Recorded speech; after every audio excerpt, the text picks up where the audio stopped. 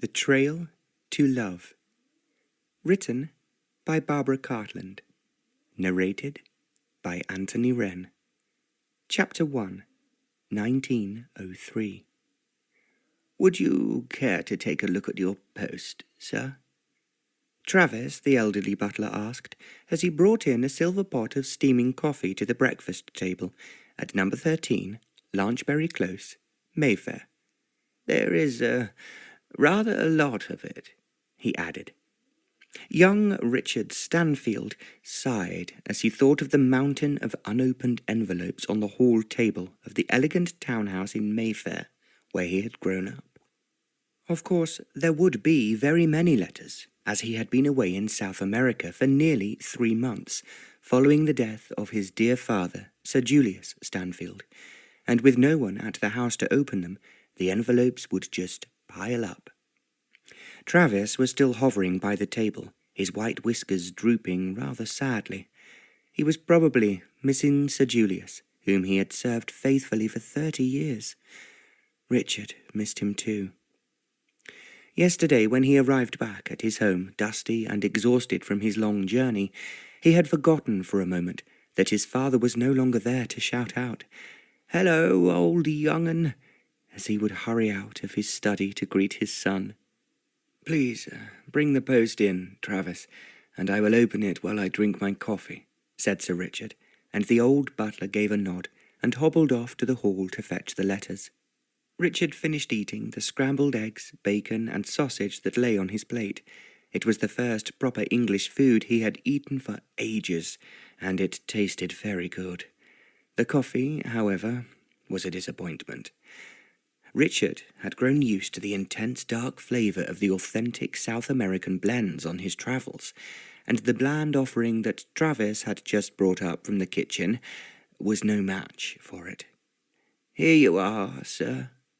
Travis laid a large tray piled high with envelopes beside Richard's coffee cup. "Will you be requiring anything else, sir?" Richard saw that Travis had thoughtfully provided a silver paper knife for opening the letters. "No, thank you, Travis. You may go." He drained the last of his cup, wishing that it could have been extra strong Colombian to give him strength for the task ahead, and picked up the paper knife. The first letter he opened was from the bank. "Dear Sir," it read, "it is with regret that we must inform you that your overdraft has been exceeded. Please contact us at your earliest opportunity." Richard winced. He opened the next letter, and saw that it was from Boostrad & Sons, gentlemen's outfitters. "Dear Sir, our account dated the 30th of September remains unpaid." If only he had paid for everything when he went in to pick up the lightweight tropical suits he had ordered for his trip abroad. But he did not know, then, how things were going to turn out. Richard rummaged through the pile of letters, and his heart sank as he could tell, even without opening them, that they were all bills and final demands for payment. "What shall I do?" he muttered to himself, pushing the letters away. "What on earth can I do to get myself out of this mess?" There was a loud rat-a-tat at the front door. Richard heard a mumble of voices in the hall, and then Travis came back into the dining room. "Mr. Bagley, to see you, sir."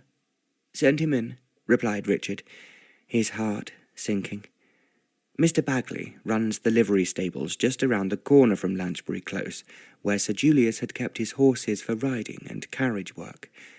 Mr. Bagley strode into the room, sweat shining on his round red face, and stood in front of Richard, clutching his bowler hat in his hands. "Good morning to you, sir," he began sullenly. Richard sniffed appreciatively at the odour of straw and warm horses that always seemed to follow Mr. Bagley wherever he went, and remembered some happy days in his childhood when the red-faced gentleman had taught him to ride in Hyde Park, puffing along on foot after his spirited white pony Snowball. But Mr. Bagley was not looking at all cheerful and encouraging, as he did in those days. He was frowning and avoiding Richard's eyes. Your late father," Mr. Bagley wiped his brow and seemed unable to continue. "Oh dear," Richard muttered. "I suppose you have come about an unpaid bill." Mr. Bagley looked slightly relieved. "Indeed. The situation is a difficult one. Sir Julius was poorly for some time, and I did not like to remind him that his regular payments had been missed. And after the dear man passed away, you, Mr. Richard, disappeared for a very long time. How much is it?" £200, Mr. Richard." "Phew." Richard felt quite panicky. There was absolutely no way he could find that amount of money.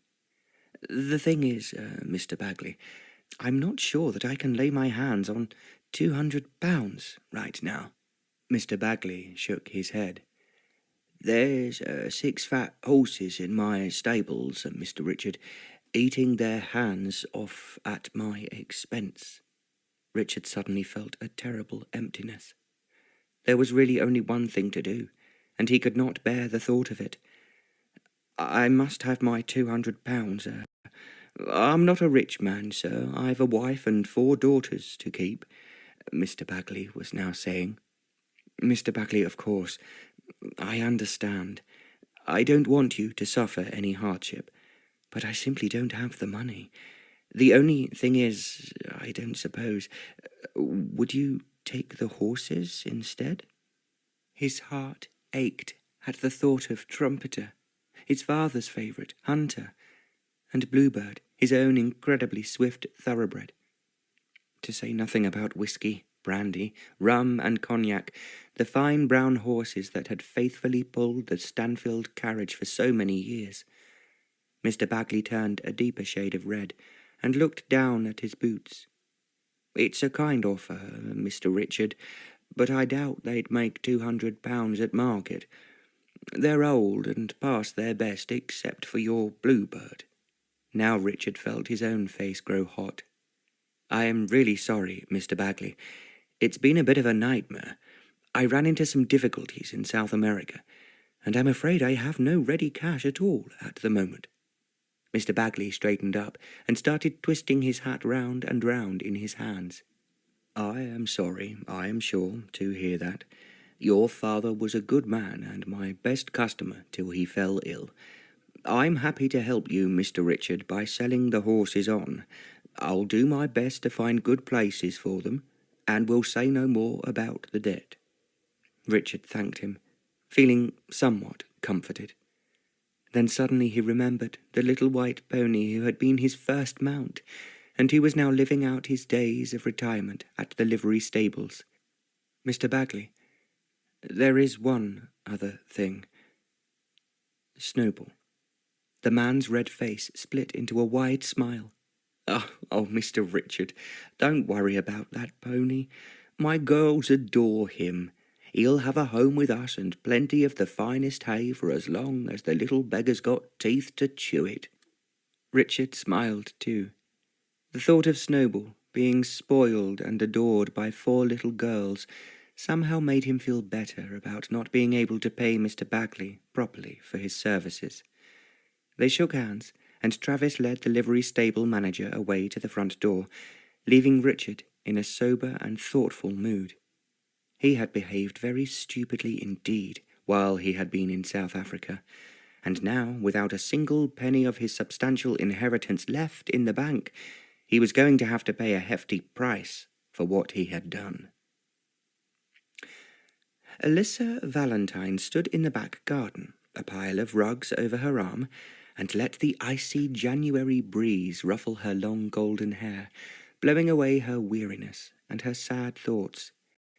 It was a bitterly cold day, but the sun was shining down over the roofs of the pretty white houses in St. John's Wood, and she could see that the green shoots of the spring flowers were already pushing up through the soil. She tossed the rugs over the washing line and began to beat the dust from them, noticing that some were looking very worn, with bare patches showing through the reds and golds of the Persian designs. Her father, the well-known artist Leo Valentine, had loved bright colours. All his paintings glowed with endless colour, and he had insisted that everything in the house, curtains, rugs, walls, should reflect the glorious colours of flowers and birds and sunshine. But now her beloved papa was dead, and Elissa was clearing up the house so that it could be rented out to new tenants. Elissa missed her papa more than she could say. He had died so peacefully in his bed, and quickly, without any suffering, and she knew she should feel glad about that. But he was gone, and no one could ever fill his place. She paused for a moment in her beating of the rugs and watched the dust drifting away on the breeze. Her father had been a lion of a man, over 6 feet tall and well built. He had a thick mane of golden hair, just the same colour as hers, and a long beard. Many people became alarmed at Leo Valentine's unconventional appearance, as he liked to wear smoking jackets of bright purple and green velvet, and when he was painting, a blue smock covered in daubs of paint. But Elissa knew he was the kindest and gentlest of men, who had always loved her dearly and wanted nothing more than her happiness. Over the last 2 years they had grown especially close, for her papa's heart had grown unreliable, and he had been unable to leave the house. It was an effort for him even to climb the stairs to his bedroom without Elissa's arm to lean on. There was little money in the Valentine household, and just one servant worked there, a little maid called Kitty, who laid the fires and peeled the vegetables, and did the heavy cleaning that was too much for Elissa. And Elissa did everything else. She cooked and dusted, and waited on her papa, and when he became ill, she looked after him. If her mamma had still been alive, it would have been very different. Her papa would then have had 2 devoted women to care for him. Lady Helena Hartwell, the most famous beauty of her day, had scandalized society for marrying for love, and a poor artist to boot, but she had never regretted what she had done. "I have been so happy with your papa, my darling," Elissa could remember her saying some years before, as they sat cuddled up together on one of the Persian rugs in front of a blazing fire. "I love him so very much, and if I had not run away with him, why, I would never have had you, my lovely daughter." Elissa had asked her why her own mother and the rest of the family no longer spoke to her. "Because they do not understand, sweetheart. They wanted me to marry a man with a title and fortune, but that was what all girls like me were expected to do. They could not see that without the love of your papa, I could never be happy. We may not have had very much money, but we are together, and we have you." That was one of the times after a painting had been sold, when there was a bit more prosperity in the Valentine household. There was money to pay for logs and coal, and to buy a joint of meat for dinner on Sundays. Elissa's mother was very beautiful, with thick dark hair and lovely brown eyes that glowed like dark sherry. She was slim and elegant, always full of life and fun, laughing and joking with everyone as she struggled to make ends meet. But Lady Helena Hartwell's aristocratic, sheltered upbringing had not prepared her for the hardships of being a struggling artist's wife, and for the long cold winters, and the weeks when all the available money went to pay the rent, and there was none left to put food on the table. When Elissa was just 12 years old, her mamma caught a bad cold. Then, too, it was bitter January weather, and the rich folk who liked to buy pictures to hang on their walls were staying inside their snug homes to keep warm, so there was little money coming in. Lady Helena could just not summon the strength to recover, and when finally the doctor came, he told Leo that she was gravely ill with pneumonia. Leo was beside himself with grief and worry, but Lady Helena bore no resentment against her husband for the fact that he had no money to light a fire in her room or to call the doctor out more often. "One day," she whispered to Elissa, smiling as she lay back on her snowy pillows, "your papa will be very famous. His genius will be discovered, and everyone will want one of his marvellous paintings. It is just a question of time." Not long after she said this, she took her last breath, held closely in her husband's arms. The artist clung very tightly to his little girl, Elissa, in the years that followed. He worked harder than ever to sell his work, for he felt that if he had been more successful and earned more money, perhaps he would not have lost his beloved wife. And Elissa then most gladly stepped into the role of housekeeper and companion to her father, for to her he was the most wonderful man in the world. He brought beauty and joy and excitement to whatever he did. But after a while the artist grew ill and weak with a heart condition, and his bright mane of hair began to turn grey. He still painted, but Elissa recognized that it was a tremendous effort for him to keep standing up for long hours in front of his easel. One morning, after he had been unwell for several months, Elissa woke very early. The winter sky was still dark over St. John's Wood, as the sun had not yet risen. She jumped quickly out of bed, suddenly anxious for her papa, and ran to his room to check that all was well with him. "Papa," she called from the door, but he was fast asleep, a mound of quilts and blankets piled over him, and he was breathing deeply and peacefully. Elissa went back to her bed, and almost at once she found herself dreaming.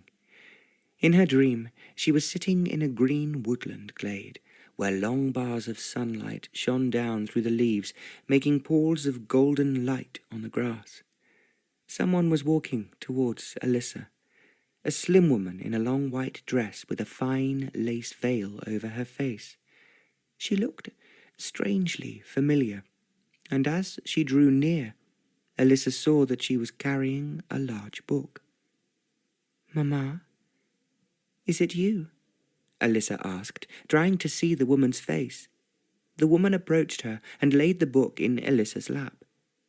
"It is you, isn't it?" cried Elissa, for now she saw that the woman's beautiful slender hands were just like her mother's. Now the woman laid one of her hands on Elissa's head, just as Mamma used to do. Then she spoke in a soft voice. "My darling, a time of great happiness is coming to you. However long the road may be, you must always remember I have told you this." Elissa found tears welling up into her eyes as she recognized her mamma's voice. "But Papa is not well. I am frightened for him, Mamma. Every day I pray for him, and I hope that he will be better, but the doctors say that it is his heart, and there is no cure." "Do not be afraid, my darling," her mamma replied, and she bent and opened the book which she had placed in Elissa's lap. "Your papa is deeply loved. All will be well with him, and he will soon be home." Elissa's dream self struggled to comprehend what was happening. She half remembered that just a moment ago she had seen her father sleeping in his bedroom. Of course he was at home. Now the white-clad figure was leaving her, walking away from her across the sunlit grass. "Mamma, wait!" Elissa struggled to get up, but in the peculiar way that sometimes happens in dreams, her legs would not obey her, and she fell back onto the soft grass. She looked down at the book and saw that it was some kind of calendar. It lay open at the page for the 24th of December, Christmas Eve, and beneath the date was written her papa's name, Leo Valentine. Now, just 4 months later, standing out in the cold garden with no coat on, Elissa shivered. How strange it was to think that her papa had really died on Christmas Eve. And why had she had that dream, which had felt both sad and joyful at the same time? She must stop dithering. It was cold, and time to finish beating dust out of the old rugs and take them back inside. "Miss Elissa, will you not have a cup of tea?" Kitty asked her as they spread the rugs out over the wooden floor in the hall. "It's right perishing out here." "Oh, thank you, dear Kitty. I would love one." "You're working far too hard, miss," said Kitty, a frown on her thin face. "Take the weight off your feet for 5 minutes." Elissa laughed. It was so touching the way that the young maid was being so motherly towards her. She ran in and went into the drawing-room and sat on the battered old sofa, where she could look up at the portrait of her mamma that Papa had painted many years ago before they were married. Helena's aristocratic family, the owners of a vast estate in East Yorkshire, had commissioned the promising young local artist to paint the beautiful girl who was just about to travel to London for her coming-out season. But when Helena went to London, it was as Leo's bride, because she had fallen deeply in love with the artist. Her family refused to pay Leo for his work, and the portrait stayed with him and his young wife, and they never spoke to Helena again. Elissa looked up wistfully at the pretty smiling face and glowing dark eyes, and thought that for as long as the portrait existed, a little bit of her mamma would always be alive in the world. "Lovely, weren't she, miss?" Kitty smiled, coming into the room and placing a piping hot cup of tea on the little table next to Elissa. "I never knew her, but I can just tell from the way she looks in that there picture. She was something special. It don't seem right, miss, that you should lose her. And then Mr. Valentine, too." Elissa sighed, remembering Christmas Eve just a few weeks ago, when she had been sitting here in just the same place, staring into the red embers of the fire, and Kitty had come to tell her that her papa had died. "I don't know how I got the words out, miss, when I had to come down here and break the news to you." Papa had asked Elissa to help him upstairs to his room, so that he could take a short nap before they had supper together, as he was feeling tired and weak. "I am so much looking forward to my Christmas Day with you, my darling daughter," he had told Elissa, as she helped him to lie down on his bed. He had smiled at her, squeezed her hand, and that was the last time she saw him alive. When Kitty went upstairs to tell him that supper was ready, she found him lying peacefully, still smiling, so that it took her a few moments to realize that he was no longer breathing. "Miss, it was such a shock. I don't know how you bore it," she wailed. "Oh, sit down a minute, Kitty, and take the weight off your feet." Elissa suddenly felt that she had to tell somebody about her strange dream. The little maid's eyes were as big as saucers as she listened to the story of her mamma, all dressed in white, and the book with the date written in it. "Oh, miss, you must have them powers." "Whatever do you mean?" "My great-aunt Gertrude, she had them all right.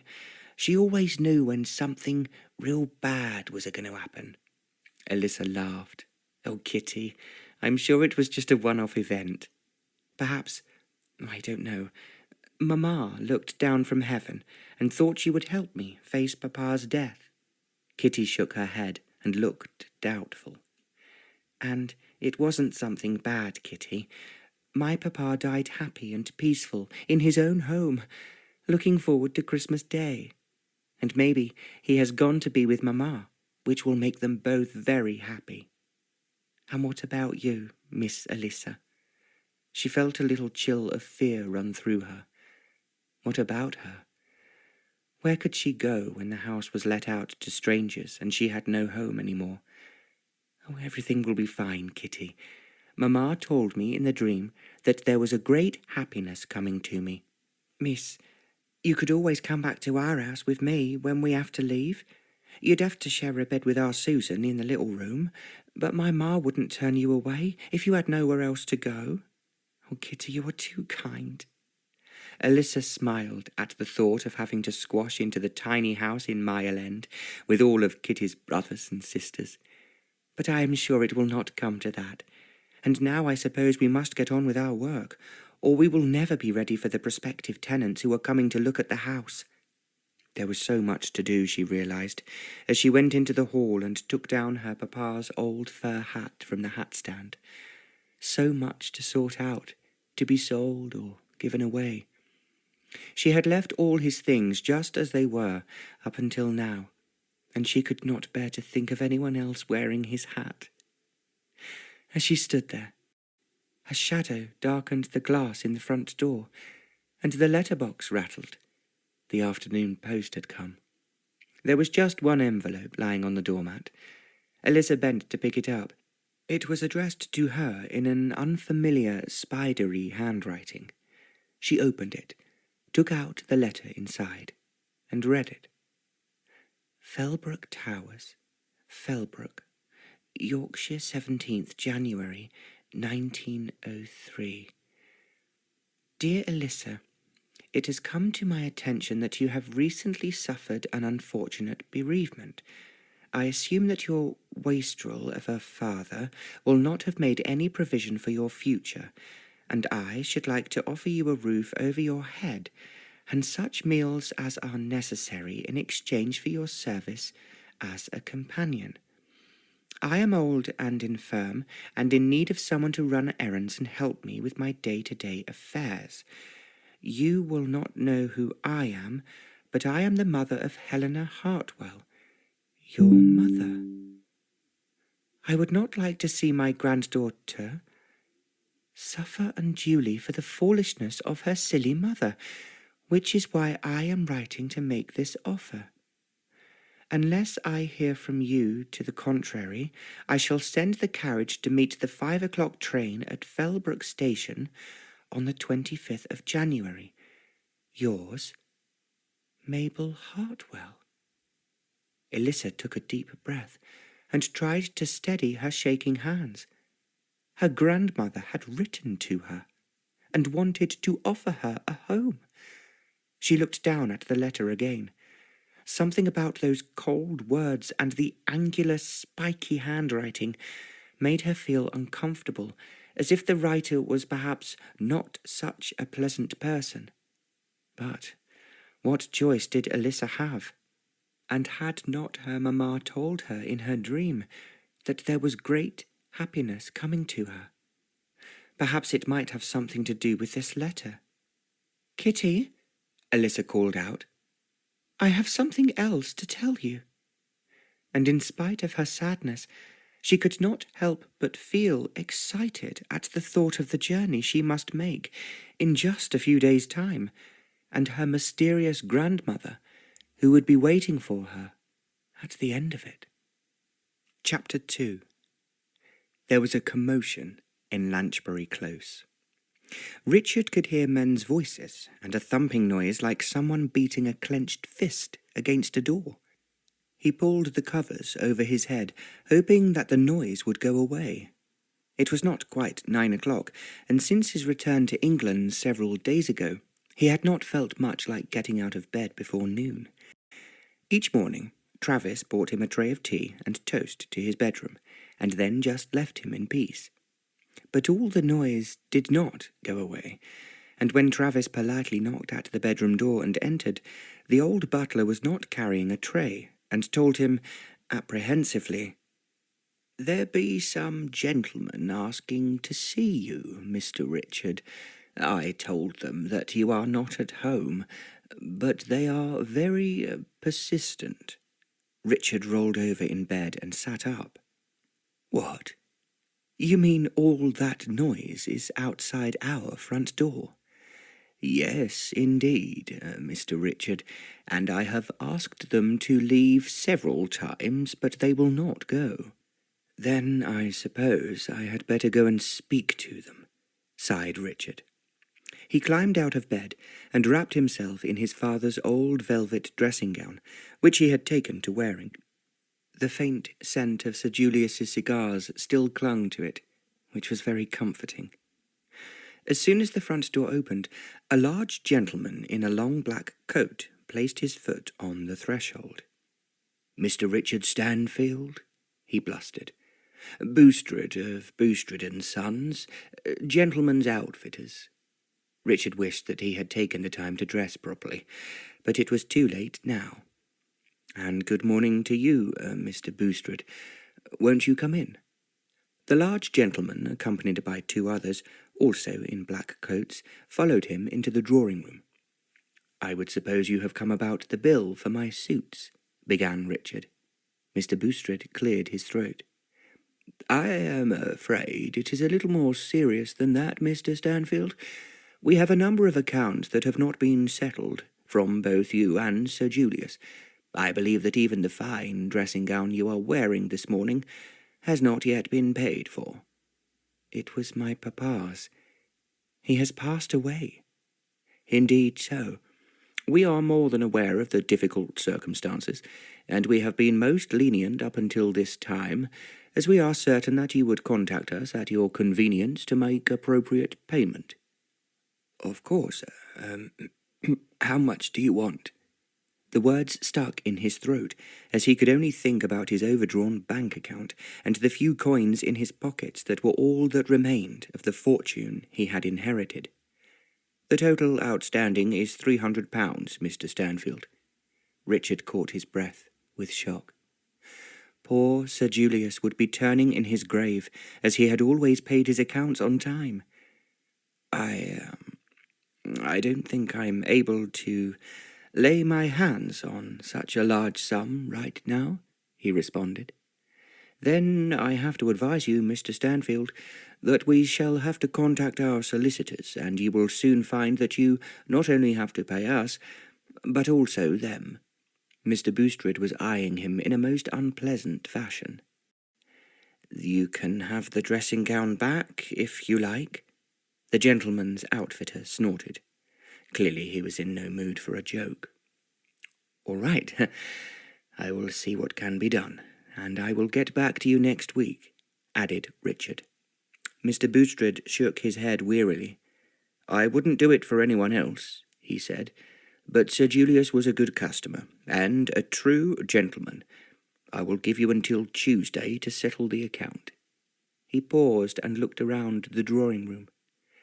"I'm no expert, but it looks like there's a good few £1,000 worth of stuff hanging on these walls." And with that, he and his two colleagues strode out of the drawing-room.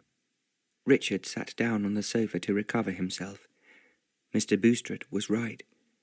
The paintings that Sir Julius had collected over his lifetime and had loved so much could be sold, and would probably fetch a good sum of money.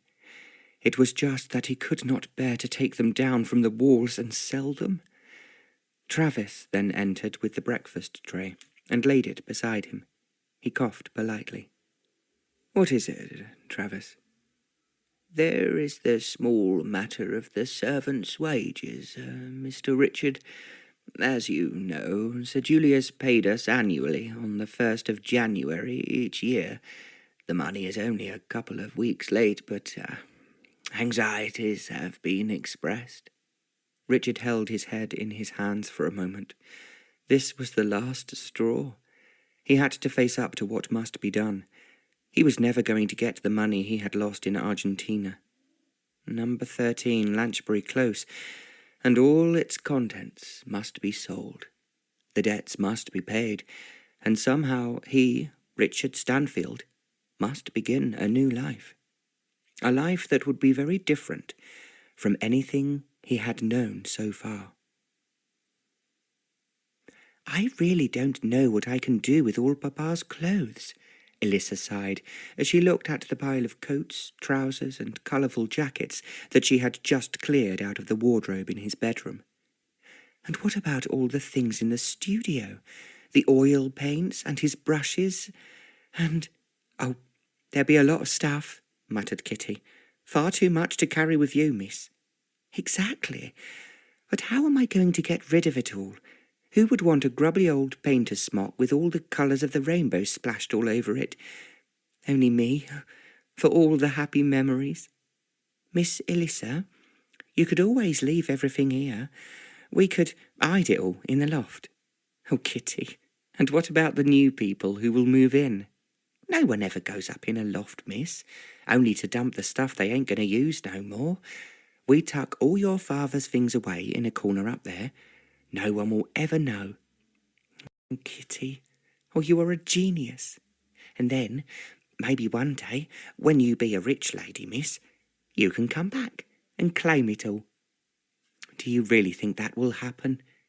But your mamma said that you had great happiness coming to you, didn't she, miss? In your dream? Yes, she did, Kitty. But it might take a while to happen. Come on, let's get everything packed up. Elissa felt glad that she did not have to throw away her papa's possessions. She liked the idea of them being safely hidden away in a secret corner of the house where he had lived and worked for so many years. Once that was completed, there was just one more difficult task to face. Mr. Gabriel Harker, an art dealer from Bond Street, was coming to take all her father's paintings away. A tall, upright man in an elegantly cut tweed suit, Mr. Harker did not have much good news for Elissa. "I admire your father's work," he said. "He is sadly neglected and not appreciated as he deserves to be. I'll try and find a buyer or two to take some of them, but I can't promise anything." Then he offered to take all the paintings and keep them in his warehouse. "At least you will know that the pictures are safe and being stored properly. And who knows, perhaps one day tastes will change," he told Elissa. She agreed, because what else could she do? She certainly could not take all the big canvases to Yorkshire with her, but seeing them packed up in brown paper and cardboard and carried out of the house was like losing the last little bit of her beloved papa. She was so upset that she quite forgot to give Mr. Harker the address of her new home in Yorkshire. "So, Mr. Stanfield, shall I run through these figures again for you?"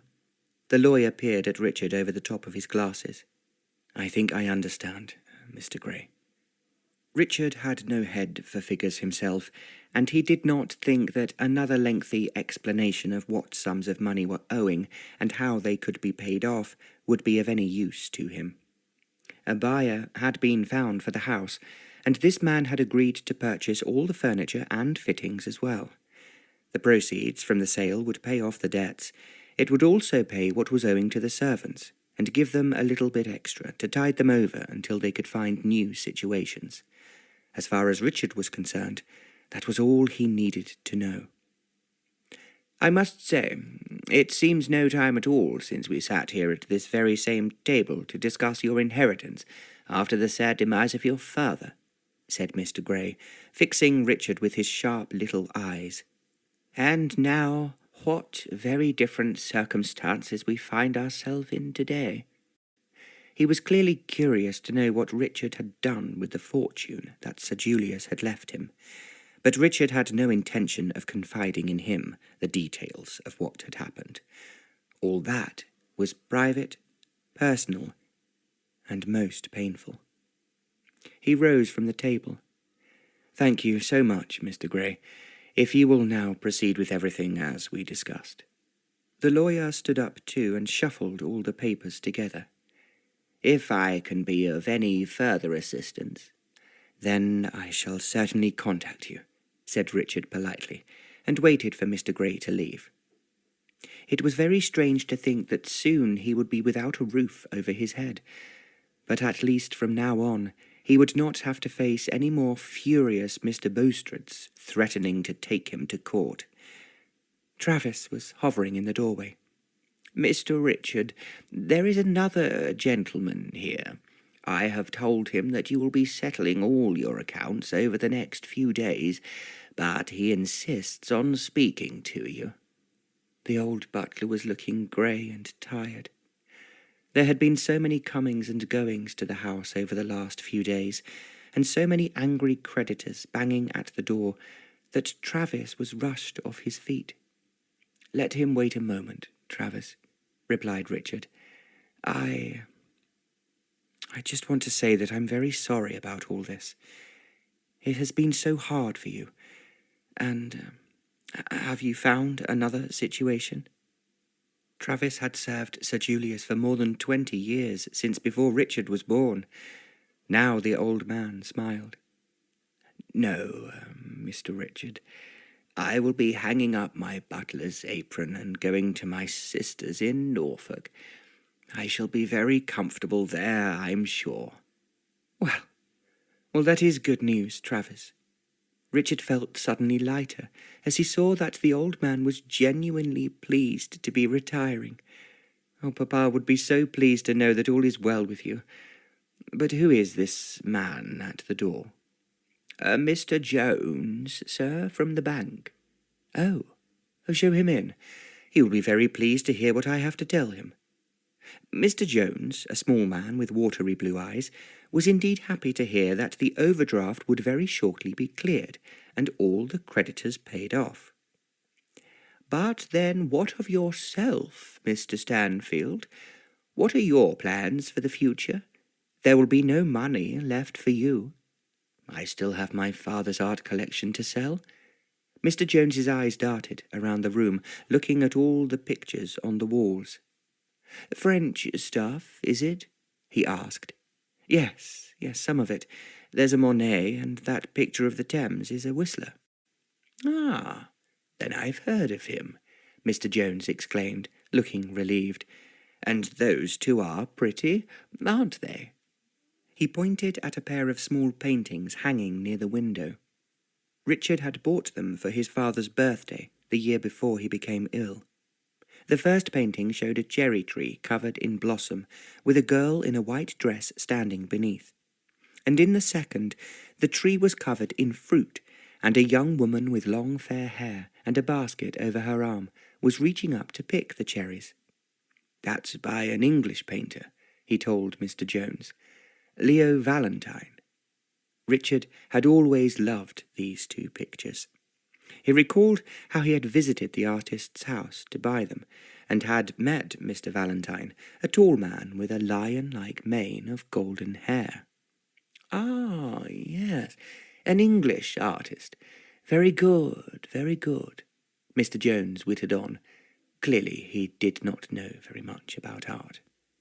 "Now then, Mr. Stanfield, once you have sold the paintings, may I suggest that we invest the money for you, and tie it up so that it cannot be spent? It will provide you with a small income." "Yes," agreed Richard. "That would be a good idea, Mr. Jones. Thanks for the advice." He then rose to show the banker to the door before the man could start asking awkward questions about what had happened in Argentina. Once Mr. Jones had gone, Richard went up to his bedroom and pulled out his battered leather valise that he had brought back from South America. It contained many painful memories, he reflected, as he opened it up. Inside, there was a box of watercolour paints, some brushes, and a bundle of sketches and paintings. Richard's plan as he travelled abroad had been to paint the exotic plants, birds, and animals he came across. He had always loved painting, but then it was not considered particularly suitable for any young gentleman to take up as a career.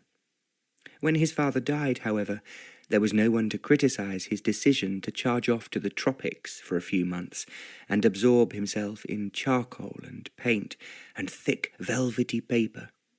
If only he had been able to stick to his plan. Reluctantly, he unrolled the bundle of his paintings. There were several rough sketches of orchids and tropical ferns.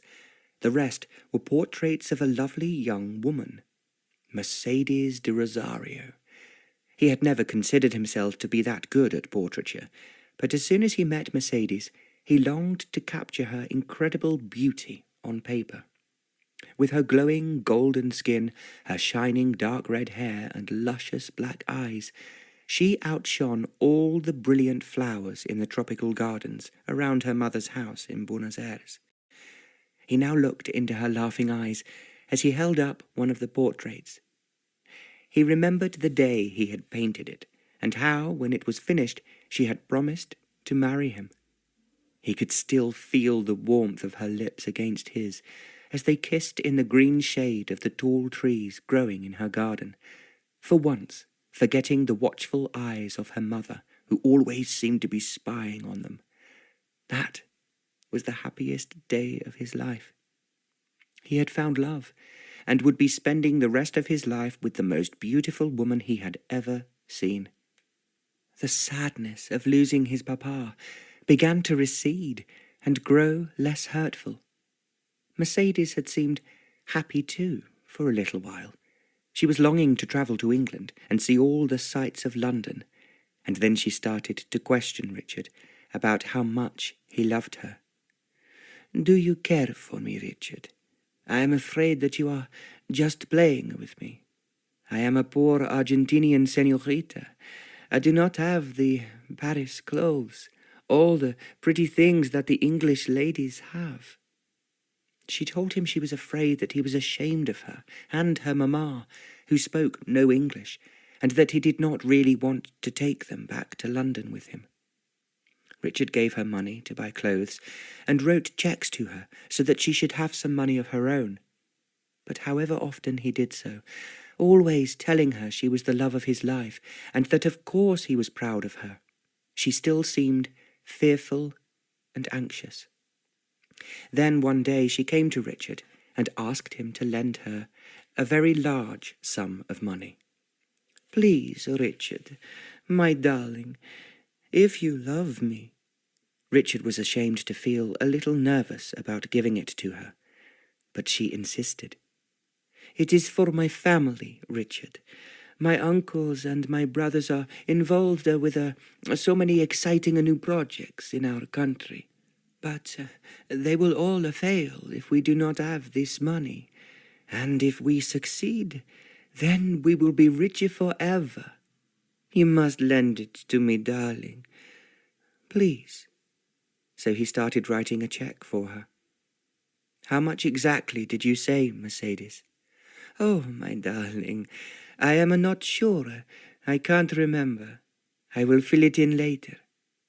Sir Julius had always advised Richard never to give anybody a blank cheque. "You're just asking for trouble, young 'un, if you do that," he used to say. But Mercedes was standing behind Richard with her arms around his neck, kissing the top of his head as he wrote out the cheque with her name on it, and he simply could not say no to her. The next day, when he went to visit her, the house was closed, and the blinds were drawn over the windows. Perhaps Mercedes and her mother had gone away to sort out the family business she had told him about. But 3 days later, she had still not returned, and when Richard inquired at the house nearby, an old woman informed him that Señorita de Rosario had gone away to the Pampas in the south. "Is that where her family are, the de Rosarios?" "Her family? Señorita de Rosario has no family," the woman told him. "They are all dead." Richard shook his head.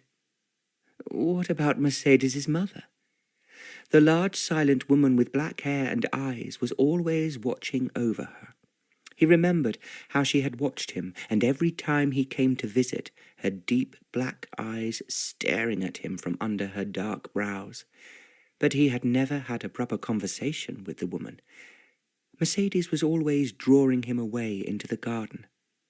Maybe she was not really Mercedes's mother.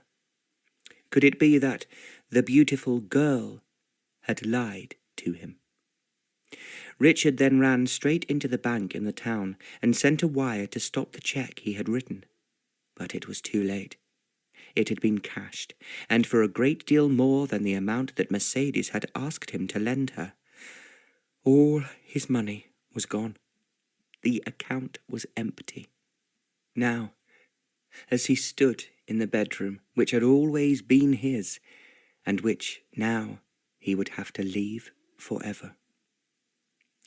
Richard stuffed the portraits of the beautiful red-haired girl back into the valise. It was all history now. It was over, and there was nothing he could do about it.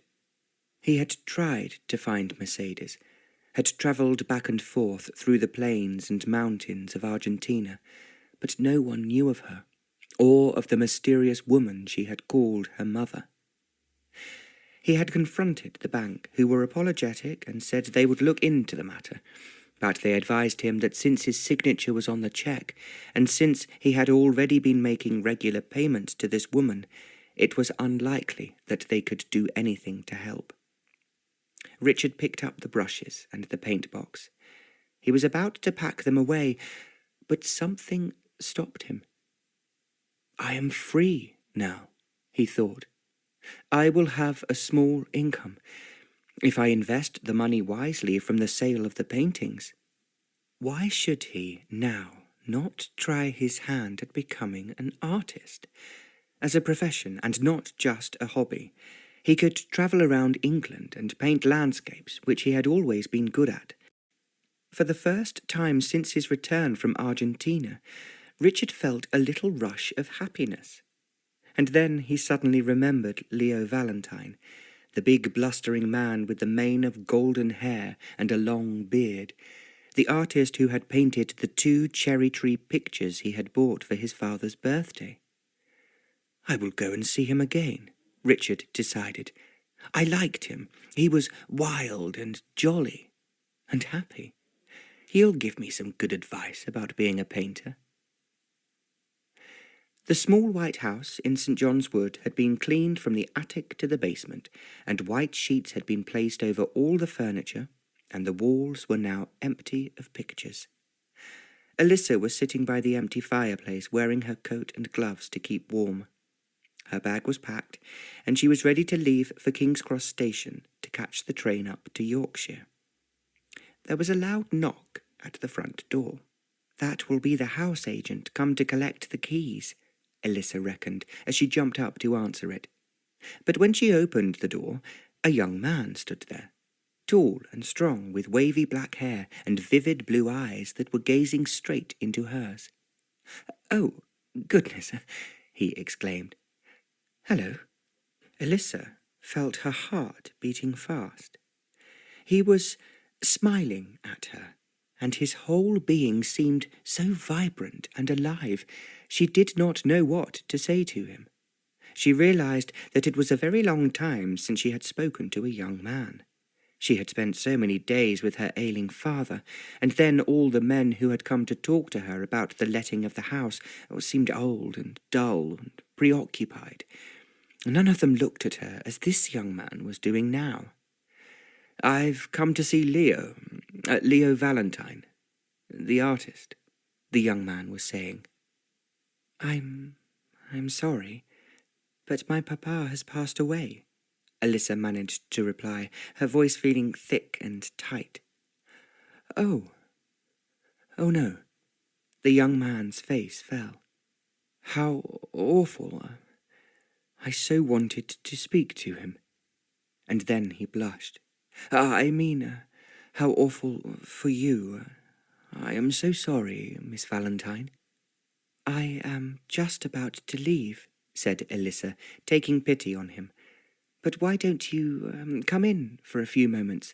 The house agent will be here soon, but I could make you a cup of tea." The young man followed her into the drawing-room, gazing around at the dark outlines on the bare walls, which showed where pictures had once hung. "We are in the same boat," he said. "I'm Richard, by the way, Richard Stanfield. I have just had to clear out our house and sell up." He held out his hand and took Elissa's, and even through her glove she could feel how warm his touch was. "My papa died too, not so long ago. It's hard, isn't it?" he breathed. Elissa did not trust herself to speak, but she nodded. "Oh, goodness. Your hair," he exclaimed. "Your lovely golden hair. You must be the girl in the pictures of the cherry tree." Elissa nodded again, and managed to blurt out, "I would expect so. I was always here, and Papa often painted me." "And what will you do now?" Richard was holding her hand tightly. "Do you have somewhere to go?" "I'm going to stay with my grandmother." There was a loud rap at the door. "Ah, I imagine that will be the house agent," he said. "No time for tea, then?" Elissa shook her head. "I'm going off to be a painter," Richard was saying. "That is why I wanted to talk to your father. But, Miss Valentine, it's been wonderful to see you. I'm sure we'll meet again sometime." "Yes, Elissa whispered. It was all too much, suddenly. This handsome young man was being so kind to her. And all the while, she knew that in just a few minutes she would be walking out of the front door of her home, perhaps forever. "I do hope so," responded Richard enthusiastically, smiling at her. Then he let go of her hand and was gone. It was time for Elissa to leave too. She picked up the keys and went to hand them over to the house agent.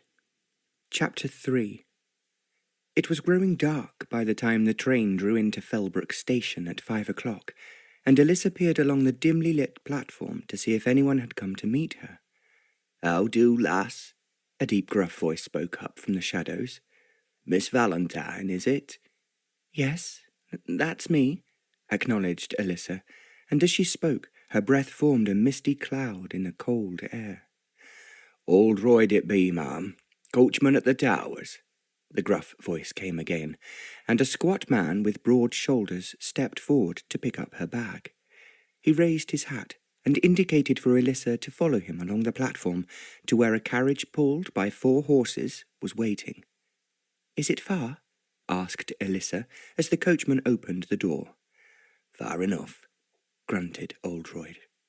And then she was inside the carriage, sitting on soft leather cushions with her bag at her feet. The carriage rattled and jolted as the horses swiftly trotted along the road, and then it slowed down, and Elissa realized they were climbing up a steep incline. She pulled down the window to look out, and a blast of bitterly cold air rushed into the carriage. On the seat opposite lay a heavy fur rug, and Elissa picked it up and wrapped it round her shoulders. It felt soft and luxurious, and as she snuggled into its warm folds, a strong perfume of violets tickled her nose. Outside, a full moon was rising in the velvety dark sky, and its silvery light shone over a barren hillside with just a few stunted trees dotted about. She listened to the 4 horses' hooves slipping and scraping as they pulled the carriage up the steep road, and every now and then Oldroyd shouted at them and clicked his tongue to hurry them along. In spite of the warm fur, Elissa felt cold inside. Where were they going? There were no buildings or lights anywhere on the hillside, and she felt as if she was on her way to the end of the world. The icy air drifted in through the window, smelt of moorland herbs and wet marshland. Elissa had never smelt anything quite so clean and wild and fresh before. Then she caught a more familiar scent, the tang of wood smoke. There must be a house nearby, a farmhouse perhaps, where there was a fire burning. Elissa leaned her head out of the carriage window and caught her breath in astonishment when she saw what lay ahead. It was no farmhouse. A mass of dark, battlemented towers crowned the brow of the hill, and she might almost have thought that the carriage was taking her towards a huge castle, except for the lights that shone out from the tall windows at the front of the building. "Of course," she whispered, "Grandmamma's address is Fellbrook Towers, and that must be what I can see." The carriage lurched up the last slope and came to a grinding halt. Oldroyd came to open the door for Elissa. "Fellbrook Towers, miss," he announced proudly. The moon was now high and casting its silver light over the many roofs of the towers, but as Elissa walked up the huge front door, she felt as if she was stepping into a deep shadow. "I cannot stay here," she sighed, her heart fluttering in panic as the great old door creaked in front of her and opened up a crack. "This is not my home." And she then turned to run back to the carriage, but Oldroyd was already leading the horses away towards the stables. An eye was peering through the crack, and after a moment a woman's voice with a strong Yorkshire accent muttered, "It be her, my lady." The door then swung fully open to let Elissa inside. The hall that she walked into was vast and gloomy, its vaulted ceiling so high above her head it was invisible in the darkness. It felt almost as big as the railway station at King's Cross, where she had boarded the train that very morning. Ahead of her, to the right, a staircase wide enough to drive a coach up it led up towards a balustraded landing, and to the left, in a huge fireplace, a blazing fire was burning. In front of the fire, a woman was standing, but the flames were so bright that Elissa could only make out her silhouette. She was very tall, with her hair piled on top of her head. "Nantwich?" the woman called, and her strong bell-like voice echoed around the hall. "Bring her to me." The stout housekeeper, who had opened the front door, now bustled forward and took Elissa's bag. "Go on, then," she hissed. "Her ladyship's waiting for you, can't you see?" Elissa approached the crackling fire, and now she could see the flickering flames reflected in the woman's dark eyes, making sparkles in the cascades of jet beads that hung from her ears. She stood there, as straight and upright as a much younger woman, but the skin on her aristocratic, fine-boned face was lined and drooping, although her elegant coiffure showed very few traces of grey. Elissa noticed a strong scent of violets, the same perfume that had hung to the fur rug in the carriage. "So, you have come," the woman said after a while, "but I cannot see your face. Take off your hat." Elissa drew out her hatpins and removed the straw hat that she had worn for the journey. Her heavy, fair hair, which she had tied in a knot at the back of her neck, fell down over her shoulders. The woman made an odd noise, somewhere between a hiss and sigh. "So, you are Elissa, are you?" Yes, I am. And you must be Lady Hartwell, my grandmamma." Elissa moved to step closer, but the woman raised a hand to stop her. "That is so. Although now I see you in front of me, I find it hard to believe that we could be related. I see nothing of our family in your face. And your hair." "I take after my papa. My hair is the same colour as his." "No." Lady Hartwell's voice echoed off the walls of the vast hall. "I will not have you refer to that man whilst you are under my roof." Elissa was so shocked and confused that she did not know what to say. "We Hartwells are dark-haired, all of us. It is a vast disappointment to me to see that you have not inherited my daughter Helena's beauty." Lady Hartwell turned away to stare into the fire. "Grandmamma," Elissa began, struggling to collect her thoughts. "No," the old woman snorted. "You do not call me that. Lady Hartwell is my title." Her black eyes flashed in the light from the fire, and Elissa could see just how striking she must have been as a young woman. "I'm sorry, Lady Hartwell. I was just going to say that Mother was indeed very beautiful." Elissa thought Lady Hartwell might be pleased if she went on to say that she must have passed on her good looks to her mother, but the old woman was not listening. She was staring beyond Elissa into the shadows at the far end of the hall, her eyes fixed on some scene from the past. "She was the most beautiful girl in London society. She could have taken her pick of all the young aristocrats that season, and yet she chose to throw herself away on an ignorant and worthless young portrait painter." Lady Hartwell's voice dropped dramatically as she spat out the words, "She broke my heart, the cruel, thoughtless hussy." Elissa could not think of anything less heartless and unkind than her dear mamma, who had been so sensitive and loving. But it did not seem a good idea to contradict Lady Hartwell, whose thin black eyebrows were now lowered in a fierce frown.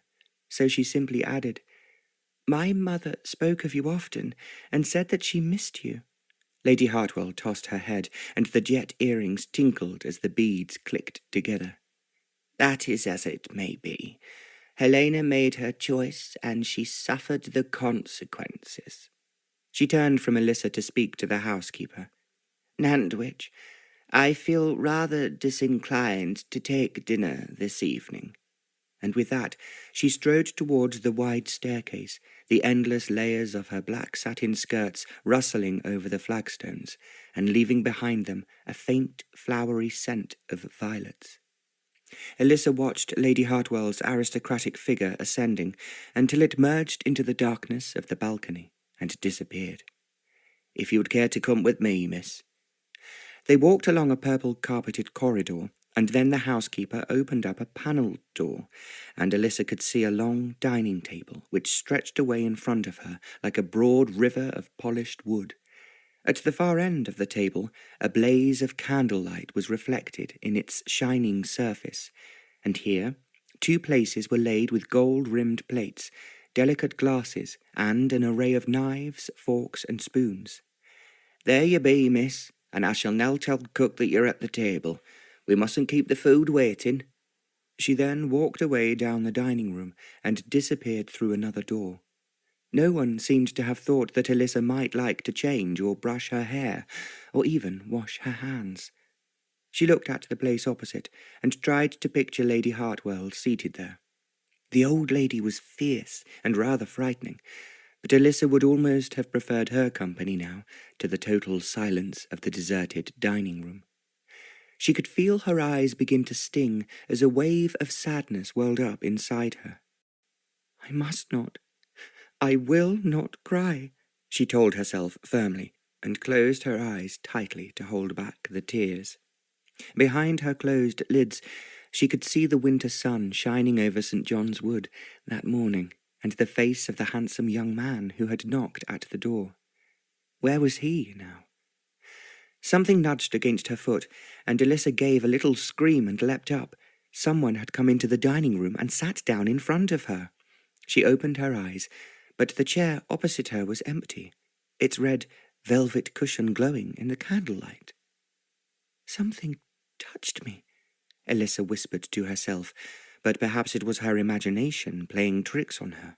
She looked around her, but there was nothing to be seen beyond the bright glow of the candles, except a veil of shadows masking the dining-room walls.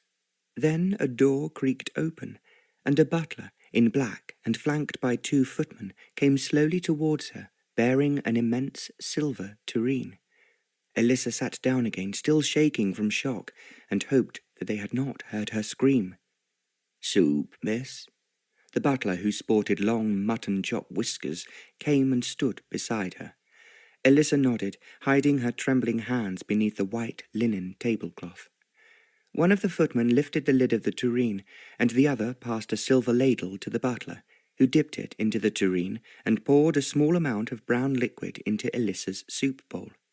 She was too shaken and too tired to feel hungry, but when she raised a spoonful of the soup to her lips, it tasted delicious. Within a few moments, the butler was bearing down upon her again, this time with a large silver platter. He had just about reached her chair when she felt something brush against her leg again. "Oh!" Elissa gasped, and she would have jumped up again if the butler had not been stooping over her shoulder to serve the next course. "Is something wrong, miss?" the butler asked her, sliding a piece of something drowned in a white sauce onto her plate. "Nothing. No, it's nothing," she replied, and the butler and the 2 footmen retreated once more. Now, a strange noise could be heard, and it seemed to be coming from under the dining table. There was something familiar and quite comforting about this odd noise, and Elissa plucked up her courage and lifted the edge of the tablecloth so she could peep under. A pair of wide green eyes gazed up at her from the darkness. "Oh, my goodness! What are you doing there?" she whispered, as a fat ginger cat stood up and rubbed against her leg. "Oh, but it's the fish course, and I expect that is your favourite." Quickly, before the butler and the footman returned, she broke off a piece of fish and passed it down to the cat, and then another, and another, until all of the fish had gone. Through the rest of that long and lonely dinner, as the butler and the 2 footmen went back and forth with a succession of dishes for which she had no appetite, the cat kept her company, lying on her feet and purring softly. Later that night, When Elissa was lying wide awake in her luxurious bedroom, watching the moon travel slowly across the sky through the half-open curtains, she heard a scratching noise at her door. "Hello," she called out as she opened the door, and the ginger cat slipped into the room and jumped onto her bed. "So, you found me up here too. What's your name, Puss? It should be Marmalade, as that is what you look like with your broad orange and red stripes. You are the brightest thing I have seen here so far at the Towers, where everything seems to be black or grey or purple." The cat curled up at the foot of her four-poster bed and started purring loudly. "I have a friend," mused Elissa, as she laid her head on the pillow, and within moments she was fast asleep. "Richard, you are many miles away," Montgomery Millward said, punching his best friend on the arm. "Wake up, man." They were strolling along Regent Street towards Piccadilly, and high up in the sky above the same moon that peeped in on Elissa in her new home was shining down on them. Sorry, Monty. It's your last night out in London, old chap. I'm taking time out from my legal studies to wine you and dine you, and delight your eyes with some of the prettiest girls on the London stage. You might at least look like you're enjoying yourself. I am, Monty. I am. Just look on the bright side, Richard. You are now a free man. No ties to bind you, and you're off to do what you've always wanted, trying your hand at painting. Yes, Monty was right. He should be delighted. He might have lost almost everything, but at least he had the opportunity to start a new life, doing something he loved. "Oh, no," Monty groaned and struck his forehead.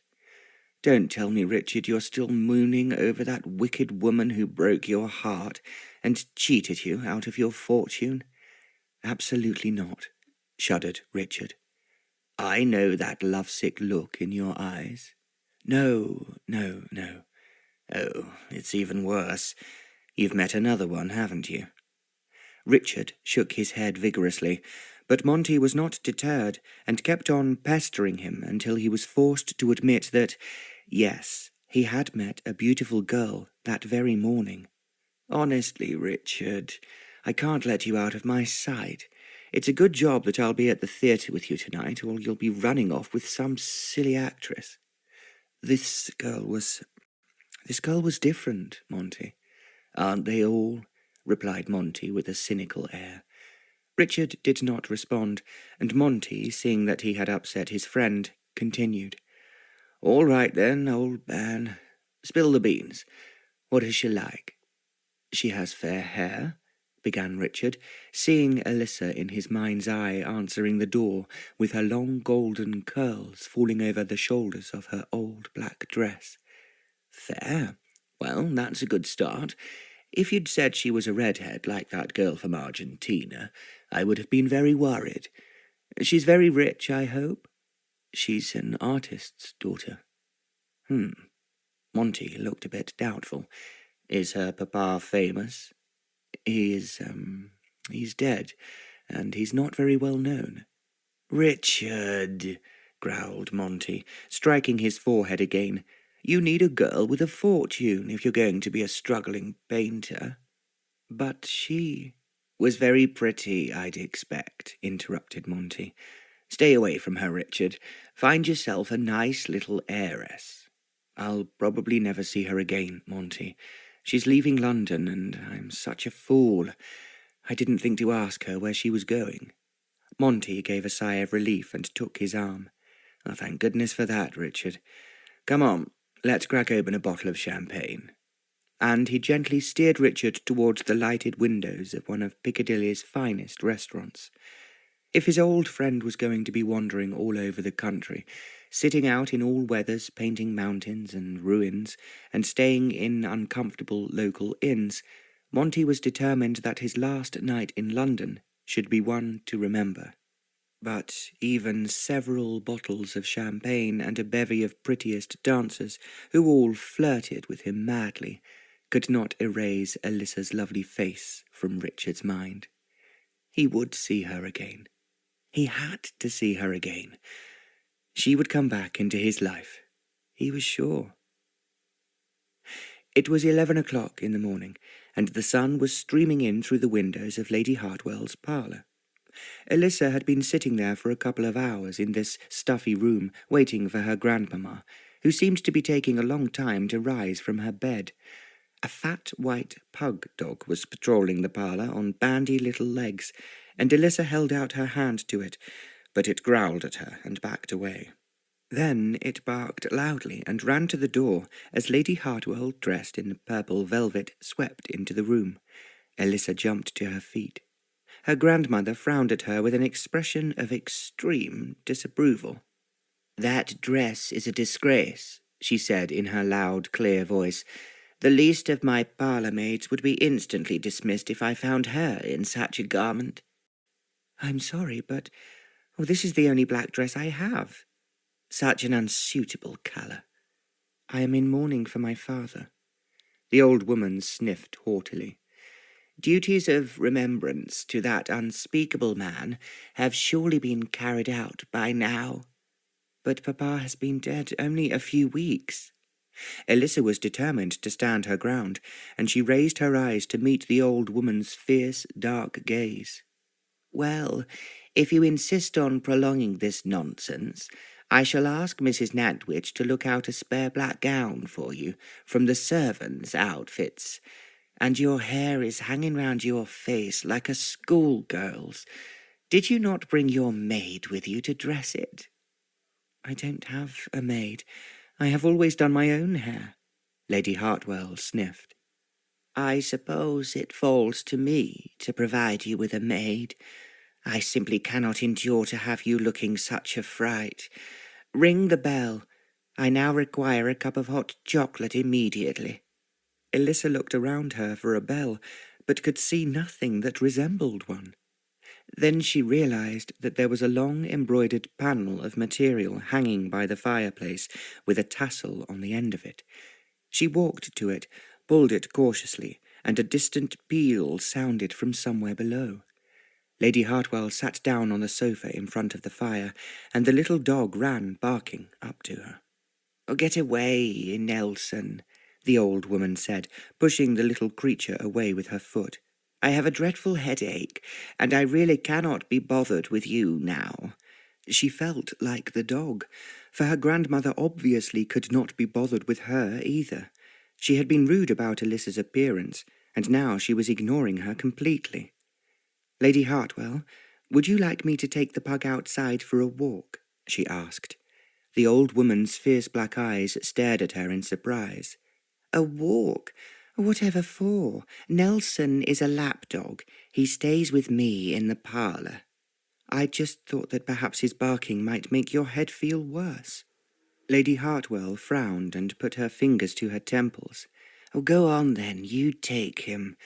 At least I won't have to suffer the sight of you looking so disreputable. Make sure that you bring him back safely." "Of course, Lady Hartwell." The pug growled at Elissa and ran under the sofa, hiding behind his mistress's purple skirts. "Oh, whatever are you doing, grovelling on the floor in that ridiculous way?" asked Lady Hartwell, as Elissa went down on all fours and tried to catch him. She was just about to give up when a maid arrived with a heavy tray of hot chocolate, and as Nelson emerged, his nose twitching at the aroma, Elissa caught him by his jewelled collar. She slipped out of the parlour and down the wide stairs into the hall. It looked so different in daylight, and she could see an array of portraits of her dark-haired Hartwell ancestors gazing down at her from high up on the walls. Nelson began shivering as soon as they stepped out of the front door, and Elissa picked him up and held him close to her to keep him warm. Stretching all around her was an intricate pattern of flower beds lined by neatly trimmed box hedges, and in the distance endless bushes clipped into geometric shapes. "Papa would have hated this garden," she reflected. "There are no colours. It's far too formal, and nothing wild anywhere to be seen." The pug wriggled in her arms, and Elissa put him down on the garden path and let him run among the flower beds. No wonder he was so fat if he had to stay indoors all the time in the hot, stuffy parlour. After a few minutes, he trotted back to her, panting, and she picked him up again. Then she looked up at the sunlight shining over the hills beyond the garden, picking up bright flashes of green and yellow. And crossing the hill was a path leading away into the distance and looking almost golden in the bright light. "I wonder where that leads to," she asked the little dog. "Don't you think it looks intriguing? It's far too cold today, but we shall go there, Nelson, as soon as we can." And a thrill of excitement passed through her body as she spoke. However tough life at Fellbrook Towers might be, the hills and moors beyond the house were full of beauty and promise, just waiting to be discovered. Chapter 4. Richard squeezed a little more yellow from the tube of paint onto his palette. He was so completely lost in the thrill of his latest painting that he hardly noticed that his fingers were quite numb with cold. The shade of green was not quite right yet, and he wanted to capture exactly the colour of the lonely Sussex downs that rose up into the clear blue winter sky in front of him. Once he had perfected the faded tint of the wintry grass that covered the downs, then he could add the details of the leafless thorn trees and the shepherd's wooden hut that would bring life and interest to the picture. "Cold work, my lad," came a voice from over his shoulder. Richard jumped with surprise. He had not noticed that the old shepherd who lived in the hut had come up behind him and was watching him at his work. Yes, it is. "I shall be lighting the stove and brewing up, young man, if you'd like to come and join me," said the shepherd, leaning on his crook as he surveyed the rough outlines on Richard's canvas. "Thank you, but I shall need to finish this before the light goes." "'Tis a fine thing, devotion," the shepherd muttered, and patted Richard on the shoulder. "It will reap you great rewards, young sir." He ambled off down the winding sheep track that led to his hut. Now that he had mixed the perfect green, Richard's brush flew across the canvas, filling in the gentle curves of the downs. A plume of smoke rose up from the chimney on the wooden hut as the shepherd now lit his stove, and Richard sighed with satisfaction as he watched it drift up into the clear sky, as it would make a perfect finishing touch to his composition. He worked swiftly away, adding the trail of smoke to his canvas, and as the shepherd emerged from the hut and walked back up the path, he put the old man in the painting too, with few quick strokes of paint. "Here, young sir, this'll warm you a little," the old man said, and held out a tin mug of scalding hot tea. Richard wrapped his scarf around the mug so it did not burn his hands, and sipped the tea gratefully. "I'm almost done. I've the colours down, and that's the most important thing, as they change incredibly quickly when the sun begins to set." "You've caught that scene to the very life," the old shepherd exclaimed, bending down to peer at the painting. "Why, there I am, look, coming up the path just now. How you can do it, young sir, I didn't know." "I'm glad you think it looks lifelike, for you know this place better than anyone else. If I can please you, I must be doing something right. But forgive me, I don't know your name." "Old Newman, they call me," he chuckled. "I shall not be offended if you laugh, sir, as most folk do." "I shall call this picture after you, old Newman, in gratitude for this excellent cup of tea." The shepherd was quite overcome at the idea. "I didn't think to be famous in me old age." "Steady on," Richard laughed. "It may not come to that. I have to find a gallery to take my paintings first." Old Newman shook his head. "I'm no judge of art, young sir, but you have a rare talent in my opinion. I don't doubt you'll make your way in the world." Richard felt very touched by the old man's faith in him. It warmed him almost as much as the hot tea. "Thank you, old Newman. I shall remember what you said," he told the shepherd, and then he watched the old man make his way back along the track to his little hut.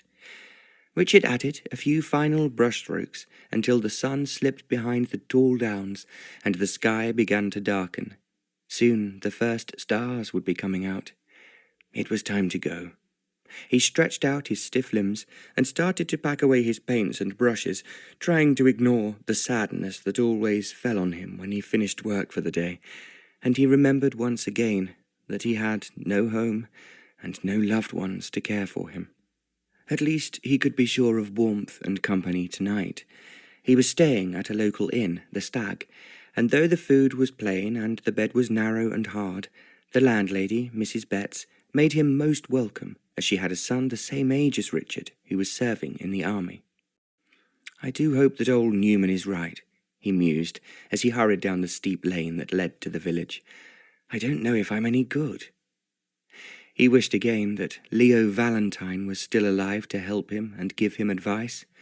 And, as always, when he thought of the old artist, he remembered his daughter, Elissa, the lovely girl with the glorious golden hair. Was she, too, feeling lonely on this icy spring night?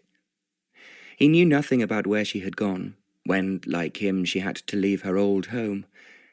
Richard opened the door of the inn and stepped into the warmth and noise, and then Mrs. Betts called out a cheerful greeting to him from behind the bar. "I've been so lucky," he thought. "Everyone I have met since I left London has been so kind to me." As he took off his coat and prepared to sit down to a hearty meal of Mrs. Betts' finest steak and kidney pie, he sent up a little prayer that Elissa, wherever she might be, and whoever she might be with, was meeting with as much kindness as he had found in this quiet corner of Sussex. The wind caught at Elissa's hair and pulled it loose from her earlier unsuccessful attempt to put it up. "Oh, Nelson, I shall be in trouble again," she sighed as she tried to recapture it with a couple of hairpins. The little pug barked joyfully at her and scampered away between the box hedges, enjoying his freedom. Elissa was happy to be in the open air too. It had been a long day sitting in the stuffy parlour, winding Lady Hartwell's embroidery wool and ringing the bell endlessly for hot chocolate and smelling salts. She stretched her arms above her head and looked out beyond the garden at the wild green hillside, where the mysterious path stretched away into the distance. "I must find out where that leads soon," she cried, and the little dog heard her voice and came trotting back to her to see what she was doing. "What would we do without our walks?" she asked him, patting his small, round head. "My grandmamma does not like me, Nelson," Elissa confided in a low voice, although there was no one in the garden to hear her.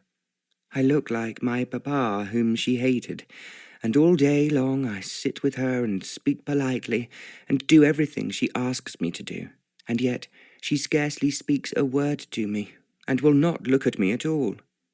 She shivered at the thought that her ladyship had finally found a maid for her, insisting that the girl should work alongside her own French maid, Ernestine, until she was fully satisfied that she was ready to take up her duties with Elissa.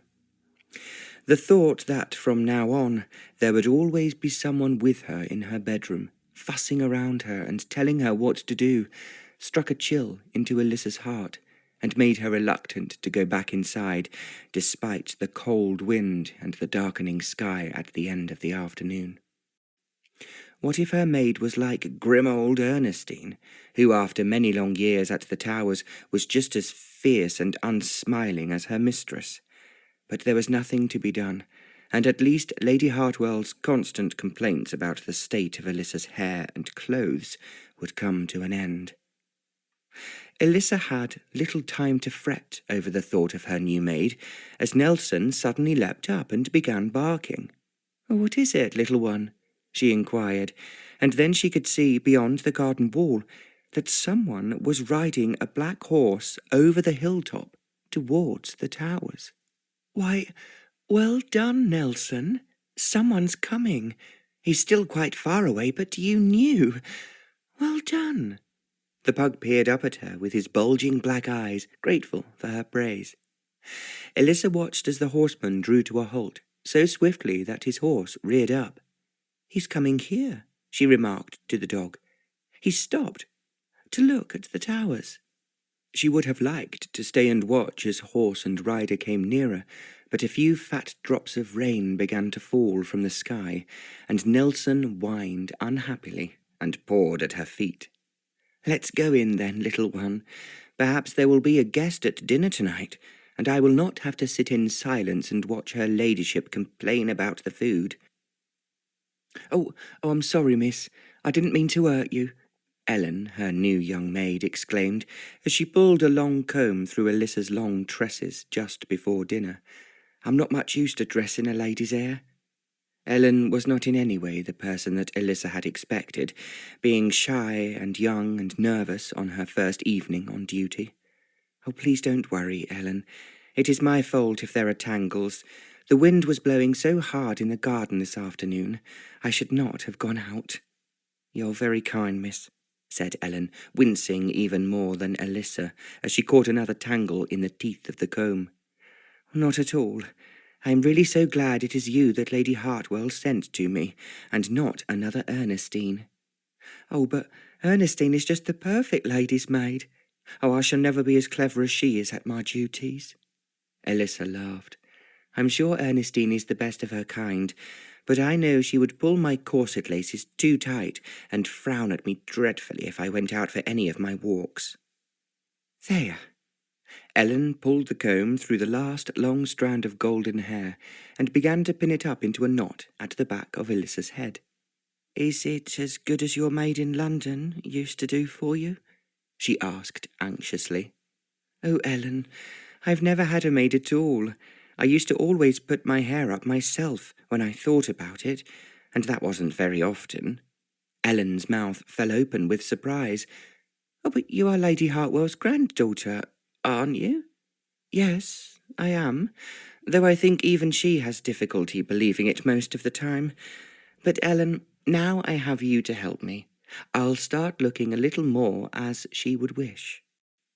Ellen fixed a final pin in Elissa's hair and brought her an embroidered wrap made from fine black silk to wear around her shoulders. "There, miss, I found this among a pile of things her ladyship was getting rid of.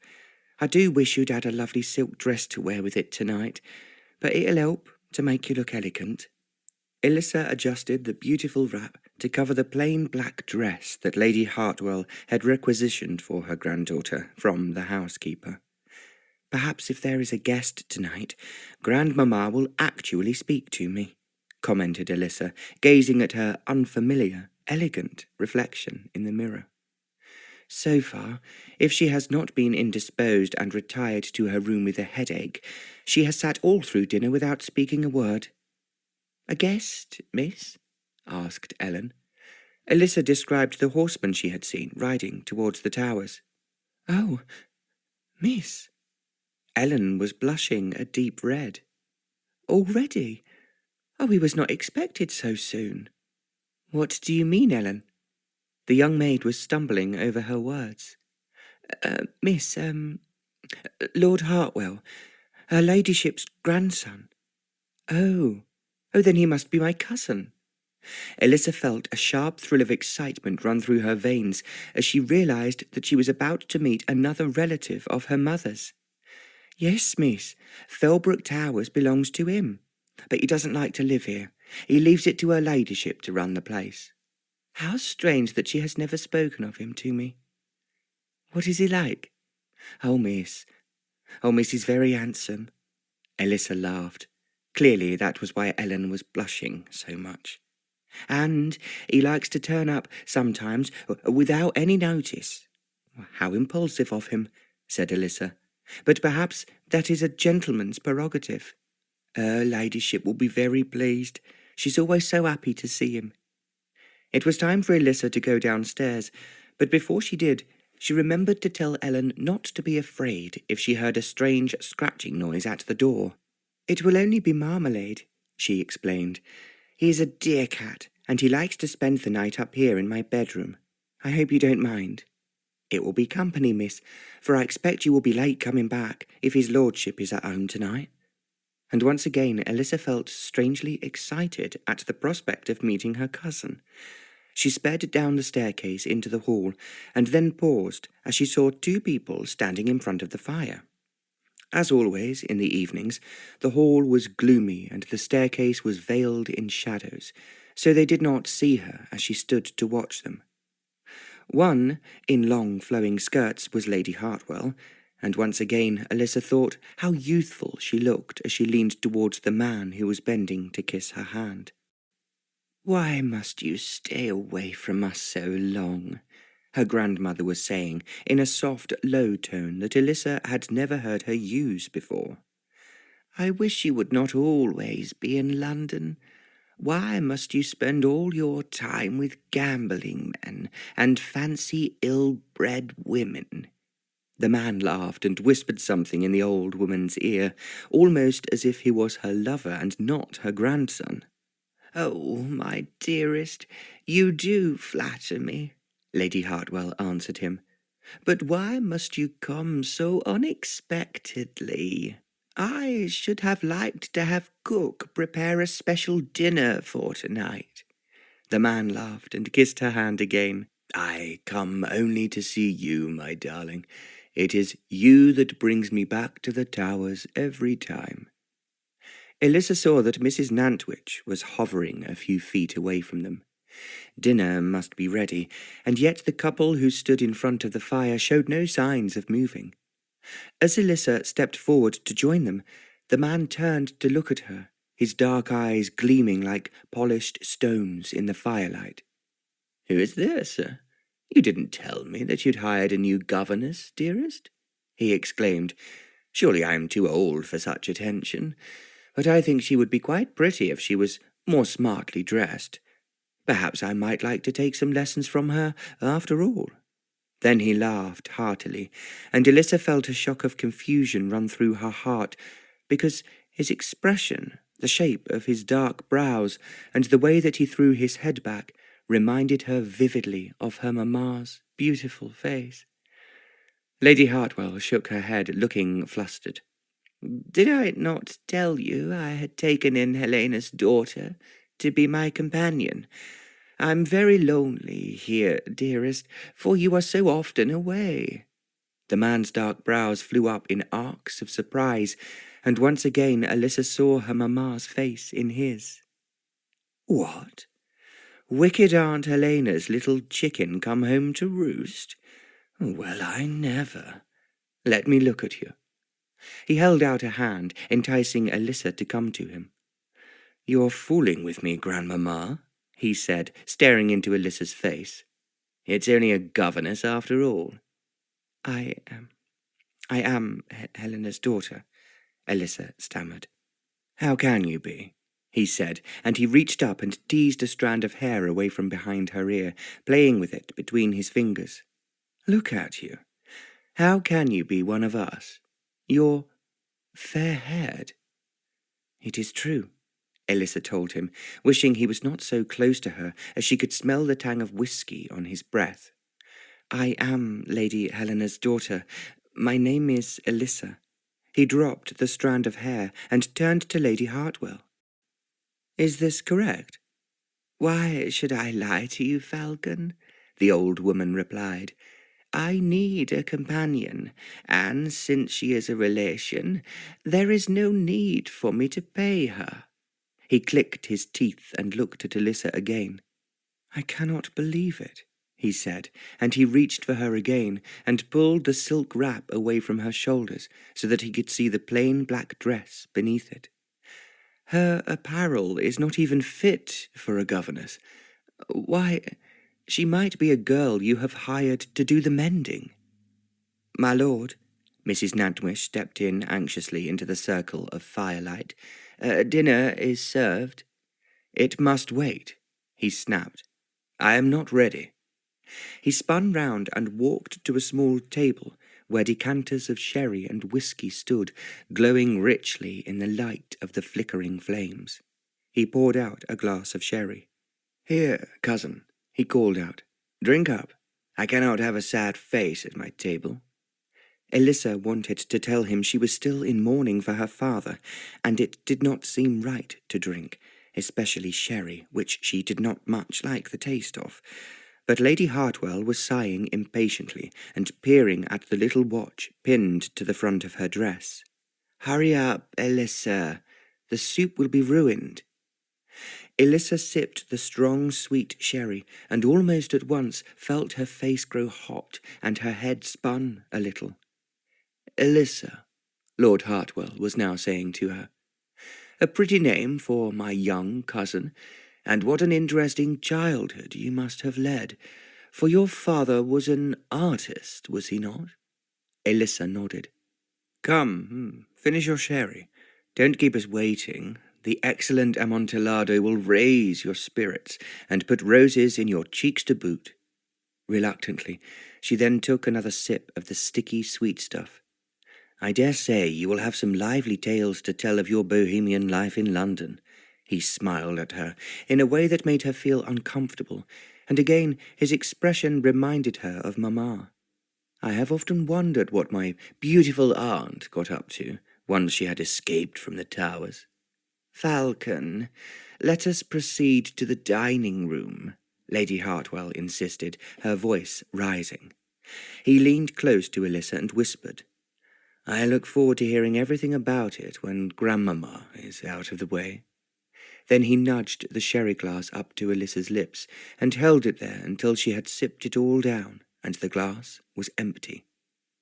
There, he crowed. That's much better. You're quite presentable now that you have some colour. A tall vase of white flowers, lilies and camellias stood by the fireplace a little away from the heat. He went over to it and pulled off one of the delicate camellias. I hate to see a young girl in black, he sighed. It is a sin against beauty. I cannot spend the whole of dinner looking at such a sight. Here. He tucked the flower into Elissa's hair. Ah, that's better. A touch of loveliness to bring you to full life. Look, Grandmamma, how the yellow at the centre of the flower picks up the colour of her hair. I'm quite an artist myself tonight, aren't I? Elissa felt herself grow even warmer than she had already become from the sherry. But her cousin had turned away and was offering his arm to Lady Hartwell, and Elissa, greatly relieved she was no longer the focus of his attention, followed behind as they walked into dinner.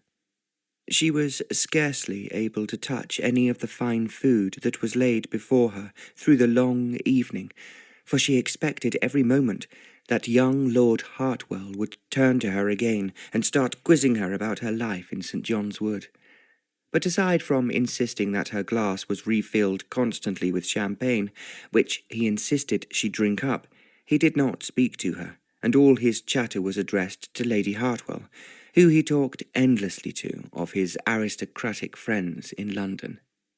So, once again, it seemed Elissa must sit in silence through dinner. But she did not mind tonight, for the fact that they both ignored her gave her the opportunity to look at him, and marvel at just how much, despite his strong masculine features, he resembled her mamma. When, unsteady on her feet, and with the beginnings of a headache hovering above her eyes, she reached her bedroom, Ellen was sitting by the fire with marmalade in her lap. "Oh, miss, I've been thinking about you for every minute. Didn't you think him very handsome?" Elissa sat down on the bed. "I suppose so. Yes, he must be handsome, for he looks in his own way so very like my mother, and she was an extremely beautiful woman. The Hartwells are a good-looking family, miss. I have drunk far too much champagne. Oh, would you bring me some water, Ellen?"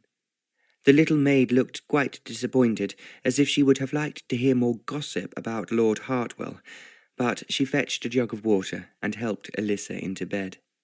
"Oh, leave the curtains," asked Elissa, as she lay back with marmalade on her feet. Outside, in the cold, crisp night air, she could see the stars twinkling against the blackness of the sky. "I must go out tomorrow," she mused, "and let the fresh air blow away this headache, and perhaps, maybe, I will be able to leave the garden and climb up the hill." And so, with the tantalizing image of the green path stretching away into the horizon over the moors, she then fell deeply asleep. Chapter 5. "I have a bad migraine coming on," Lady Hartwell sighed, as she lay on the sofa in her parlour next morning, looking very unwell. Her thin face was ashy pale. "Why must my grandson be so restless?" she was moaning. "He has only just arrived back home, and now he is away again. Why can he not stay here with me?" "I did not realize he had left," remarked Elissa, very surprised. "Oh, he went off before breakfast. He has gone to York to look at some racehorse which is for sale. He has no thought for my feelings whatsoever." She continued to complain about her headache, and seemed distressed, and Elissa remembered something that her mamma had always done for her when she was ill as a child. She sent the parlour-maid to bring her clean linen, cloths, and lavender water, and then knelt down beside her grandmother and gently sponged her forehead. "I am sure Lord Hartwell will be home very soon," she commented, as she smoothed the old woman's brow. "Oh, do you think so?" Lady Hartwell gave a little snort of amusement. "You clearly do not know him. He is just as likely to go on to London from York as come back here. I may not see him now for a month." Elissa did not know what she should say to this, but she thought it seemed rude and inconsiderate of her cousin not at least to say farewell to his grandmother, if he was going to be away for such a long time. "Lord Hartwell seems very fond of you," she said after a few moments. "I am sure he does not mean to cause you distress." Lady Hartwell's dark eyes stared up at her. "He is everything to me, all that's left of my family. His father, oh, my darling son, died on a foolish jaunt to the West Indies. I told him he should not go, that the climate would not agree with him, but he would not listen. Oh, and as for your mother—" The old woman paused, and then she suddenly took hold of Elissa's hand, something she had not done before. "What do I do wrong?" she asked. "Tell me, am I too indulgent? Should I keep a tighter rein on him? Should I have kept your mother always with me, and not let her roam free about the hillsides, as she always loved to do?" Elissa's heart turned over at the thought of Mamma years before, escaping to the fresh air and the open moors, just as she herself loved to do now. Maybe this was why she felt so happy in the garden, as she must be stepping in her mother's own footsteps. Lady Hartwell's hand was gripping hers tightly, as if she was waiting for an answer. "I don't think you could keep my cousin at home, if he did not want to be here," Elissa commented. Lady Hartwell's face twisted into a smile. "No, indeed. I have often thought the very same thing. Of course, I could not make him stay, but I do try to make him happy when he comes here." Now the smile began to tremble, and Elissa realized that her grandmother was on the verge of tears. "Perhaps it is nothing to do with me at all, but some wildness, some wilfulness in the family that makes them want to behave so badly. Even you, Elissa, I have seen you wandering about in the garden, looking out over the wall as if you should like to fly away. Oh, I am just taking Nelson out for a little air, and the moors are very beautiful. I have never seen anything quite like them, living in London all my life." It was a shock to Elissa to hear that Lady Hartwell had been watching her when she walked in the garden. Would her grandmother decide to forbid her to go out now? She could not bear it if she had to remain inside from now on. But Lady Hartwell had become calmer. "You do have a gentle touch, Elissa. My head still aches, but the pain is much easier. I think perhaps I may take a little nap." "Lavender water is very soothing," Elissa told her. "Indeed." Lady Hartwell's eyes were closing. "Thank you, my dear." Elissa knelt beside the sofa until she could tell from her grandmother's regular breathing that she had fallen asleep. Had she really just heard Lady Hartwell say, "Thank you"? "I have never heard her say thank you to anybody before," whispered Elissa. "Did you hear it too, Nelson?" she asked the little pug, who crept out from under the sofa and licked her hand. He whined and wagged his little girl of a tail at her, as if to say, "Never mind all that. Isn't it time for our walk?" Yes, all right. We will go. Your mistress is fast asleep, and she won't be watching us from the window today. Perhaps we might even venture a little bit outside the garden." As she stepped out onto the terrace that ran around the house, Elissa caught her breath from the cold. There were patches of whiteness here and there in the garden, and for a moment she thought perhaps snow had fallen, as the temperature was certainly low enough. But when she went closer, she saw that clumps of small white flowers were nodding their heads, braving the biting winds. "Look there, Nelson," cried Elissa. "Snowdrops. We had them in our garden in St. John's Wood. My mamma planted them. Perhaps because she loved these, the ones that blossomed where she grew up. But I have never seen quite so many before." The sight filled her with joy, and she ran through the garden with the little white dog trotting behind, past all the neat flower beds and clipped bushes, and up to the high wall and the gate that led to the outside world. The top of the gate had a square cut out of it, which was criss-cross with iron bars, and Elissa peered through it and saw the enticing path stretching away over the hill. "Come on, Nelson," she called joyfully. She lifted the latch and stepped through the gate. The wind seemed stronger outside, and it stung her cheeks and tugged at her skirts. "I feel as if I could fly," she mused, remembering Lady Hartwell's words, and she spread out her arms and ran swiftly up the hill, following the path as it led away from the towers.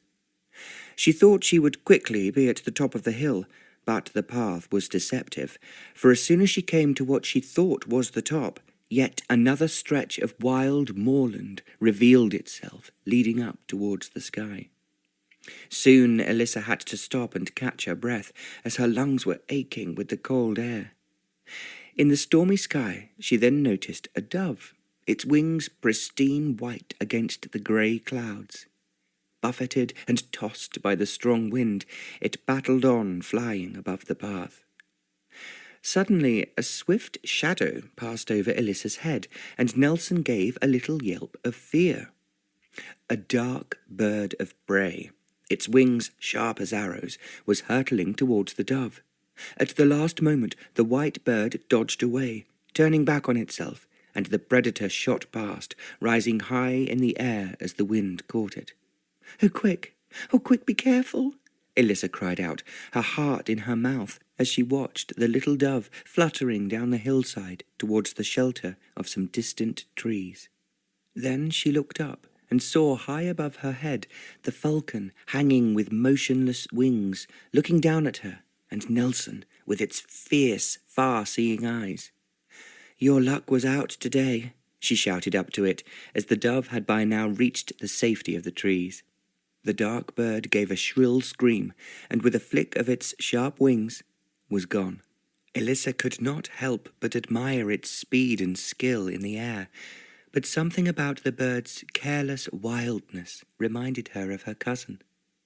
"And he is called Falcon too," she whispered to herself. "He comes and goes just as he pleases, just like that wild bird of prey, and I don't suppose that he cares too much who he hurts along the way." It was too cold to climb any further. She should turn back and leave her adventuring for another day, when the sun was shining and the wind not so strong. As she hurried back down the path, she wondered if her cousin would return from York that night. She could not help but feel a bit uncomfortable and a little afraid at the thought of another evening spent with his dark, mocking eyes upon her. But the snowdrops would be gone from the garden, and the sun would then be shining warmly on a multitude of golden daffodils when Lord Hartwell deigned to return to Fellbrook Towers. How strange it was to be in London again, Richard reflected, as he crossed Bond Street, dodging the hansom cabs and carriages that were rushing past with a clatter of hoofs and a rattle of wheels. After so many quiet days on the deserted Sussex downs, with just birdsong and the whisper of the wind for company, he had almost forgotten what it was like to be surrounded by people and vehicles. Richard adjusted the heavy portfolio of paintings he was carrying into a comfortable position under his arm. Which of the various smart galleries that lined the pavements should he approach? It was a difficult decision. Since he was only just starting out to be a painter, perhaps he should go to one of the smaller places, which had just a few pictures hanging on their walls. But what was wrong with starting right at the top? What if he was to boldly take his work into one of the larger establishments, where the wide front windows gleamed in the sunshine, displaying row upon row of fine masterpieces? Then Richard's heart began to quicken as he saw a familiar name over the door of a medium-sized gallery.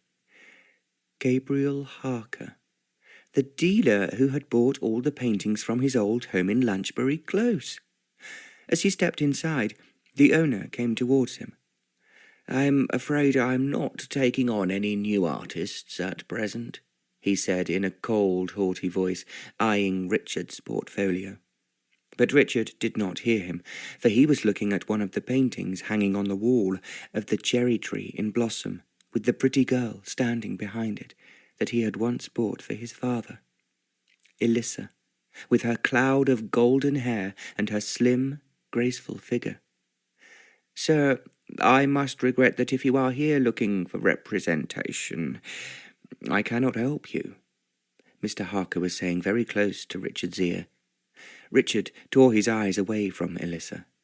He looked down and noticed that his boots, placed firmly on an expensive oriental rug, still had some Sussex mud on them. Obviously, Mr. Harker did not recognize him as the young gentleman he had bought the paintings from not so long ago. In fact, he now had his hand on Richard's arm and was about to forcibly eject him from the gallery. "Mr. Harker, forgive me," said Richard, removing his felt hat, which was perfect for keeping his head warm while he was painting, but rather incorrect for Bond Street. "I should have introduced myself. Richard Stanfield." Mr. Harker dropped his hand from Richard's arm and gazed at him in astonishment. Mr. Stanfield, I'm so sorry. I had no idea." "Why should you? I have completely transformed myself, and I'm sure I must look completely disreputable." He politely stepped off the beautiful rug. "My mistake, Mr. Stanfield. I have been regrettably rude." Mr. Harker was now looking at Richard's portfolio with interest. "Have you brought any further paintings to sell?" "Yes, in a manner of speaking." Much to his annoyance, he found himself blushing. These are my own work." Mr. Harker now seemed at a loss for words, and was staring at him with his mouth open, so Richard laid the portfolio down on a table and opened it up. It was unbearable to watch him, slowly turning over his paintings, holding them up to the light and putting them down again. "What do you think?" Richard managed to blurt out after a few painful moments. Mr. Harker shook his head. "You put me in a difficult position, Mr. Stanfield." "Oh, you mean they're no good?" Richard felt a chill of despair run through him. "Not exactly. Perhaps it would help if you could tell me what you are trying to achieve." Richard looked up at the painting of the cherry tree, at the sunlight sparkling on its leaves, at the girl's glowing hair, a moment of beauty and happiness caught perfectly on the canvas. "I'm trying to do what Leo Valentine did. The way that he catches things just as they are, only they seem more real, more beautiful." Mr. Harker sighed. "A lifetime's work, Mr. Stanfield, to achieve such mastery. I'm determined to do it, whatever it takes. Well, this one here, shows promise." Mr. Harker then picked up the picture Richard had called Old Newman after the shepherd, whose tiny figure appeared at the foot of the downs. Richard's mood now swung from utter misery to soaring hope as he heard these words. Mr. Harker propped the painting up onto the table and stepped back to look at it from a distance. The composition is unusual, stark and strong. He turned back to the portfolio and closed it. These others are clearly the work of a painter still learning his craft. But, Mr. Stanfield, I should be happy to take this one, Old Newman, and try to sell it for you. Oh,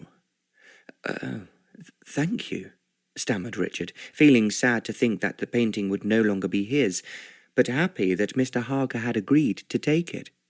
It isn't every day that a gentleman turns up to try and sell me his work, Mr. Harker said, going to the back of the shop and pouring 2 glasses of whisky.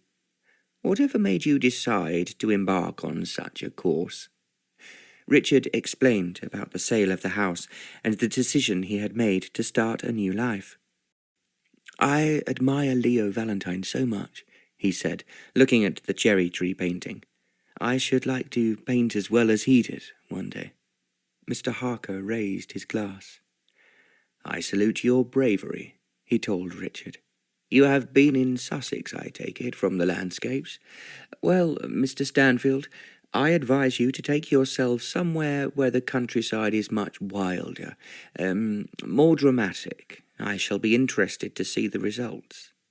They raised their glasses in the sunlight that poured in brightly from the street and drank a toast to Richard's future endeavours. My dog has become a different creature, Lady Hartwell said several weeks later, as faint March sunshine shone in through the parlour windows. Before you came, he was constantly barking and misbehaving. Nelson rolled his black eyes up to look at her from where he lay peacefully in front of the fire, and gave a little twitch of his curly tail. What have you been doing to him, Elissa? Have you been rubbing him with one of your herbal potions? No, although perhaps he might well enjoy some lavender water in his bath next time. Well, I should not recognise him. He is as quiet as a lamb, and his waistline is much improved, as he was quite portly before. Elissa knew that Nelson's calm behaviour and new slim figure were entirely due to the long walks the two of them had been on while Lady Hartwell took her afternoon nap. But she did not say so, as she still had a lingering fear her grandmother might easily forbid her to spend so much time out of doors. What do you think of my new gown, Elissa? Is it too garish? I don't want my grandson to think I am mutton dressed as lamb. Lady Hartwell took a slow turn about the room, her mauve silk skirts rustling across the carpet. It is perfect, enthused Elissa. A soft colour, like the spring crocuses and the violets that are coming out just now in the garden. I think Lord Hartwell will approve. Lady Hartwell gave a wry little smile. Ah, what do gentlemen ever know about fashion? Especially where their grandmothers are concerned. But I do like to look my best for him. Will he arrive in time for dinner? Asked Elissa, a little tremor of nervousness shaking her body. He says so, my dear, in his letter. Oh, but of course we can never be sure. Lady Hartwell then sank down onto a sofa, her silk skirts settling around her like the petals of a flower. I do rather like this gown after all. Please send for Ernestine so that it may be hung up ready for tonight. I must not crease it while I take my siesta. Of course. And do you need anything else? Lady Hartwell gave Elissa a sideways look. Ah, I know what you are after. Well, go. Take yourself off to the garden. I must rest before tonight. Go. And the old lady turned away, a faint flush on her wrinkled cheeks, as she was already anticipating the arrival of her grandson. The sun felt warmer today, and so for the first time Elissa ventured out without her coat. As she walked through the garden, making her way to the gate in the garden wall, the sweet scents of narcissi and wallflowers drifted through the air. There were no flowers growing on the hillside, but its colour was subtly changing, turning a softer green in the distance. It was not a day for hurrying, and so Elissa strolled along her favourite path, enjoying the feel of the warm sun on her face, until she found a little dip in the moor, where she sat down for a rest for a little while, Nelson at her side. "Perhaps Lord Hartwell will leave me alone on this visit," she said to herself, recalling her cousin's mocking dark eyes and teasing manner. "If I stay quiet, he will not notice me next to Grandmamma in her new gown." She felt her anxiety melting away in the warmth of the sun, and within a few moments her eyes closed and she began to doze. But it was not a peaceful sleep she fell into. Immediately Elissa found herself in a vivid dream. She was still sitting on the hill, but the grass and heather had turned from a soft greeny brown to a bright gold that almost hurt her eyes. She was not alone. Someone was kneeling behind her, and soft hands as gentle as the warm sunshine were stroking her hair. "Mamma?" she exclaimed, and tried to get up, but her limbs were heavy and would not move. Something small and white was drifting down out of the blue sky, twirling round and round until it fell into Elissa's lap. It was a small white feather, and as she looked at it, she remembered the dove she had seen a few weeks before, escaping the talons of the falcon. "What is it, Mamma?" she asked, fighting against the heaviness in her body. "What does it mean?" And then the brilliant gold hillside melted away, and her eyes flew open as she woke up, startled by the sound of her own voice. Nelson was there gazing at her and making a little whining noise. "It's all right, Poppet," she told him. "Just a dream, that's all. Come on, let's go back." Suddenly, she no longer felt safe alone on the empty hillside. "I'm making a go of it," trumpeted Richard, raising his champagne glass as he sat with Monty in one of their old haunts in Piccadilly. "One of my paintings is now in a Bond Street gallery." "Steady on, man," replied Monty, looking doubtful. "How much whiskey did you say you've had? It's not sold yet, is it? Your painting. You've not actually the cash in your hand yet, have you?" "Oh, Monty, stop talking like a lawyer," Richard retorted, trying to quell the excitement welling up inside him. "Mr. Harker thinks my landscapes show promise." "I cannot see the attraction of that subject myself. Why don't you try your hand at portraits? Beautiful girls, that's what you should be painting." Richard shuddered visibly, recalling his sketches of Mercedes with her gleaming dark eyes and her mane of red hair he had burned before he left London. "So, anyway, old friend, what's next?" Monty was asking. Richard then explained that he intended to take Mr. Harker's advice and go to more remote areas with dramatic scenery. You know, somewhere in the north of the country, Yorkshire, perhaps. Monty looked disappointed. "Too far away, old man. We'll never get to see you. Stay in London." "I just can't afford it. Where would I live? And I'd never be able to keep up with you, Monty, going out for dinner and champagne all the time." "You could quite easily afford it, Richard, if you did what I have always advised and claimed your money back from that evil woman." Richard shook his head. "I don't know where she is, and I don't want to." "What was her name again?" Monty asked, dipping into his pocket to pull out a crumpled newspaper cutting. "Leave it, please do," Richard huffed. But he could not help looking down at the snippet of paper that Monty was unfolding on the table as he read out slowly and deliberately. "Lady Talbot's delightful salon was illuminated this week by the presence of a recent arrival from South America, the exquisite heiress, Senorita Mercedes de Rosario. We are sure it will not be long before we see her name again, perhaps in the engagements column, as she is guaranteed to turn the head of every young society gentleman she meets." "It's her, isn't it?" Monty insisted. She's taken all your money, old man, and now reinvented herself as an heiress. Richard suddenly felt sick. He sincerely wished he had not had quite so much champagne and whiskey to drink. The last thing in the world he wanted to do was to see Mercedes' beautiful, deceitful face again. He would leave London first thing tomorrow.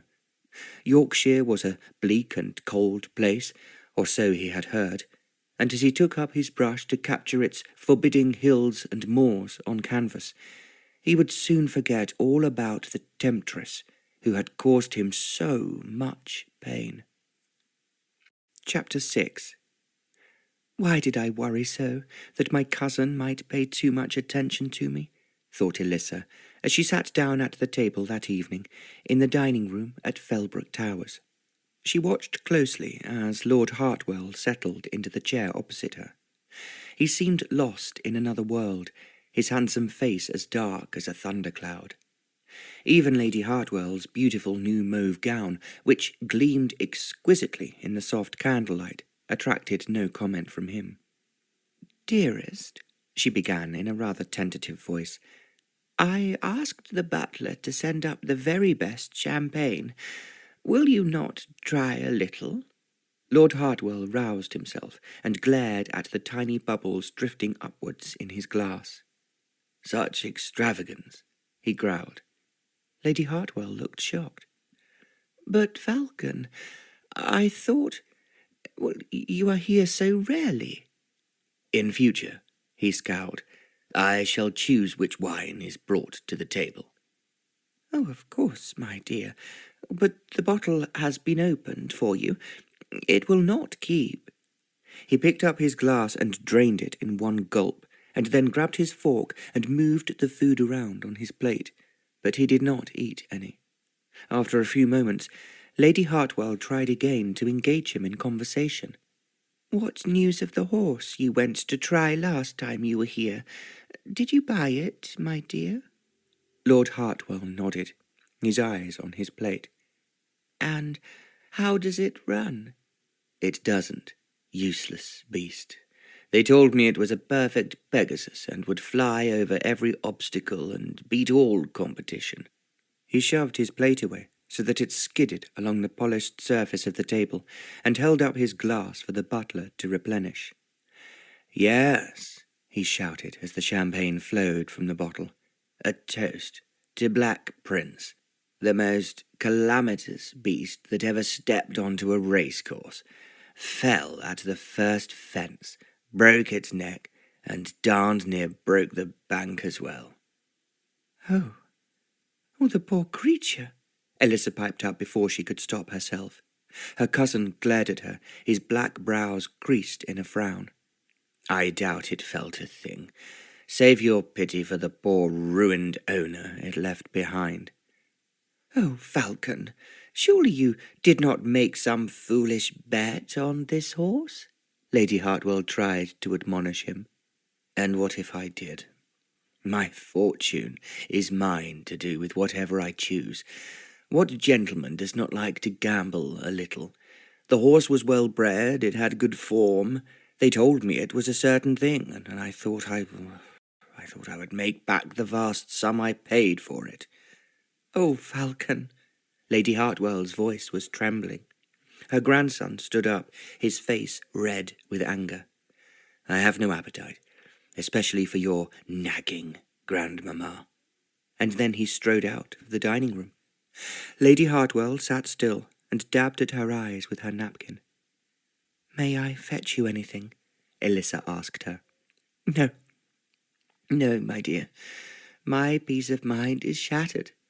There is nothing to help me. Oh, how do I wish these young men would not risk so much at the racecourse. Perhaps my cousin has learnt his lesson." Lady Hartwell sighed and shook her head. "I fear not. The remedy is always to try again and place some other reckless bet to regain what has been lost. I have seen it many times with other hot-headed young men, and when the money runs out, they will then wager anything, their land, even their fine houses that have been in their families for centuries. Oh, I'm sure it will not come to that, cried Elissa. Your grandson would never. The tower belongs to Falcon, Lady Hartwell interrupted. It came to him when his father died, and I may live here if he so chooses, but it is his to throw away upon the racecourse, and nothing I say will stop him. A chill of fear ran through Elissa's veins. Lady Hartwell belonged at the Towers. She could not imagine the old lady making her home anywhere else. But perhaps it might not go so far as this. She remembered a favourite saying of her mamma's, whenever she had been worried that there would be no money to pay a bill. Now she told it to Lady Hartwell. Let us not meet trouble halfway. The old lady looked at her, brows raised in surprise. What? I mean, you must not worry too much, as so often what we fear the most does not come about. Mamma used to say. Ah. Lady Hartwell's arched brows sank into a frown. I thought I had heard that phrase before. Some nonsense that Helena picked up from her nanny. Oh, well, Elissa, I can tell you now that all my worst fears came true when your mother ran away. Why should I now expect that things will turn out for the best with Falcon? She then stood up and swept away from the table, her mauve skirts whispering over the floor. It felt odd to be all alone in the dining room, just as she had been on her first night at Fellbrook Towers. For politeness' sake, Elissa tasted a little of each of the courses that the butler brought to her, and she was glad that she did, as despite his silence, she detected a look of pleasure in his faded grey eyes. She even took a couple of sips of the champagne, and felt it run through her body like sparkling sunshine. The feeling reminded her of her dream out on the hillside earlier that day. She was certain that she had felt her mamma's hands touching her hair in the dream, but why had she seen the white feather drifting down to fall in her lap? It had looked so beautiful, glinting like snow in the bright sunlight. She could still see it now if she closed her eyes against the glow of the candlelight. What was the meaning of it? In the other dream where Mamma had come to her, she had been given a date written in a book, which turned out to be the date of her dear father's death. But a feather from a little white dove. What was she supposed to make of that? The butler approached and asked if Miss Valentine would be taking coffee in the drawing-room. Thank you, but no, she told him. I think I shall retire early this evening. She ran up the wide staircase and along the landing and into her cosy bedroom, where, as he did every night, Marmalade lay on the sofa, purring, while he watched Ellen warming Elissa's nightgown in front of the fire. Ellen was bursting to hear all that had happened at dinner. Did he speak to you, miss? She asked. Lord Hartwell? No, Ellen, he did not. I might not have been in the room for all the notice he took of me. Oh, miss. Ellen looked disappointed. But don't feel sorry for me. Elissa sat on the sofa and took Marmalade onto her lap, stroking his fur and listening to his purring grow loud with ecstasy. When he was here before, his manner was teasing and unkind, and I would much rather he left me alone. They say, miss, that he has lost all his fortune, Ellen blurted out, looking sideways at Elissa. Now who told you that? Demanded Elissa. You should not listen to other servants' gossip. I could not help it, miss. I went to fetch your hot water, and his lordship's manservant, who came with him from London, was in the pantry, talking to Mrs. Nantwich. Elissa could no longer resist asking what Ellen had overheard. Why, miss, the man said he'd be very afraid for his position if Lord Hartwell did not mend his ways. And then Mrs. Nantwich told him that we would all be out of a job if things went on as they have been. That does sound very bad, but we do not know the truth of the matter. Only Lord Hartwell could tell us that, and he is keeping his own counsel. So do not fret, Ellen. I am sure that all will be well. She remembered her cousin's troubled face, and the way that he had snapped at Lady Hartwell. But Elissa said nothing of what she had witnessed at dinner. She did not want to add to her maid's anxieties. "I shall retire early tonight," she said. "Ellen, why don't you take Marmalade with you? It is very warm and comforting when he sleeps on one's feet. You are so kind, miss, but my bed is in Ernestine's room, and I don't think she would approve, even if I could persuade him to leave you." Elissa laughed. "Oh dear, no. Ernestine would be mortified. She would imagine Marmalade's ginger hairs all over her smart black dress. Oh, that would never do." And she was rather relieved to see that Ellen, too, was looking amused at the idea of Lady Hartwell's fierce French maid coming face to face with Marmalade in her boudoir. "Please, Ellen, don't think any more over what you overheard. I will speak to Lord Hartwell tomorrow and see if I can find out the truth." As Elissa lay in bed, watching the fire sink down to dull red embers in the grate, she reflected at what a strange, eventful day it had been.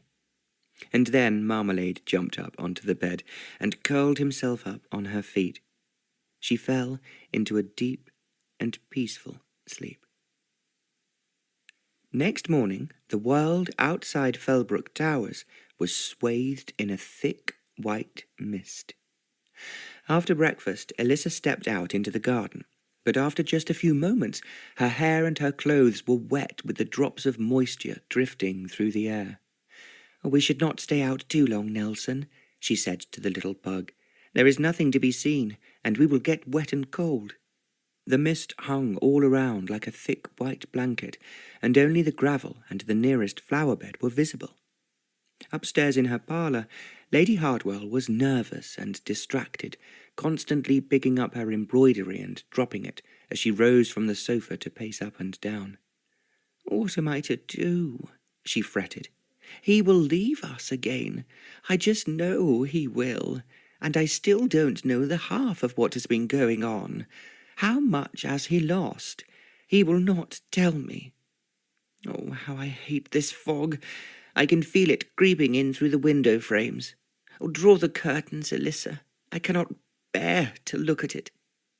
Elissa drew the curtains and lit several candles, as by now the parlour was particularly gloomy. "What will he do?" Lady Hartwell continued. "I am sure he's planning to leave us again, and without speaking a word to me. He cannot go anywhere this morning, or he would get lost on the moor. I could hardly see my hand in front of my face when I just went out now.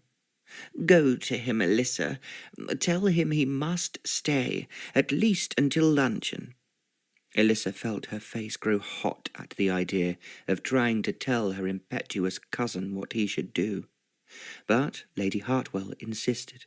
"I am out of favour. I know he will just send me away with an unkind word. Oh, but he will listen to you. Oh, go and find him, Elissa." Her heart was beating faster as she approached the library door, where one of the footmen had directed her. She tapped softly on it and heard her cousin's voice as he barked, "Come." The book-lined library was filled with a grey fog of strong-smelling cigar smoke, almost as thick as the soft moorland mist outside. Lord Hartwell was nowhere to be seen, but Elissa noticed a smoke ring rising above the back of one of the leather armchairs by the fire, and she walked towards it. Her cousin was reading a newspaper and did not look up as she approached. "Trojan warrior, bold buccaneer, pots of gold, which, I don't know, I don't know," he muttered to himself. Elissa stepped a little closer, and at last he saw her. "What, governess?" he called. "Have you come to borrow a book to read? Help yourself." He waved haughtily at the rows of leather-bound volumes that covered the walls of the library. No, she stammered, struggling to keep from blushing. "What, then?" he demanded impatiently. "I suppose Grandmamma has sent you here to pester me with something or other." He sighed and thrust the newspaper at her. "Quick, governess, which would you choose from all these useless nags?" Elissa glanced down the page quickly and realized that he had given her a list of horses in a race. "Oh, I know nothing about racehorses," she blurted out. "So, nor it seems do I, judging by my luck on the racecourse. I have studied the form, I have watched the stupid creatures prancing around the paddock, and yet still I cannot seem to pick a winner. So, governess, you do it." "Go on." He laughed, breathing a cloud of bitter cigar smoke into her face. Elissa recoiled. His rudeness made her skin shiver.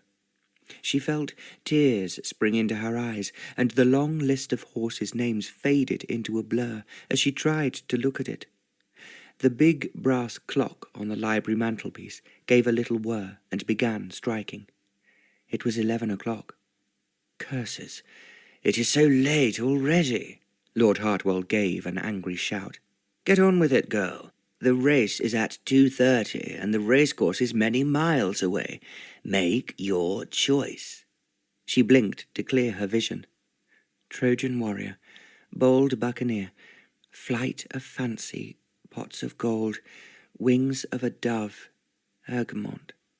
Suddenly she seemed to feel her mamma's hands on her hair again, and saw the white feather drifting before her, circling down and brushing one of the printed names with its fine filaments as it fell on the page of the newspaper. "Wings of a dove," she whispered to him. "That is the one." "What on earth do you mean? Are you out of your mind? Wings of a dove is a rank outsider." Elissa was trembling as she persisted. "That is the horse you must choose."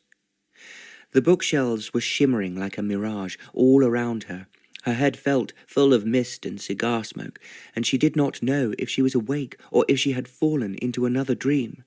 "Whoa, steady," her cousin exclaimed and seized her arm roughly. "Don't get a fit of the vapours on me." He pushed her down onto one of the leather chairs. Elissa dropped her head into her hands, and as she struggled to clear her mind, she heard a sharp rap at the library door. "My lord, if you are still to go, we must leave. There is mist and mizzle all over the moor, and our pace must be slow." Elissa recognized the gruff voice of Oldroyd, the coachman who had brought her to the Towers. Lord Hartwell began cursing angrily.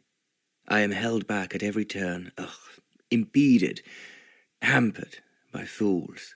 We will lose our way, my lord, if we go too fast," the coachman told him patiently, but Lord Hartwell was not listening.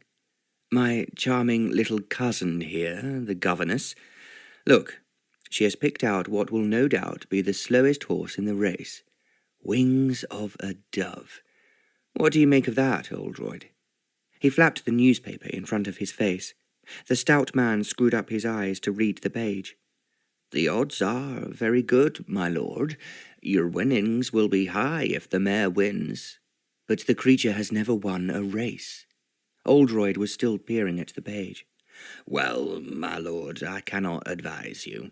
But this one is bred to stay and to jump, and an horse of that ilk can be slow to come to its prime." Suddenly the library seemed to be full of the same golden light that had shone over the hill in Elissa's dream. The mist was breaking up, and long bars of sunshine were shining in through the window. "So it is, then," Lord Hartwell trumpeted, throwing his cigar into the fire. "Everything on wings of a dove. Let's go, Oldroyd, and woe betide you, governess, if it loses." "Oh, what have I done?" Elissa thought, as the two men left the library, their boots thudding over the wooden floor. But deep inside, she knew that she could not have made any other choice. She had seen the feather from her dream again, the dove's feather, and it had fallen exactly where the rank outsider's name was printed, Wings of a Dove.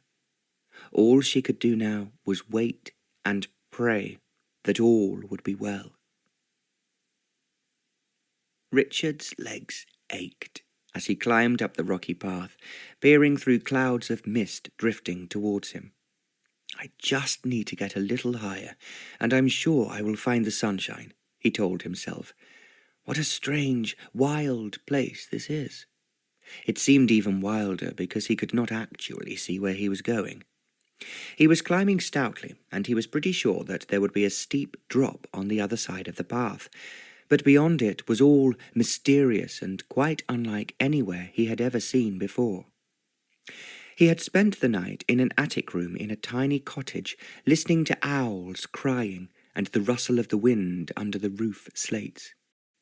And Mrs. Oldroyd, his grey-haired landlady, had served him a bowl of thick porridge for his breakfast, and listened in total silence as he had explained to her that he was an artist, and that he was delighted to be visiting the wonderful county of Yorkshire. He was feeling quite unsettled by the time he had finished the porridge, and the silent Mrs. Oldroyd then put a large packet wrapped in grease-proof paper in front of him. "Ah, sandwiches. Just the ticket. Thank you very much, Mrs. Oldroyd," he had smiled at his landlady. She nodded and disappeared into her kitchen, and Richard had stepped out into this eerie white world that seemed to muffle all the sounds around him and coated his clothes with droplets of water. "Onwards and upwards, Richard," he told himself, forcing his legs to keep going. He was now recalling Monty's words just before he left London. "A Yorkshire man will never use 2 words when one will do," he had advised. Richard had not taken much notice at the time, but it might explain why Mrs. Oldroyd scarcely seemed to use any words at all. Now the mist was thinning, and up ahead of him he heard a bird singing, a skylark. He quickened his pace until he found his head and then his whole body emerging from the mist as he reached the top of the hill. If he had been more musical, he might have burst into song as he stood there looking down on the great lake of mist spread out for miles across the countryside below him, and shining white under the golden light of the sun. It was one of the most glorious sights he had ever seen. "If I was a genius like Turner," he mused, "I might be able to capture it in paint. But I have a long way to go yet before I'm as good as him." And feeling hungry after such a long climb, he sat down and opened the packet of sandwiches. They were made with thick, coarse bread, and when he opened one of them up to see what was inside, he burst out laughing. "Well, and this is a far cry from Mayfair," he smiled, as he took his first hearty bite of Mrs. Oldroyd's bread and dripping. It did not taste too bad at all, and as he munched away, something very remarkable started to happen. The mist in front of him began to melt away under the sun's rays, and the top of a ruined stone arch surrounded by broken and crumbling walls emerged. He caught his breath as he realized this beautiful ruin must have been just below him, hidden in the mist, all the time he had been climbing up the path. He sat very still, hugging his knees as he waited for the last clouds of vapour to disappear, and for the whole of the mysterious building to reveal itself to him. "I'm certain my cousin will be back soon," said Elissa, thinking that at any moment she must send for some lavender water to calm her grandmother's nerves. She felt much in need of some for herself, as all day long her heart had been fluttering with fear every time she thought of what had actually happened in the library, and now her head was aching with a sharp, intense pain. "But do you know what he is like?" Lady Hartwell moaned, her voice grown thin with constant complaining. "What if he runs off again, and leaves us none the wiser as to what he is up to, while he gambles away all the estate?" Elissa could not reply to this. With all her heart and soul she hoped she would never see Lord Hartwell again. Let him never come back to the Towers.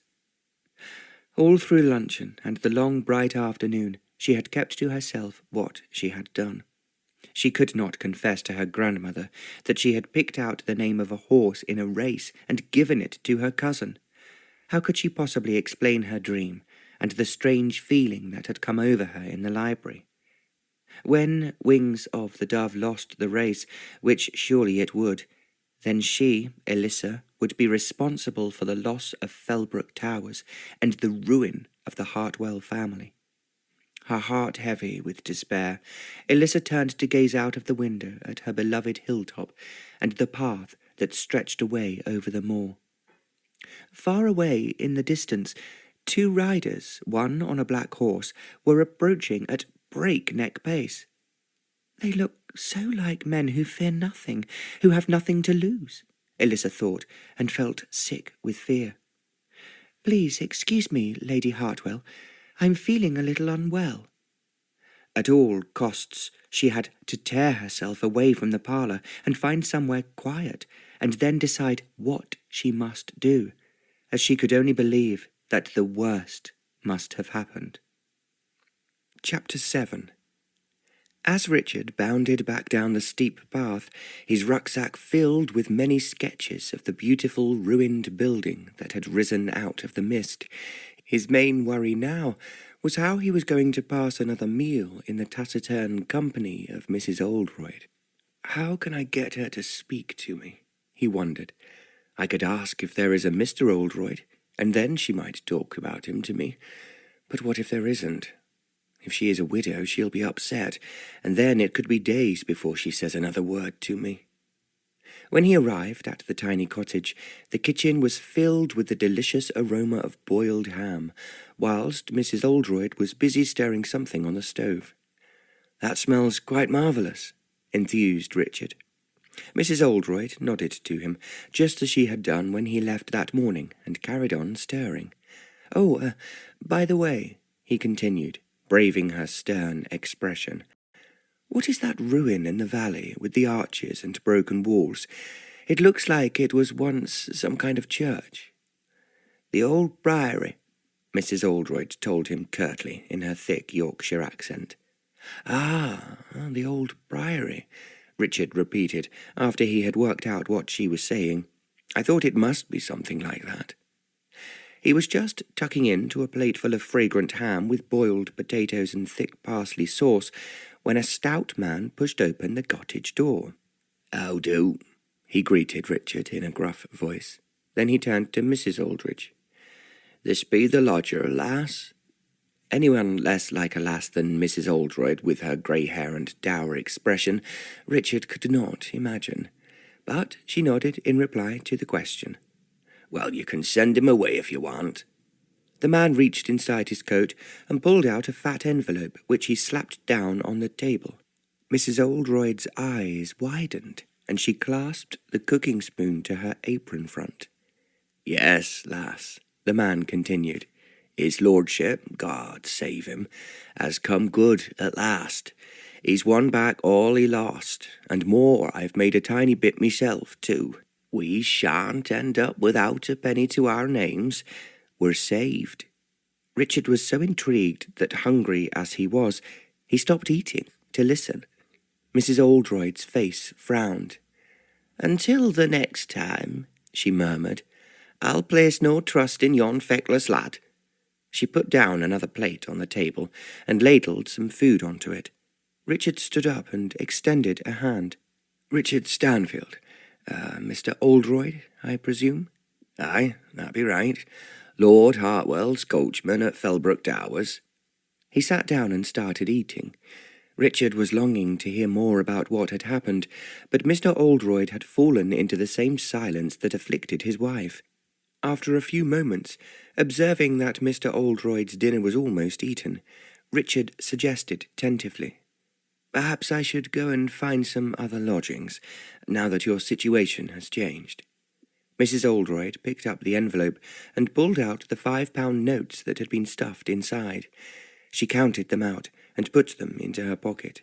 It looked like a great deal more money than she would ever make from Richard's modest payments, even if he stayed for months. But she turned to him and shook her head. "No, lad, stay. Hard times may come again with a man like his lordship at the helm, and you'll not be under my feet if you're out all day at your painting."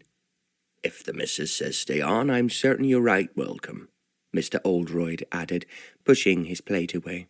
Although, if that young woman keeps on picking winners, we'll have no need of a lodger." "Really? Who do you mean?" Richard asked him, hoping he would continue talking. "She be a real angel in disguise, and it's no mistake. Tell his lordship to back the outsider for us, and the mare came in at 100-1. Mrs. Oldroyd clattered the plates together loudly as she cleared the table. "Pure chance, Arthur, and nothing else." "No, lass." Mr. Oldroyd's broad face turned a little red. "The girl is a gift." She turned white as a sheet, and looked as if she'd faint away as she told us the winner. "But who is she?" Richard asked, fascinated by the story. "Lord Outworld's cousin, fresh up from London and never been on a racecourse in her life."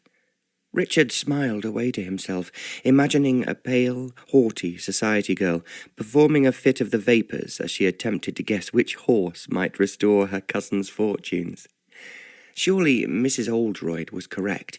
It could only be pure chance that had made this girl guess the winner. Richard was glad that he was going to stay on at the cottage, as he was looking forward to the next instalment of gossip from Fellbrook Towers, and it sounded like a hotbed of scandal and intrigue. And Mr. Oldroyd, who was now explaining that he lived most of the time in a room over the coach-house, so that he was always to hand, should his lordship need him, would be in a good position to provide it. Elissa lay curled up under the warm bed-covers with marmalade in her arms. Several times through the long afternoon, she had thought of running away from the Towers and heading off along the secret green path that led over the hill. But her cousin had returned, and she pictured him coming after her on his swift black horse, and knew that she would be completely at his mercy as he swooped down upon her, just like the deadly bird of prey, his namesake. "Miss," Ellen was shaking her shoulder, "Lady Hartwell is asking for you." Elissa rolled over in the bed, a sick feeling of dread in her stomach.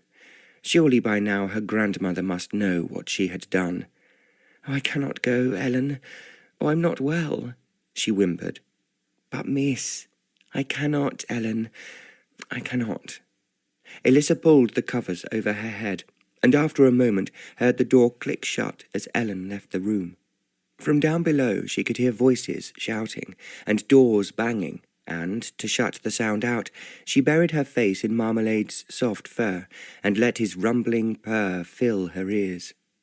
Suddenly he slid out of her arms and jumped to the floor, growling and fluffing his tail like a feather duster. "What is it?" she asked him, sitting up and pulling the covers around her. The shouting now seemed to be coming from the landing outside her room. "Where is she? Come on out and show yourself." It was her cousin's voice, and now he was banging on the door. "No," Elissa determined, her heart racing, and she wished that she had thought to turn the key in the lock after Ellen had left. But it was too late.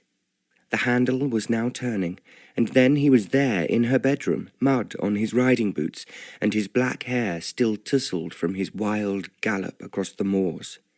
"Well, you shy violet, what do you have to say for yourself?" he shouted. Elissa could not bear to look at him, and instead she watched Marmalade, who was backing away, hissing and spitting, his back arched in a hoop. "What can you be doing hiding away in here?" he demanded. And then, to Elissa's horror, her cousin seized the edge of her satin quilt and pulled it off the bed, leaving her stranded before him, clad in just her petticoat. Now he took hold of her hands in a grip so tight that she winced with pain and pulled her onto her feet. "I am so sorry," she gasped. "Please, let me go." "Out of the question," he cried, and to her utmost astonishment, she saw that he was smiling at her. "I shall never let you go after today." And he tugged at her hands and spun her round as if she was a little child. "No, stop, please," she called, and suddenly found herself caught in his arms, pressed tightly against his velvet riding-coat. "My angel Elissa," he screamed, and she caught the vapours of whiskey and wine on his breath. What Wings of a Dove came in first at 100 to 1, he howled. We did it. Shocked to her very core, Elissa gazed into his dark eyes. Oh, yes, my little angel, we did it. He bent towards her as if he was going to kiss her lips. No, no, please, let me go, she pleaded, and felt his rough cheek graze her face as she turned away. Now he was touching her hair, pulling out the pins and running his fingers through it so that it fell into a cloud over her shoulders. You even look like an angel, he muttered, so sweet and innocent, in your petticoat, with your beautiful golden hair, which I do confess I have wanted to see loose and free like this since the first moment I saw you. She struggled to get away, beating her fists against his arms, and after a moment he let her go. Please, forgive me, cousin, he declared. I should be kneeling at your feet, thanking you from the depths of my heart for what you have done. I did nothing. He then threw back his head and laughed, swaying a little on his feet as if he was drunk. Nothing? Well, a brilliant nothing that has restored to me everything I had lost. He frowned suddenly. I stood to lose so much more, almost everything, if Wings of a Dove had not flown very sweetly past the winning post. I had so little money left that a good part of the estate was up for wager. I did not know that, mumbled Elissa. I don't know why I picked Wings of a Dove. I'm glad it won, but it was just a lucky chance. Her cousin made as if to sweep an imaginary hat from his head, and made a low, mocking bow to her. Never say that, my angel, as I won't believe you. And now I must take my leave, for you are clearly not used to entertaining gentlemen in your boudoir, and since you have brought me such amazing luck, your wish must be my command. And as good as his word, he swaggered out, leaving Elissa so weak with shock that she collapsed onto the sofa. Miss, are you feeling better? It was Ellen who had crept into the room, carrying a mountain of packages piled in her arms. Ellen, what are these? Asked Elissa, reaching to catch the topmost parcel as it slipped from her arms. His lordship, miss, brought them today.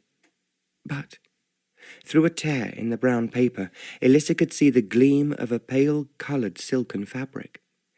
If all these gifts are from Lord Hartwell, I cannot accept them. Ellen's face fell. Miss, her ladyship told me to bring them to you. Oh, you must open them, she said, as you will need the things for tonight. Elissa's heart contracted with a tight, cold pain. It did not feel right that her cousin should be giving all these presents to her, and yet if her grandmother insisted, she would have to accept them. Look, miss. Ellen put the packages down and began to tear the brown paper from the parcel on Elissa's lap. Inside was an exquisite gown of grey silk, trimmed with a delicate rose-pink collar and cuffs. And miss, look, there's this. Ellen was holding up a shawl, as soft in colour as mother of pearl. And these. The maid then unwrapped a cluster of pink ribbons threaded through with gleaming pearls. When Elissa stayed silent sitting on the sofa, Ellen carried the clothes to the bed and laid them out ready for her to wear. Come on, miss, or you'll be late for dinner, she urged. The fine silk of the dress felt so chill and smooth as she slid her arms into the sleeves, and she definitely missed the familiar warmth of her old black dress. I am sorry, Papa, to lay aside my morning clothes so soon, she whispered. But grey too is sometimes worn for mourning. I hope you will forgive me. Lord Hartwell raised his glass and beamed at Elissa across the laden dinner table. Well, governess, do you like your new dress? His eyes were bloodshot and his hand shook a little, and a drop of foaming champagne spilled onto the damask tablecloth. It becomes her well, Lady Hartwell chimed in. Her eyes were very bright, and she looked dazed, as if she did not quite understand the wonderful change in her grandson's fortunes. From the finest dressmaker in York, he was now saying. I'd so rather see you all in pink, like a lovely rosy angel. But I know your modest taste, cousin, so I chose the grey. Elissa's skin shivered as she felt his eyes running over her. The silk felt so thin and light compared with the wool of the black dress she normally wore. Lord Hartwell drained his glass. And tomorrow, sweet angel, we shall look over the racing times again. This was what Elissa had been really dreading. Had he not heard what she had said to him when he came into her bedroom? Lady Hartwell was still looking confused. Dearest, you have been extremely fortunate today. Surely you cannot expect Elissa to repeat the lucky guess she made this morning. Anyway, racing and everything to do with it is a gentleman's pastime, and not something that a young lady should concern herself with. Her grandson sighed impatiently. Darling grandmamma, my excellent fortune today is entirely my sweet little cousin's doing. Have I not told you 100 times already? By some wonderful, magical intuition, she chose the winning horse for me. Lady Hartwell turned to Elissa. Yes, Falcon, so you keep telling me. But Elissa, you know nothing about horses or racecourses, do you? No, Lady Hartwell, I don't know what happened. I had a strange dream, and then I picked out Wings of a Dove, and I was so frightened, and I was sure I had made the wrong choice. You see, Falcon, it's all nonsense. Elissa does not know what she is doing. You have had a very lucky win. Just be grateful and let us have no more of these infernal wagers. Lord Hartwell gave her a dark look. Grandmamma, don't push the point any further, he grunted in a low voice, or I may find myself asking you to mind your own business. Then he turned to Elissa, a smile hovering on his lips. Now, Angel, if you have eaten and drunk your fill, I think it could be time for you to retire, and may I wish you many sweet and very lucky dreams, all of which you must remember for tomorrow morning when you come to the library. As he winked at her, he downed yet another glass of champagne. I cannot do it, cried Elissa, her voice catching in her throat with fear. Please, don't ask me. Her legs were trembling, and she feared that at any moment they might give way beneath her, and she would tumble down onto the purple rug that stood in front of the library fireplace. Her cousin scowled at her, and his face was drawn and sallow in the morning sun that streamed in through the library windows.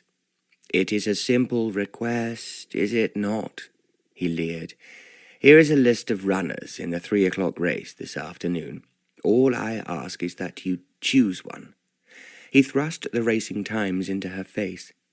The printed list of names swam in front of her eyes, and she could not make them out as she was close to tears. What in the name of heaven is wrong with you? He shouted suddenly. What foolish games are you playing with me? Elissa swallowed, trying to clear her voice. I am not playing any games, she quavered. I don't believe you. You ungrateful little witch, he hissed. Look at you, in that fine blue gown, just one of the many lovely dresses I sent to your room yesterday.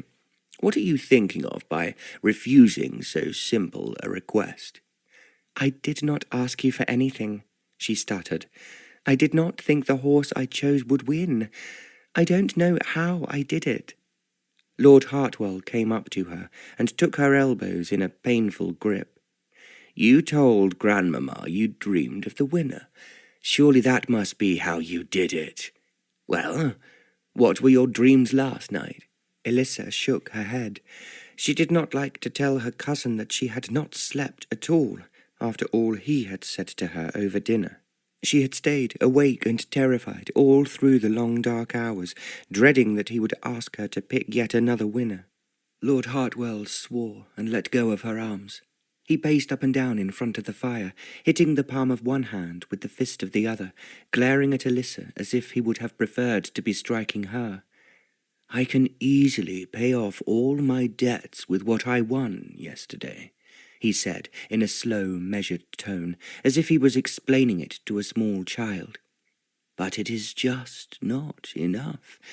If I am to live as a true gentleman should, then I must substantially increase my fortune. And you, Elissa, are deliberately preventing me from doing that, you insolent little witch." It was only last night, Elissa reflected, that he had been calling her an angel. "Don't just stand there staring at me," he roared suddenly, and then he was running at her, hurling one of the chairs that stood between them out of his way. Elissa tried to dodge away from him, but the heel of her boot caught in the rug, and she fell heavily, catching her shoulder against a table in front of the fire. "How do?" a deep voice then cried out in a strong Yorkshire accent. "The lady is down." It was Oldroyd, dressed for the road in his caped coat and heavy boots. "I'm all right," Elissa gasped, struggling to stand up, although a stabbing pain ran from her shoulder all the way down her arm. "Really, I'm absolutely fine." Lord Hartwell was hovering over her, his brows knit together in an angry frown, and she could not bear the mere thought of him touching her. "'Twas a heavy fall, miss," muttered Oldroyd. "Well, she's on her feet. She cannot have come to too much harm," Lord Hartwell snarled. "I suppose it's time to leave for the racecourse, huh?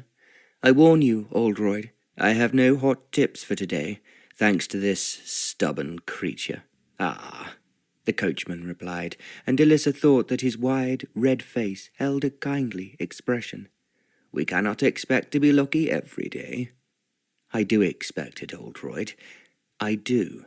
And I don't like to be contradicted and disobeyed by those who could easily help me if they wished to do so." Lord Hartwell kicked at the leg of the sofa, leaving a dent in the polished wood. Oldroyd then took a step towards him, watching him closely as if he was an unruly horse. "Perhaps the young lady has worn herself out over her efforts yesterday. We can wager small amounts today, as I'm sure she'll come up trumps again another time." "She'd better, huh?" smirked Lord Hartwell. And without another word to Elissa, he stamped out of the library. She waited there, rubbing her painful shoulder, until the crunch of horses' hooves on the gravel drive outside told her that her cousin was on his way.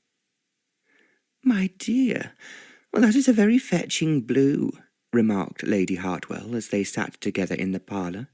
"It was so generous of my grandson to bring back such lovely gowns for you from York. But I hope, Elissa, that he has not been prevailing upon you to choose any more winners." "He did ask me, but I told him I could not do it," Elissa responded, for she could think of nothing better than the truth to tell her grandmother.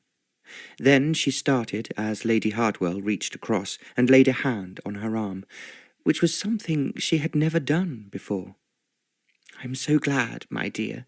He must not gamble as he does, and although I am glad he has had such a big win, I know that it will make him want to go and win more and more."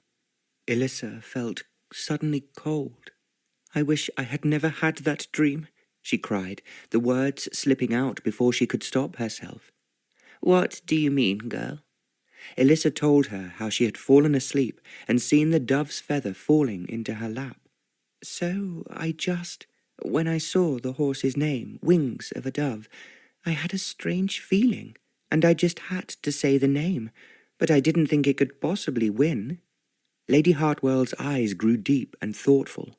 "Do you have other dreams like this?" she asked in a low voice. Elissa nodded and told her, stumbling over all her words, about the other dream, where she had seen the date of her father's death.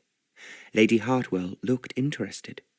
"My daughter, Helena, your mother, had just such dreams. Sometimes I look at you and wonder where you have come from, and if you really are part of our family. But now I know that you are. It pains me always to think of Helena, but at least now that you have come, a little part of her too has returned to me.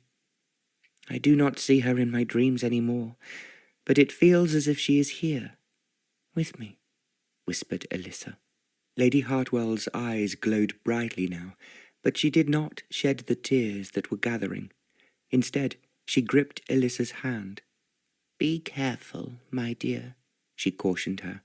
"I love Falcon dearly, but he is impetuous and sometimes greedy.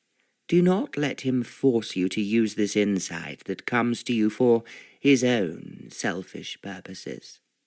"I shall not, Grandmamma, and I really don't think I could, even if I wanted to." She realized with horror she had just called Lady Hartwell Grandmamma and waited to be reproved, but the old lady said nothing. Elissa's fears subsided, and a small flame of joy lit inside her. What was it her mamma had said in the first dream she had just before her papa died? "A time of great happiness is coming to you." Somehow, in spite of her cousin's anger and cruel behaviour towards her, she knew that she must remember those words and hold on to them, however difficult the way might be. Chapter 8.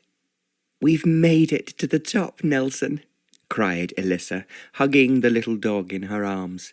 She had been carrying him for almost half an hour, as his short legs had given up the struggle when the little path climbed steeply to the summit of the hill. Now they were standing among tall, craggy rocks, and the sunlit valley that lay below was revealed for the first time. It was wonderful, at long last, to have arrived here at the end of the secret trail, and the only issue that now troubled Elissa was the blue cotton dress she was wearing for her walk. When she had awoken with sunshine streaming in through her bedroom window, and Ellen had brought in the dress, her cousin's gift, it had seemed quite perfect.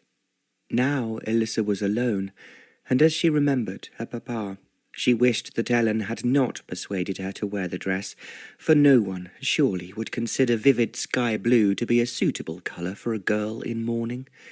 But then she gazed at the deep valley below, and she caught her breath with amazement, her sadness forgotten. A forest of broken stone columns and crumbling walls rose up from the banks of a stream where sunlight sparkled off the flowing water.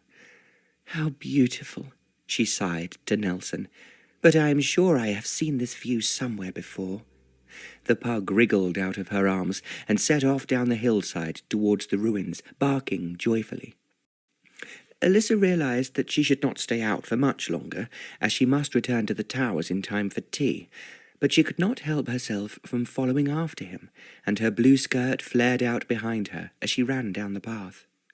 As she reached the bottom, her feet sinking into the soft, lush grass, she thought again that the smooth stones of the ruined walls seemed strangely familiar. It was very still, and the only sound she could hear was the tinkling music of the stream as it coursed by. What a wonderful place! Oh, Nelson, wouldn't it be lovely to live here? It is so peaceful, and the hills are all so beautiful. I could sit and look up at them all day. She looked down, expecting the pug to be sitting at her feet, but he was not there. "Nelson," she called out, searching the long grass, but he had vanished without trace. "Hey!" a man's voice shouted from the far side of the valley. Elissa jumped with shock. Was it her cousin, riding back from the races? She was about to scramble back up the steep path she had just descended, but she thought that, if she did so, she would be clearly visible to whoever had just called out, and she could not leave without Nelson.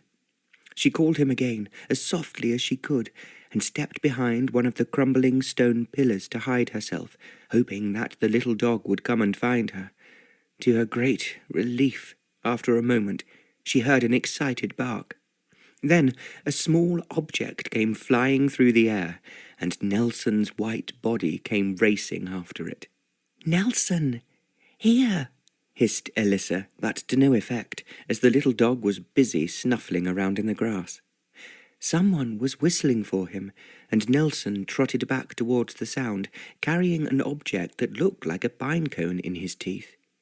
Sooner or later, whoever was playing with Nelson must surely come looking for her, and Elissa decided that she would rather not wait hiding like a scared child, but should step out from behind the pillar and reveal herself.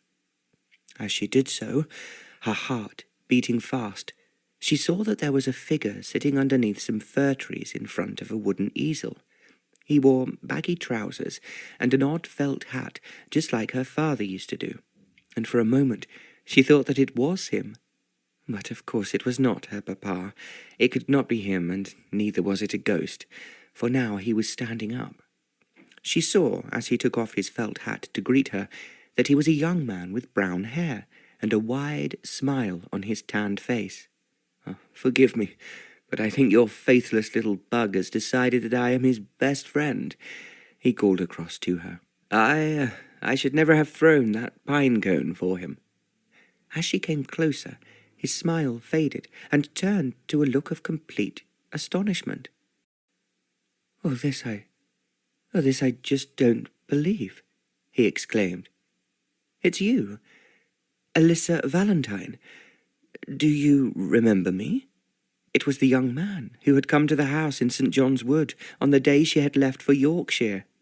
"Yes, yes, of course," she faltered, her voice unsteady from the shock of seeing him.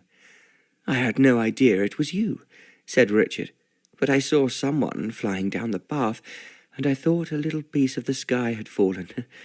Your dress, it's exactly the same blue." To her embarrassment, Elissa felt her eyes filling with tears. The sight of him only a few moments ago looking so incredibly like her papa had reminded her again of her bereavement, and she felt guilty once more for not wearing her old black dress. "What have I said? Don't you like your gown?" Richard now asked her, seemingly surprised. Elissa fought back her tears and explained why she did not feel happy wearing the dress, even though it was the same brilliant hue as the glorious spring sky. "But your father, he loved bright colours, so how could you lack respect for him by wearing blue?" What he said was so true, and so kindly spoken that a tear spilled over and ran down Elissa's cheek, and she wiped it away, hoping he had not noticed. If Richard had seen that she was crying, he made no mention of it.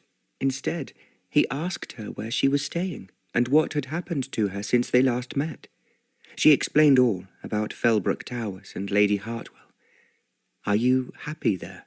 inquired Richard. "Is your grandmother kind to you?" She is indeed very kind, and I have every luxury I could wish for." Somehow she did not want to say how cold Lady Hartwell had been to her, and she certainly could not bring herself to speak about her cousin to this young man. Richard was laughing. "You have a much easier billet than I. Luncheon al fresco with bread and dripping is my lot, and I'm sure my landlady means to be kind, but persuading her to say even one word to me is impossible." Elissa noticed that the long rays of the sun were slanting through the ruined walls in a dramatic fashion.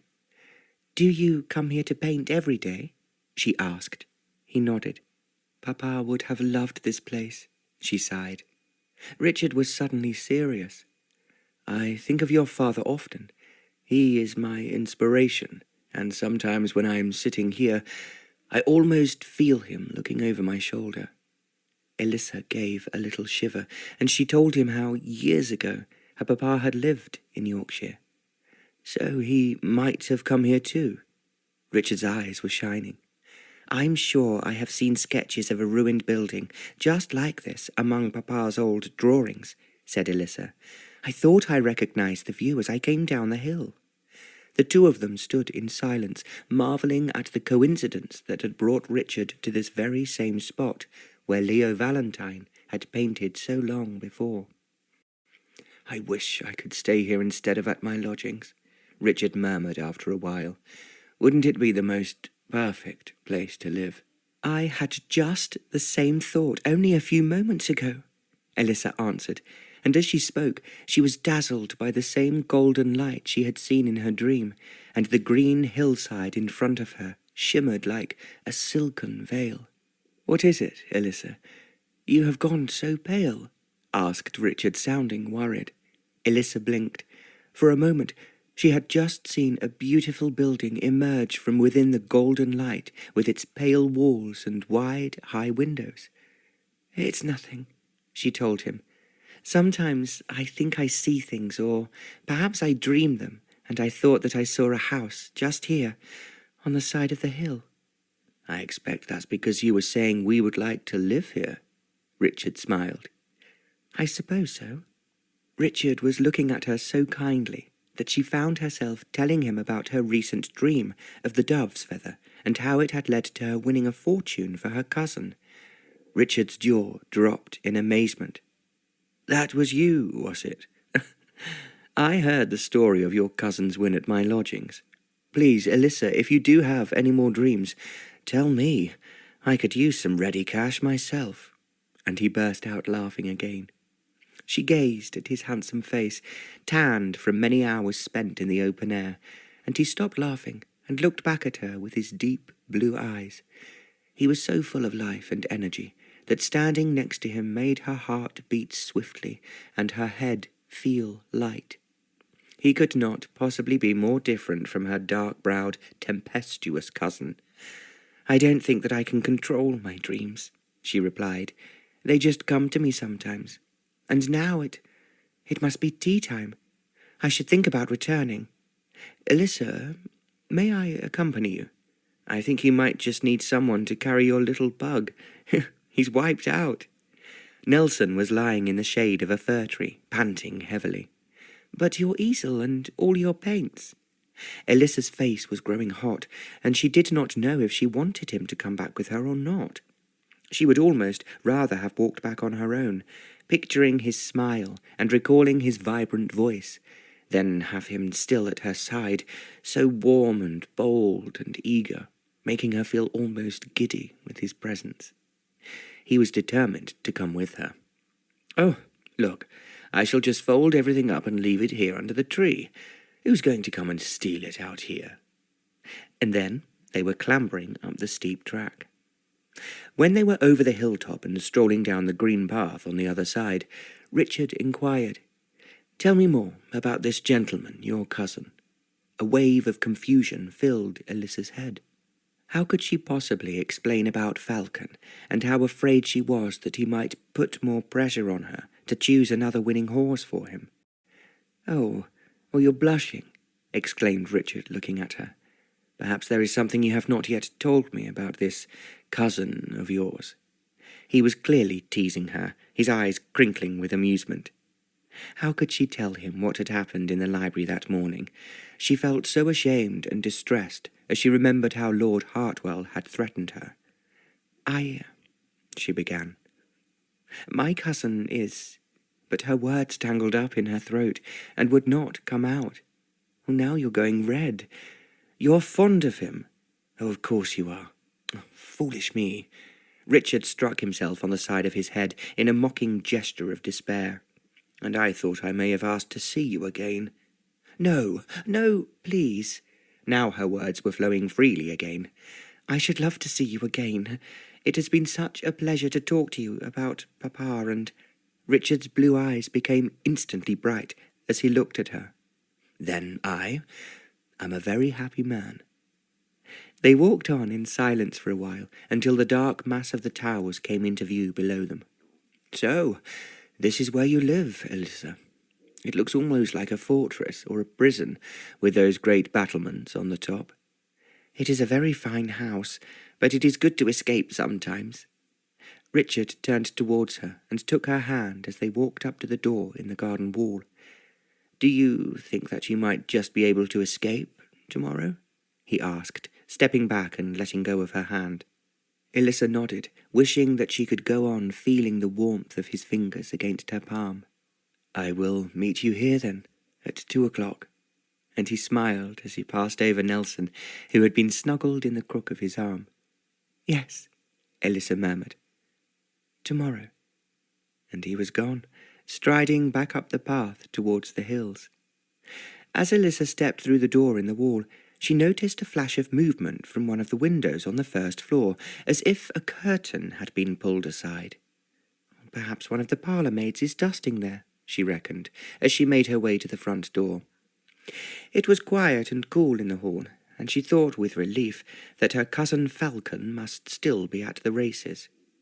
She stood still for a moment, with her eyes closed, picturing Richard, imprinting the memory of his handsome, tanned face in her mind, and remembering the warmth of his hand against hers. "My dear girl," the bell-like tones of Lady Hartwell interrupted her daydream, "I was hoping it is such a lovely day that we might partake in a tea on the terrace, but the hour is long past. Grandmamma, I am very sorry.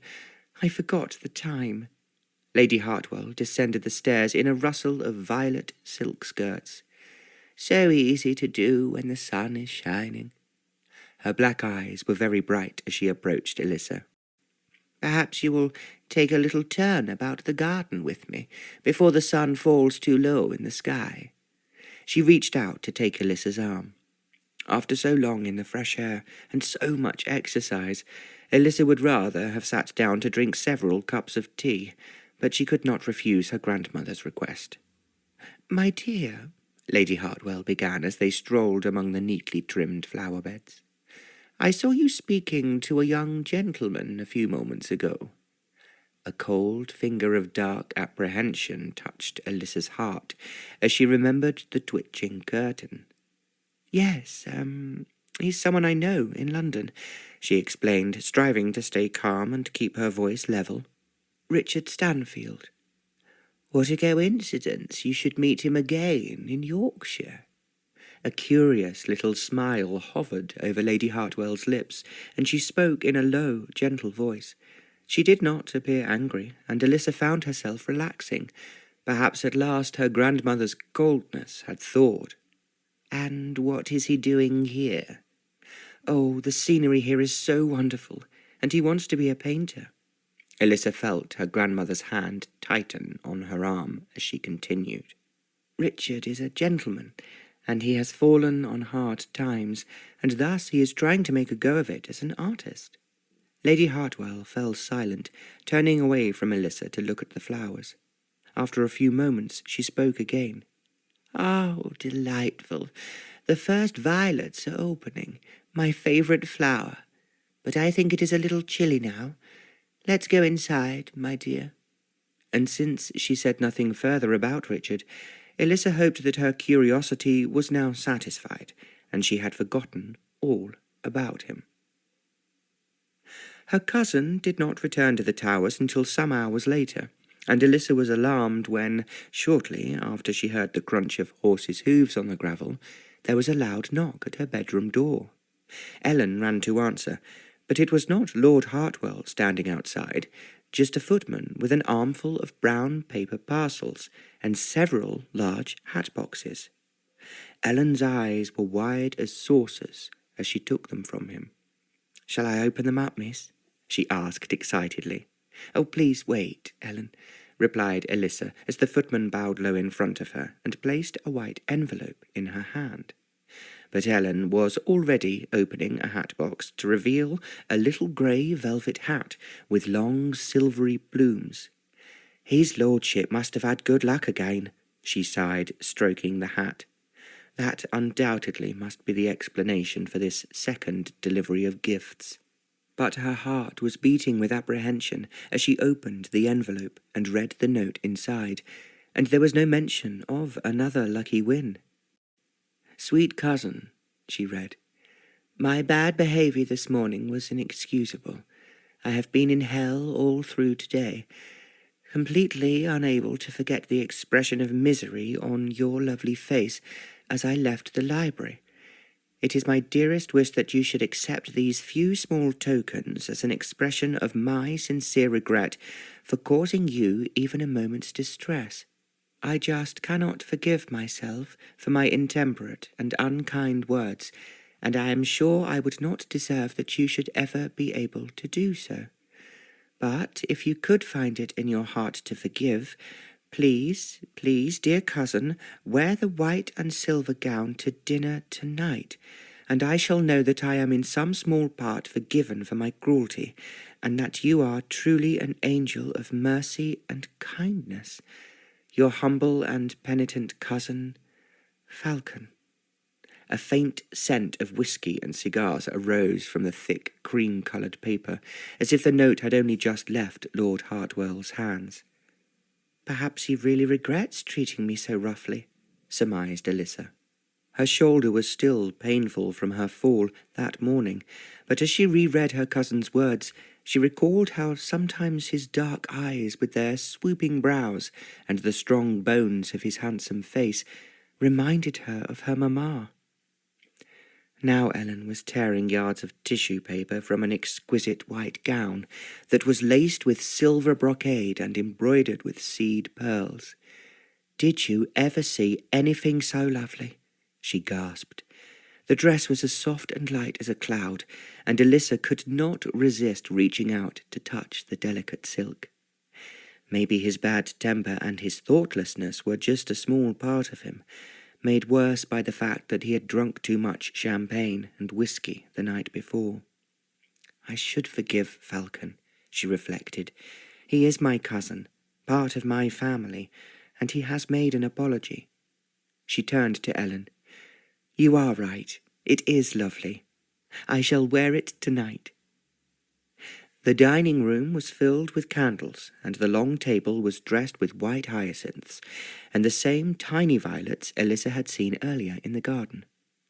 As she sat down, she felt a moment of unease, as the white dress left her shoulders bare, and she had not thought, as Ellen was dressing her, that her cousin would be seated opposite her. Lord Hartwell's dark eyes were soft and unreadable in the candlelight, without any hint of their usual boldness. His only concern seemed to be that Elissa should enjoy her food, that her glass should always be filled, and that everything should be just as she liked it. Lady Hartwell sat silent at the table, a little smile on her lips, and ate very little. As the dessert was brought in, she rose to her feet. "I have no appetite for meringues," she sighed. "It has been a long day, and I think, dearest, that I shall retire." Lord Hartwell stood and bowed low over her hand. "Rest well, dear heart." Elissa stood up too, as if to follow her grandmother. "Oh, no, Elissa," Lady Hartwell now insisted, a little smile flickering over her lips again as she turned to leave. "You must stay and enjoy yourself." Lord Hartwell gazed at Elissa as he crumbled his frosty white dessert with his fork. "So, I am clearly not forgiven," he remarked after a moment, the candle flames glinting in his dark eyes. "Why, Elissa began. "For you cannot even bear to spend a few moments alone with me," he continued. "Not at all, no. I just thought Grandmamma—" Elissa stumbled over the words in her confusion. "But perhaps you are tired.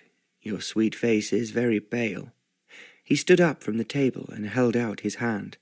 "Come, let's go to the drawing-room, where we may be a little more comfortable." "I should retire," Elissa tried to say, but he was bearing down upon her, pressing her hand upon his arm and leading her out of the dining-room. Once in the drawing-room, he flung himself down into a leather armchair and propped his head in his hands, a smouldering frown creasing his brow. "Why are you so cold to me?" His voice was tight and hard. Elissa's head was spinning. "I don't mean," she began, and suddenly he was kneeling on the carpet at her feet, catching her white silken skirts in his hands. "It is all my fault," he muttered. "I have been so heartless, thoughtless and cruel to you." Then he looked up at her, and more strongly than ever she saw the likeness to her dear, beautiful mamma in his handsome face. He pressed his face against her skirts. "Elissa, Elissa," he mumbled, and a tremor passed through his body that made her wonder if he was weeping. "I forgive you," she then whispered, wishing that he would let her go. He raised his head, his eyes glowing with a wild light. "Marry me, Elissa. My darling angel, promise me that you will be my wife." "Oh, but I—" Shocked to the core by his words and the strange brightness in his eyes, Elissa tried to move away from him, but he wrapped his arms around her knees and pulled her tightly towards him. "Sweet angel, I can see by your gentle looks that you take pity on me," he blustered, gazing up at her. "But—" "There'll be no buts," he murmured, getting to his feet and catching hold of her bare shoulders. "So, sweet an angel, cannot help but love me." And before she could utter another word, his lips were roughly pressed against hers, and the heat of his body surged through her trembling limbs. Elissa felt that she might suffocate if he did not take his mouth from hers, but just as suddenly as he had seized her, he let her go. "My darling angel," he said, a proud smile on his face. "You are white with exhaustion. Go to bed, and I, poor falcon, shall lie awake with thoughts of you." And as he sprawled across the armchair, his black eyes were fixed on her, as Elissa stumbled to the door and escaped from the drawing-room. Chapter 9. It had been the longest morning in Richard's life. His mind kept leaping ahead to 2 o'clock, and all he could see in his mind's eye was Elissa's lovely face as she opened the door in the garden wall and stepped through it to join him. He could not help feeling, as he set off to climb the hill path, that he was undoubtedly the luckiest and happiest man in the world. But when he did arrive expectantly at the Towers, Elissa was nowhere to be seen. Richard pulled out his papa's gold watch, which he had managed to keep when everything else from the house at Lanchbury Close was sold off, and checked the time. It was 10 minutes to 2. "Ah, I'm early," he sighed with relief. She must still be at luncheon. As he waited patiently by the door in the garden wall, Richard smiled to himself, remembering how, when he heard Mr. Oldroyd's story, he had pictured the girl who chose the winning horse for Lord Hartwell to be a spoiled society beauty. This was not at all how Elissa had looked yesterday, with her bright golden hair tumbling over the shoulders of her sky-blue dress, everything about her so fresh, innocent, and entrancing. He started as the front door of the Towers opened, and a woman came out dressed in a smart silver gown and a grey hat. She looked the epitome of an elegant society lady, as she stood on the long front step for a moment, shading her eyes with a grey-gloved hand, while the breeze ruffled the long silver feathers that dangled from her hat. Now, a tall gentleman with dark hair emerged, and joined the woman on the front step, taking her arm. He must surely be Elissa's cousin, Falcon, Richard thought. The man was tall and well-built, and even from a distance his strong features looked handsome. But where was Elissa? Surely she should be out in the garden by now, and making her way to the door to greet him. Now the couple by the door seemed to be arguing, and the woman was trying to free her arm from the man's grasp. Richard strained to hear what they were saying, but although he could catch the tones of their voices, the words were carried away on the warm spring breeze. The man now seized the woman in his arms, and, as he did so, her hat was knocked to the ground, revealing her golden hair, which was neatly tied up on top of her head. For a moment Richard could not believe his eyes. Then he tugged at the door in the wall until the iron bars at the top rattled, but it would not open. "Elissa!" he shouted out. It had to be her, despite the formal grey dress and the hat, clothes he had never even imagined her wearing. No other girl had such brilliant, golden hair. She turned at the sound of his voice, and just for a moment Richard thought she might break away and run to him. But the man caught her hand and pulled her back so that she was facing him again. Richard remembered how Elissa had blushed when they had spoken about Lord Hartwell. Yesterday he had made a joke of it.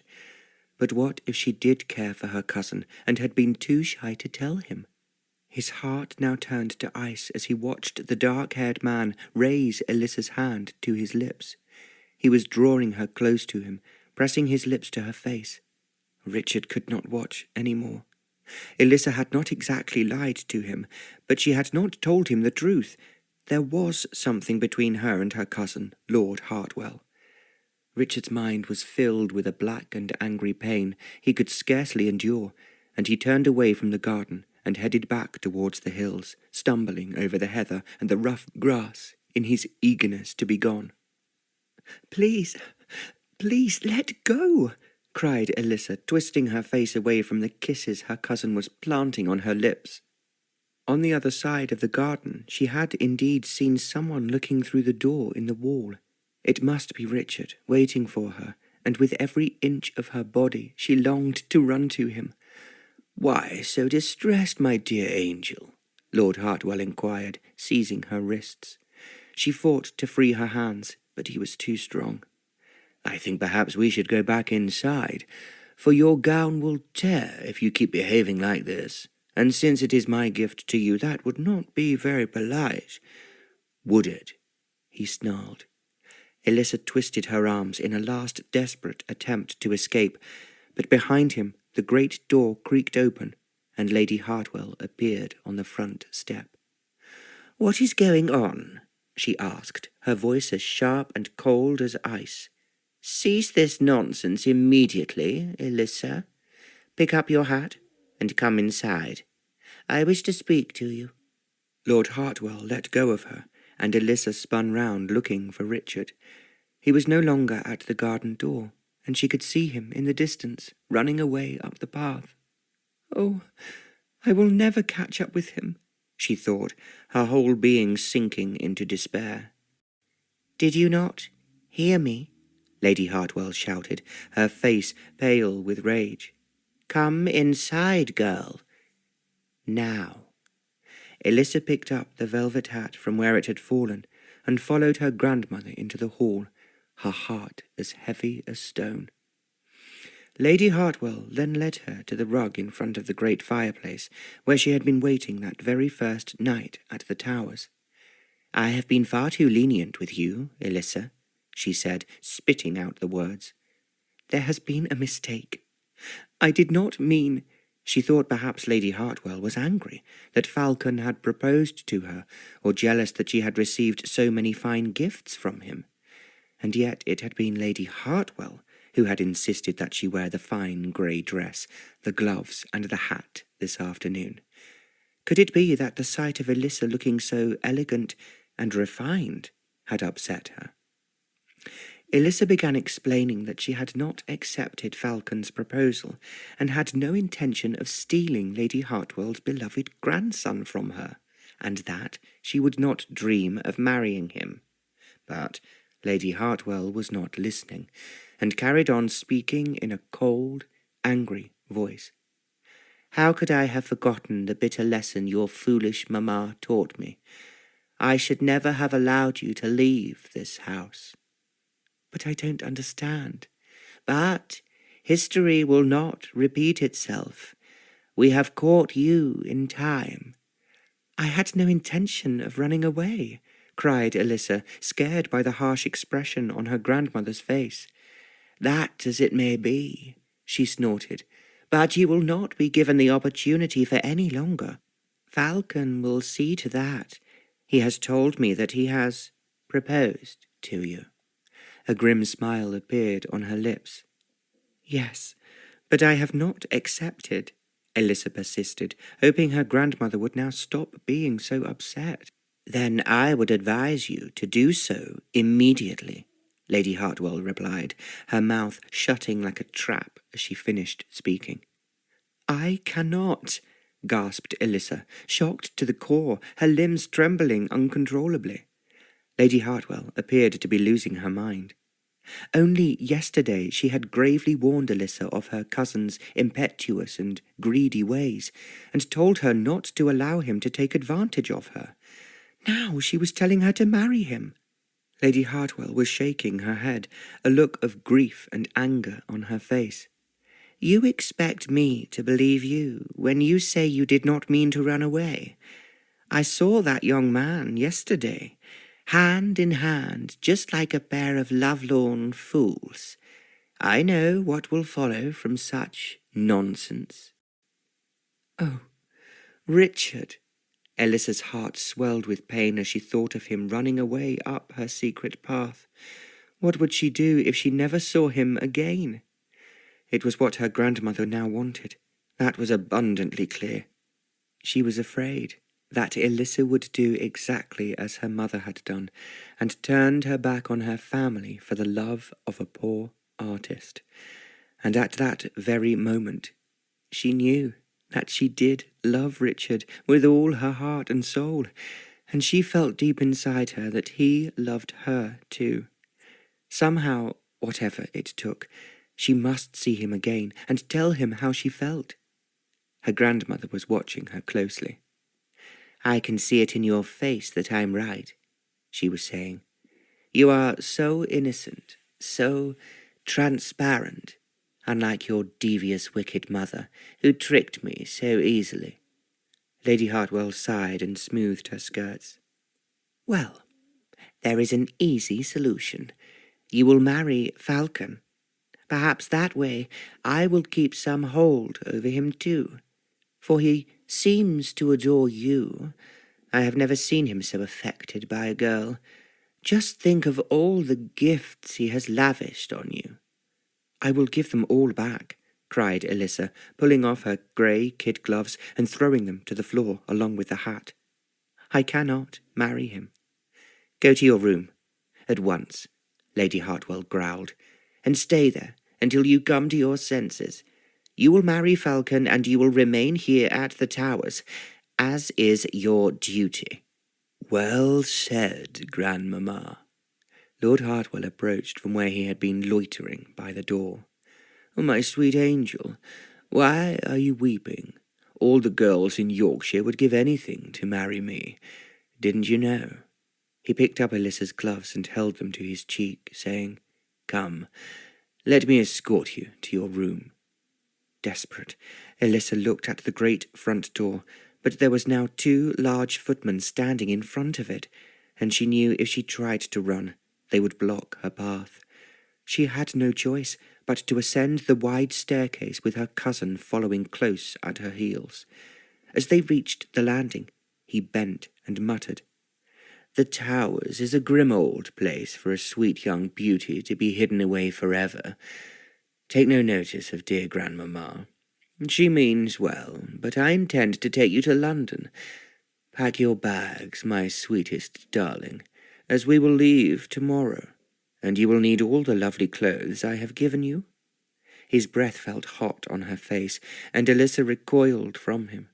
She wanted to tell him that she could never marry him, and she could not bear to go to London with him, but she was afraid that if she looked at him, he might try to kiss her again.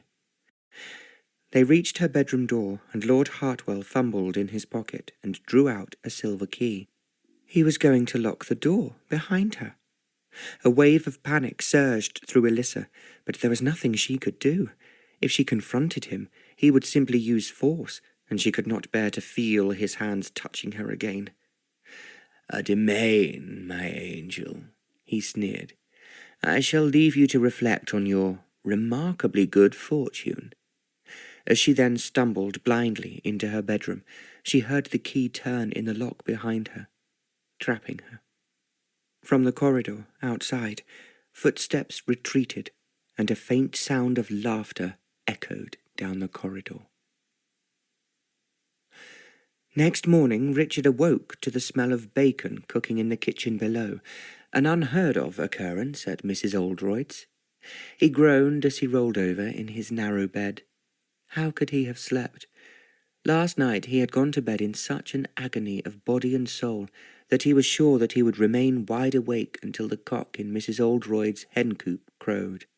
But exhaustion must have overcome him, and now the sun was up and shining brightly.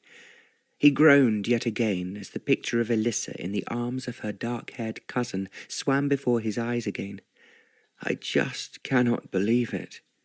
I cannot," he whispered to himself, as he had done so many times since those terrible moments yesterday afternoon. The The smell of bacon grew stronger, and reluctantly he dressed and went downstairs. "How do, laddie?" Mr. Oldroyd welcomed him from where he sat behind a large plate of bacon and eggs. "Good morning. We do not usually see you here at breakfast, Mr. Oldroyd." "Ah," he grunted. "I must drive his lordship and the young lady to London today. The missus always cooks bacon if I'm to be away." Mrs. Oldroyd had just put a plate of crispy rashers in front of Richard, but he could not touch them. His whole body had turned cold with foreboding. "Who? What, young lady?" he stammered. "His fiancée." He stared at Richard, surprised at his distress. "Aye, laddie, they're to be married, Lord Hartwell and that poor young cousin of his." "What do you mean?" Richard caught hold of Mr. Oldroyd's arm. "Why do you call her poor?" Mr. Oldroyd put down his fork and turned to face Richard. "He's a fine gentleman, Lord Hartwell, but he's a devilish temper if he don't get his way." "But surely she must love him if she is to marry him." Richard hated the thought so much that the words stuck in his throat. "I would not know, sir, for such matters are not my concern. But now at all will come a fretting on an empty stomach. Eat up, lad." "You're very kind, but I'm not at all hungry," said Richard. "Mr. Oldroyd, I must go to the Towers." "Wait a little, sir, and eat your bacon. Then you can come with me in the dog-cart." But Richard was already on his feet and heading for the door, while Mrs. Oldroyd watched him with her mouth hanging open in surprise. "Do you have a horse or a pony I might borrow? I really cannot wait." "Take the little brown mare, Minnie, if you must," the coachman told him. "She's sure-footed on the hill, and that's the quickest way, since you be in such an hurry." Richard ran out into the bright spring morning. He found Minnie tied up by the barn. He leapt onto her without stopping to saddle up, and headed at a gallop for the path that led over the hill and to the Towers.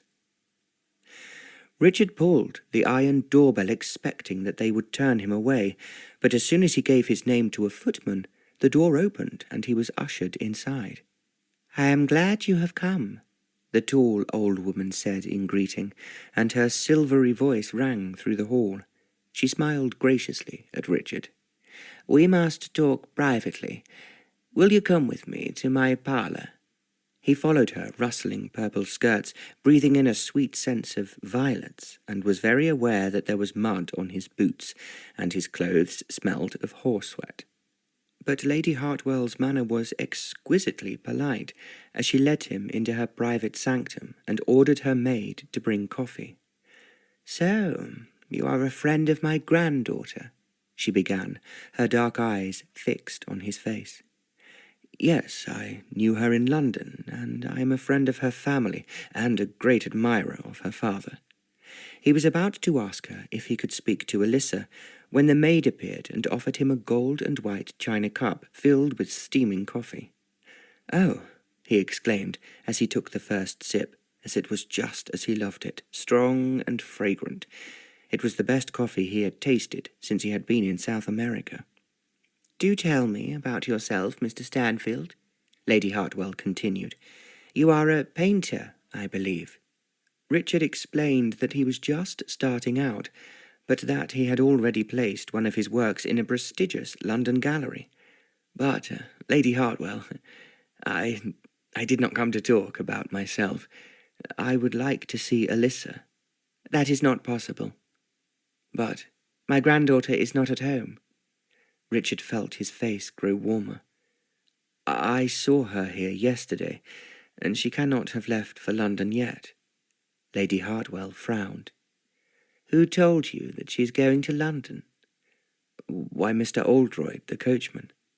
"A gentleman should not listen to servants' gossip." "I'm sure that's right, Lady Hartwell, but I must see Elissa. I must speak to her before she leaves." "She is not at home." "She's still here." "I know she is." Richard jumped to his feet, but Lady Hartwell remained motionless, sitting on the sofa with her hands in her lap. "When I say she's not at home, Mr. Stanfield, I mean that she is not at home." to you. But do you love my granddaughter, Mr. Stanfield?" Richard was not expecting this. "Yes," he replied immediately. "Do you care about her future, her well-being and happiness?" Lady Hartwell's voice was soft, almost tender. Richard sat down again. "I do. That's why I am here. I love her, and You are a gentleman, Mr. Stanfield?" "Yes." Richard caught sight of his boots, which had left a muddy mark on the parlour carpet. "Well, I apologize for my appearance, but—" "And you have a fortune?" Richard's face now burnt with embarrassment. "Not exactly." Lady Hartwell shook her head. "You do not? Now, young man, listen carefully, as I am going to tell you a pertinent story. Once upon a time, a beautiful young woman fell in love with a penniless artist, a bold and handsome man just like yourself." Richard listened to her with growing horror as she told him how her daughter, the beautiful Helena Hartwell, had run away, and how, unsuited to the harshness of life on a low income, she had sickened and died. "And this is the life that you would ask my precious granddaughter to share with you, is it? No food, no decent place to live, no servants to wait on her?" "But Elissa wouldn't mind," he stammered. "And you call yourself a gentleman?" sneered Lady Hartwell. "Do think, Mr. Stanfield. My grandson, her cousin, just adores her, and will give her every luxury, everything she desires. How long do you think she would love you, when she must mop the floor and wash your dishes every day? How can you even think of asking her to live like that?" Richard could not answer her. He remembered Elissa in the garden yesterday, so very elegant in the fashionable grey dress, the gloves, and the extravagant feathered hat. It might be many years before he could buy her such lovely, expensive luxuries, if, indeed, he ever could. But far worse than that, what if he was unable to care for her, to keep her warm, to feed her, to give her the basic necessities of life? The picture that Lady Hartwell had painted for him of the death of Lady Helena had struck deep into Richard's soul. So, when the old woman rose gracefully from the sofa and asked if he was ready to leave, he nodded silently. As he then set off on Minnie to ride back over the hill, he heard a crunch of hooves and a rattle of wheels over gravel. A closed coach, pulled by 4 black horses, was speeding down the drive that led away from the towers. "Elissa," he whispered, as his heart leapt inside his chest. "Goodbye, my darling. Be happy." He could never give her a fine carriage and sturdy horses to pull it. He did not even own the rough little pony he was riding on now. All he had in life was his art, his work, and the tiny allowance that was just enough to keep him going. But his love of art was little consolation, as he rode back over the hillside, and he felt deeply sad and lonely. Even the beauty of the valley as he rode down into it on the other side of the hill could not raise his spirits. "I can't stay here," he thought. "She will come back to the towers when she is married, and I could not bear to think of her so near. It's time to move on." He dug his heels into Minnie's sides and urged her forward, so that he could return to the cottage and pack his bags as soon as possible. Mercedes de Rosario stepped out of the lift and into the lobby of the smart hotel in Mayfair, her red silk skirts sweeping over the marble floor.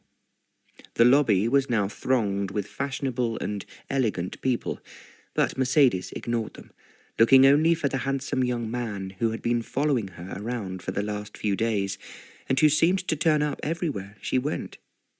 He was not there in the morning, and although there were several other gentlemen who looked as if they would like to talk to her, she could not help feeling disappointed as she sat down on one of the hotel's striped sofas. "You look so sad. What's wrong?" With a flounce of yellow skirts, Mercedes' younger sister Dolores came to join her. "My boy is not here. You know him, the one who follows me everywhere," Mercedes pouted.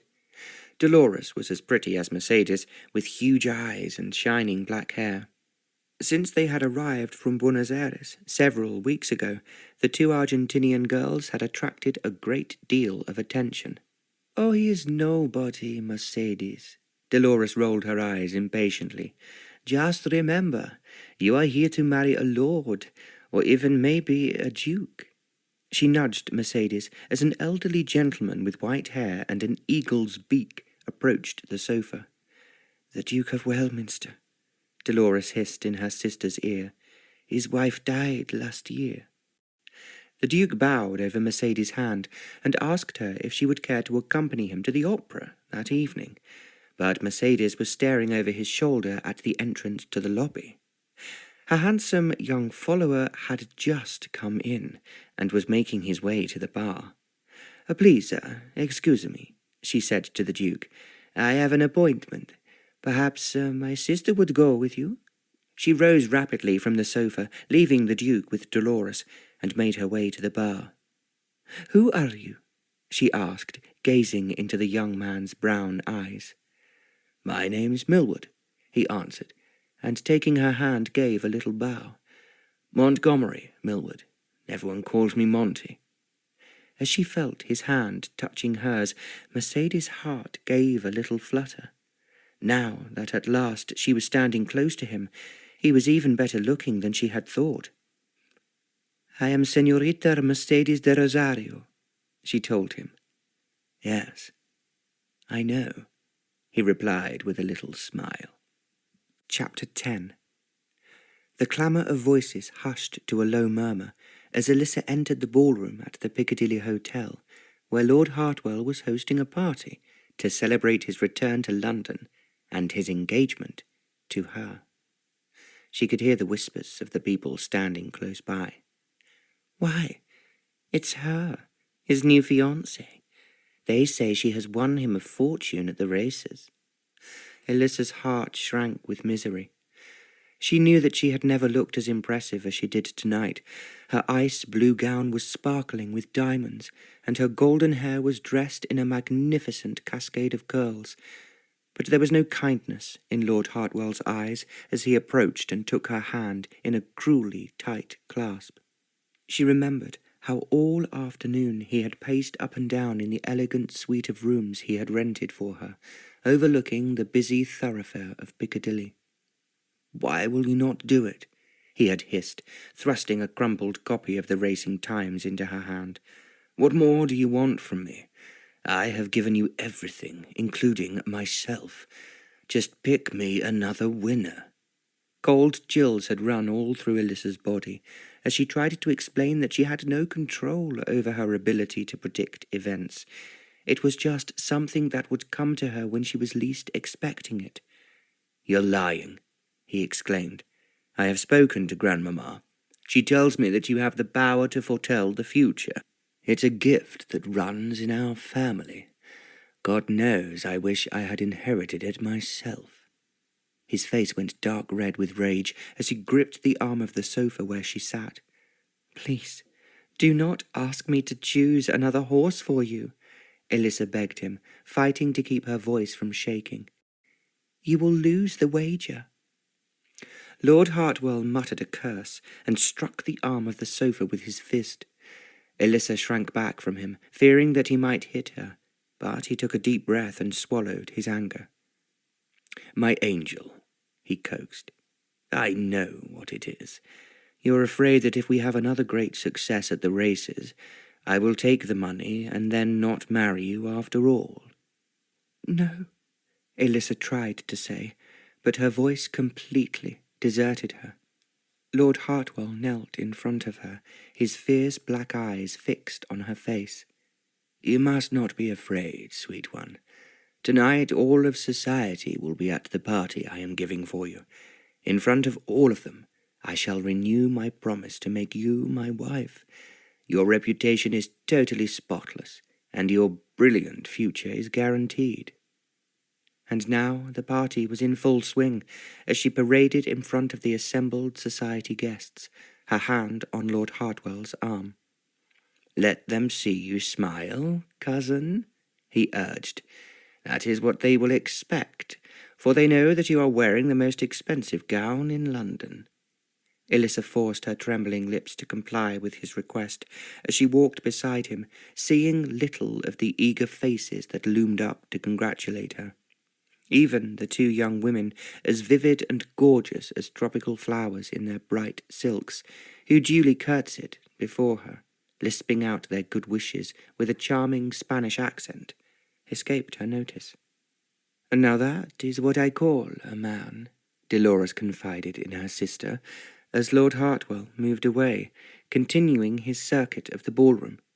"So very handsome, and he is a lord. He's already spoken for. The girl on his arm is his fiancée," Mercedes told her, and she turned away to search in the crowd for Monty, who had promised her he would be at this party tonight. Dolores bit her full lower lip. "That cold little ice maiden will not be able to keep him for long." Her eyes flashed with excitement at the challenge she saw ahead of her. Mercedes did not hear her, as Monty had just come in, handsome and dapper in his white tie and tails. She hurried to him, dodging between the lords and ladies who blocked her way.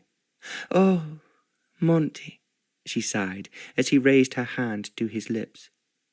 He was perfectly English, so cool, formal, and polite, and yet his brown eyes gazed at her in such a delicious way, and the thrill that she felt as he kissed her gloved fingers glowed through her whole body. "Señorita," he breathed. He turned away from her to introduce a young man who was standing behind him.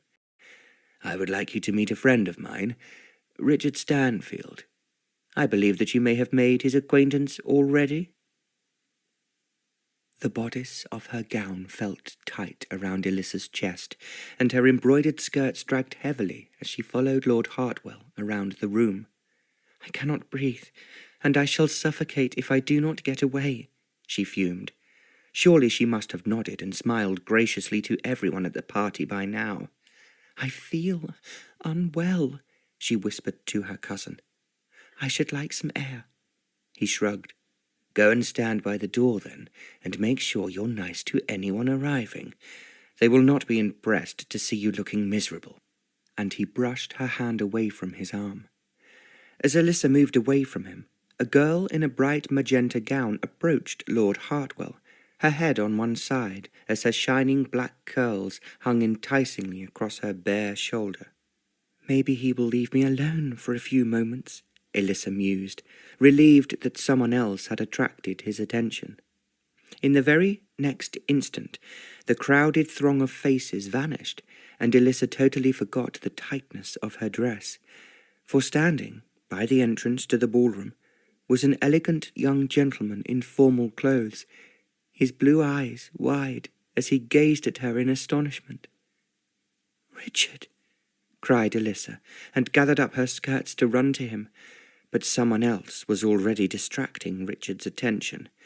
It was a tall woman in a bright red dress that echoed the highlights in her glowing russet hair. And now, to Elissa's horror, Richard was no longer looking at her, but was speaking urgently and passionately to this red-haired woman. "I thought I would never see you again," she heard him say. And the red-haired woman threw her arms around his neck and was weeping on his shoulder. Elissa gave a little cry of pain. It was as if her heart had broken apart inside her. She did not linger to hear any more, but ran from the ballroom, through the crowded lobby of the hotel, and out onto Piccadilly, where a soft spring rain was falling on the gleaming pavements. "How do?" A stout figure approached her. "Oldroyd, what are you doing here?" "Waiting for his lordship. He often likes to take a drive down to the East End late at night and make a wager on a cockfight or a rat-baiting." Elissa shivered with revulsion. Oh, how horrible. 'Tis not a pleasant occupation, but many gentlemen enjoy such things. You should have your cloak, miss, in this mizzle. But she would rather have died than gone back into the hotel, where Richard was in the arms of another woman. Oldroyd's brow was furrowed with concern. "Shall I drive you somewhere, miss?" he asked. She could see the dark shape of the coach and four by the pavement, the patient horses' heads hanging low as they waited. Elissa swayed on the pavement, and suddenly her head was full of bright golden haze. In the centre of the haze was a pretty little house, its white walls gleaming with snow, and a beam of warm light shining out from the open front door. "Take me home," she exclaimed. "Miss, it be 3 days' journey to Yorkshire." No, take me to St. John's Wood." Elissa clapped both her hands over her eyes, trying to hold on to the heavenly vision of the little white house that had flashed so vividly into her mind, but it was already beginning to fade. "Miss?" Oldroyd laid a steadying hand on her arm. "Please, oh please, I must go there now." "Go on, then." The coachman wrapped his heavy overcoat around Elissa's shoulders and helped her into the carriage. "Hurry, please hurry," she whispered as the horses lurched forward, carrying her back to her old home. "We need to all discuss this calmly and rationally," Monty now proposed, closing the door of one of the small private salons that led off the ballroom. Mercedes' face was drenched with torrents of tears, and hysterical sobs racked her body. Richard's stomach crawled with embarrassment. "Monty, old man, can we just forget it?" he said. "I really don't care about the money any more." It was true, for all he could think of was the vision of Elissa, so cold and pale, and astonishingly beautiful in the diamond-studded gown. Elissa, turning her back on him and hurrying out of the ballroom as if he did not exist. Monty ignored Richard. He sat down on one of the small gold chairs and pulled some papers out of his pocket. "It is all perfectly simple, Senorita de Rosario," he began. "All you need to do is to transfer both the capital which you have misappropriated from Mr. Stanfield, plus the money which you have made from it, while it has been in your possession. And we will say no more about it." Oh, I'm ruined," wept Mercedes. "Perhaps now you will have some sympathy for the suffering that you caused to my friend when you stole his fortune," Monty asserted, frowning at her. "No, you don't understand." A fresh flood of tears were welling up in the Argentinian's eyes. "I will give the money back. But, Monty, don't look at me in that cruel way. I cannot bear it. I am nothing unless you can care for me." "As I said, simply sign this paper just here on the dotted line, and we will say no more about it." "I cannot bear it if you hate me," she wailed, and then turned to Richard. "I am not a bad person. Please tell your friend I would have given the money back to you. My family were so poor. I just needed to borrow it, to invest it, and now I have 3 times as much. I will give it all to you." Richard looked appealingly at Monty, but his friend was not giving way, and he was still holding the papers in front of Mercedes. "Look here, old man, cannot we let bygones be bygones?" suggested Richard. "If Mercedes will just give me back my papa's legacy, I should be quite happy." "Take all of it," Mercedes wept. "Only, Monty, do not cast me out." "Is that what you want, Richard?" Monty asked him, ignoring Mercedes. "Just the original sum of money with no interest?" Richard nodded, and Monty, with a distinct sigh of exasperation, picked up a pen and made some adjustments to the paperwork. Mercedes had only just scrawled her signature at the bottom when the saloon door burst open and Lord Hartwell stormed in. "Where is my fiancée?" he snarled, seizing Richard by his shirt. "What have you done with her? Scoundrel!" Mercedes gave out a cry of terror and threw herself onto Monty's lap, twinning her arms around his neck. I have no idea," choked Richard, because Lord Hartwell now had hold of his tie. "She is certainly not here," came in Monty. "Search the place if you don't believe me." Lord Hartwell looked around at the tiny salon. There was quite clearly nowhere to hide a woman in a ball gown. "Very well," he grunted, giving a final sharp tug to Richard's tie before letting him go. "But your life will not be worth living if I find that you are in any way responsible for her disappearance." The girl in a bright magenta gown appeared in the doorway of the salon, a bottle of champagne in her hand. "Come back to the party now, your lordship," she purred. "Your poor little fiancée. I think she must have a headache, and has gone to lie down." With a wink at Mercedes, she slipped her arm through Lord Hartwell's and drew him back into the ballroom. "Miss, I cannot leave you here," moaned Oldroyd. Elissa stood in the soft rain looking up at the house. The walls had been repainted a pristine white, just as she had seen them in her vision, and the garden path was lined with a row of pretty bay trees in tubs. Someone had very clearly lavished a great deal of loving care and money on her old home. But the front door stood firmly closed, not at all as she had seen it in her mind's eye. "Please go, Oldroyd. Don't wait for me." In spite of the closed door, something deep inside Elissa knew that she must stay here. "Very well, miss, but you should keep my coat, and, miss, if his lordship be on the warpath, I'll tell him the horses were fidgeting, and I took 'em for a trot round the block." "Thank you so much, Oldroyd." She then reached out to clasp the coachman's rough hand, and then he was gone. Elissa pulled up the collar of Oldroyd's coat and waited in the rain as the rumble of the coach wheels faded. Just as silence had returned to the street, the front door of the house opened. Exactly as she had seen it in her vision, a long ray of golden light spilled out down the garden path, and then a thin, tall man in a smoking jacket stepped out. "Hello there," he called. "I heard a coach come by, and I wondered if we had a visitor." It was Mr. Harker, the art dealer. Elissa pushed back the collar from her face, and the light from the open door lit up her golden hair. Mr. Harker gasped and held out his hand to her. "Miss Valentine, at last. I have been searching for you everywhere." The hall seemed so different as Elissa now stepped inside. It was very warm, as if fires were burning in all the rooms, and from the walls new gaslight shone with a soft bright light over a Chinese vase on a polished pedestal. "Oh dear, Miss Valentine," Mr. Harker exclaimed as he lifted Oldroyd's heavy coat from Elissa's shoulders and saw the silk and diamonds that gleamed beneath. "I have been so concerned for your welfare when I could not trace you. But look at you. Obviously, I need not have worried."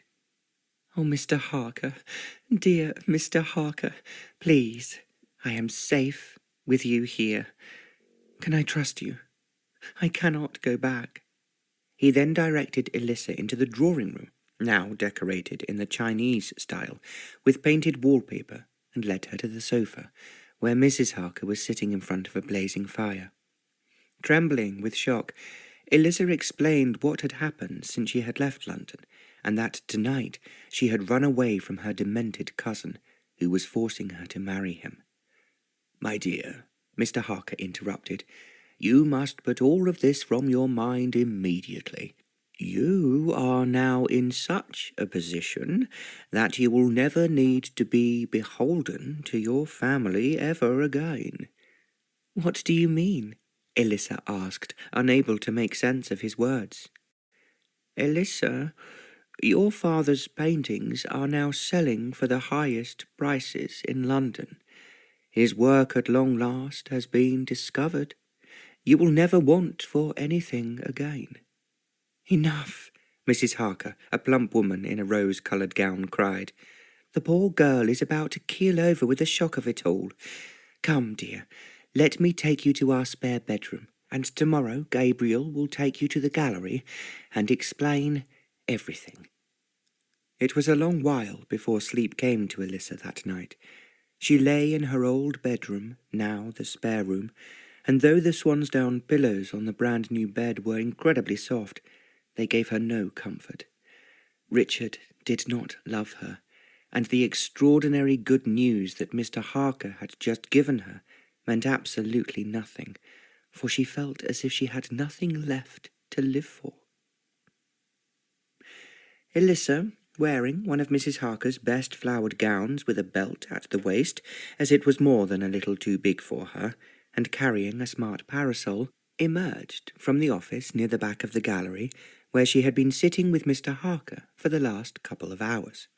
He had taken her through the full inventory of her father's works, explaining when each had been sold and for how much, and she now understood that she was a very rich woman indeed. Now I have to find another artist of your father's calibre. The walls are quite bare, as we have sold so many paintings in the last few weeks, declared Mr. Harker. Do you have anything of Papa's left? She asked. One picture which I cannot let go, a portrait of yourself beneath a cherry tree. Oh, Mrs. Harker and I love it, and I should like to take it back to the house one day and hang it there.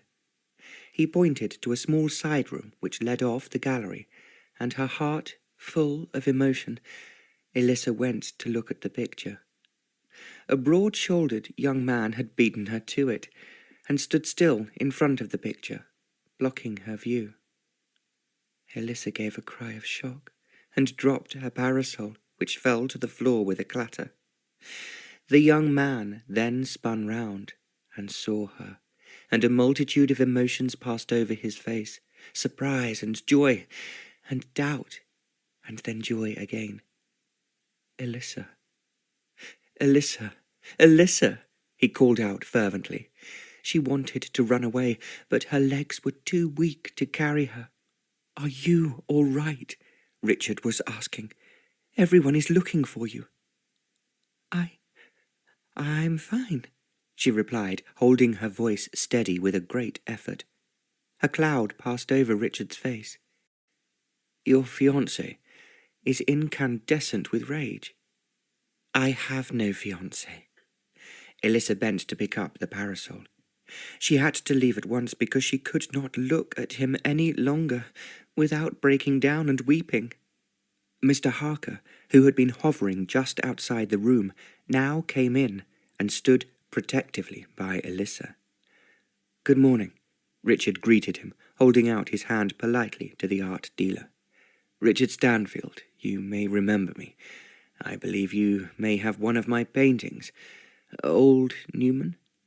Recognition dawned on Mr. Harker's lean face. Oh, Mr. Stanfield, of course, forgive me.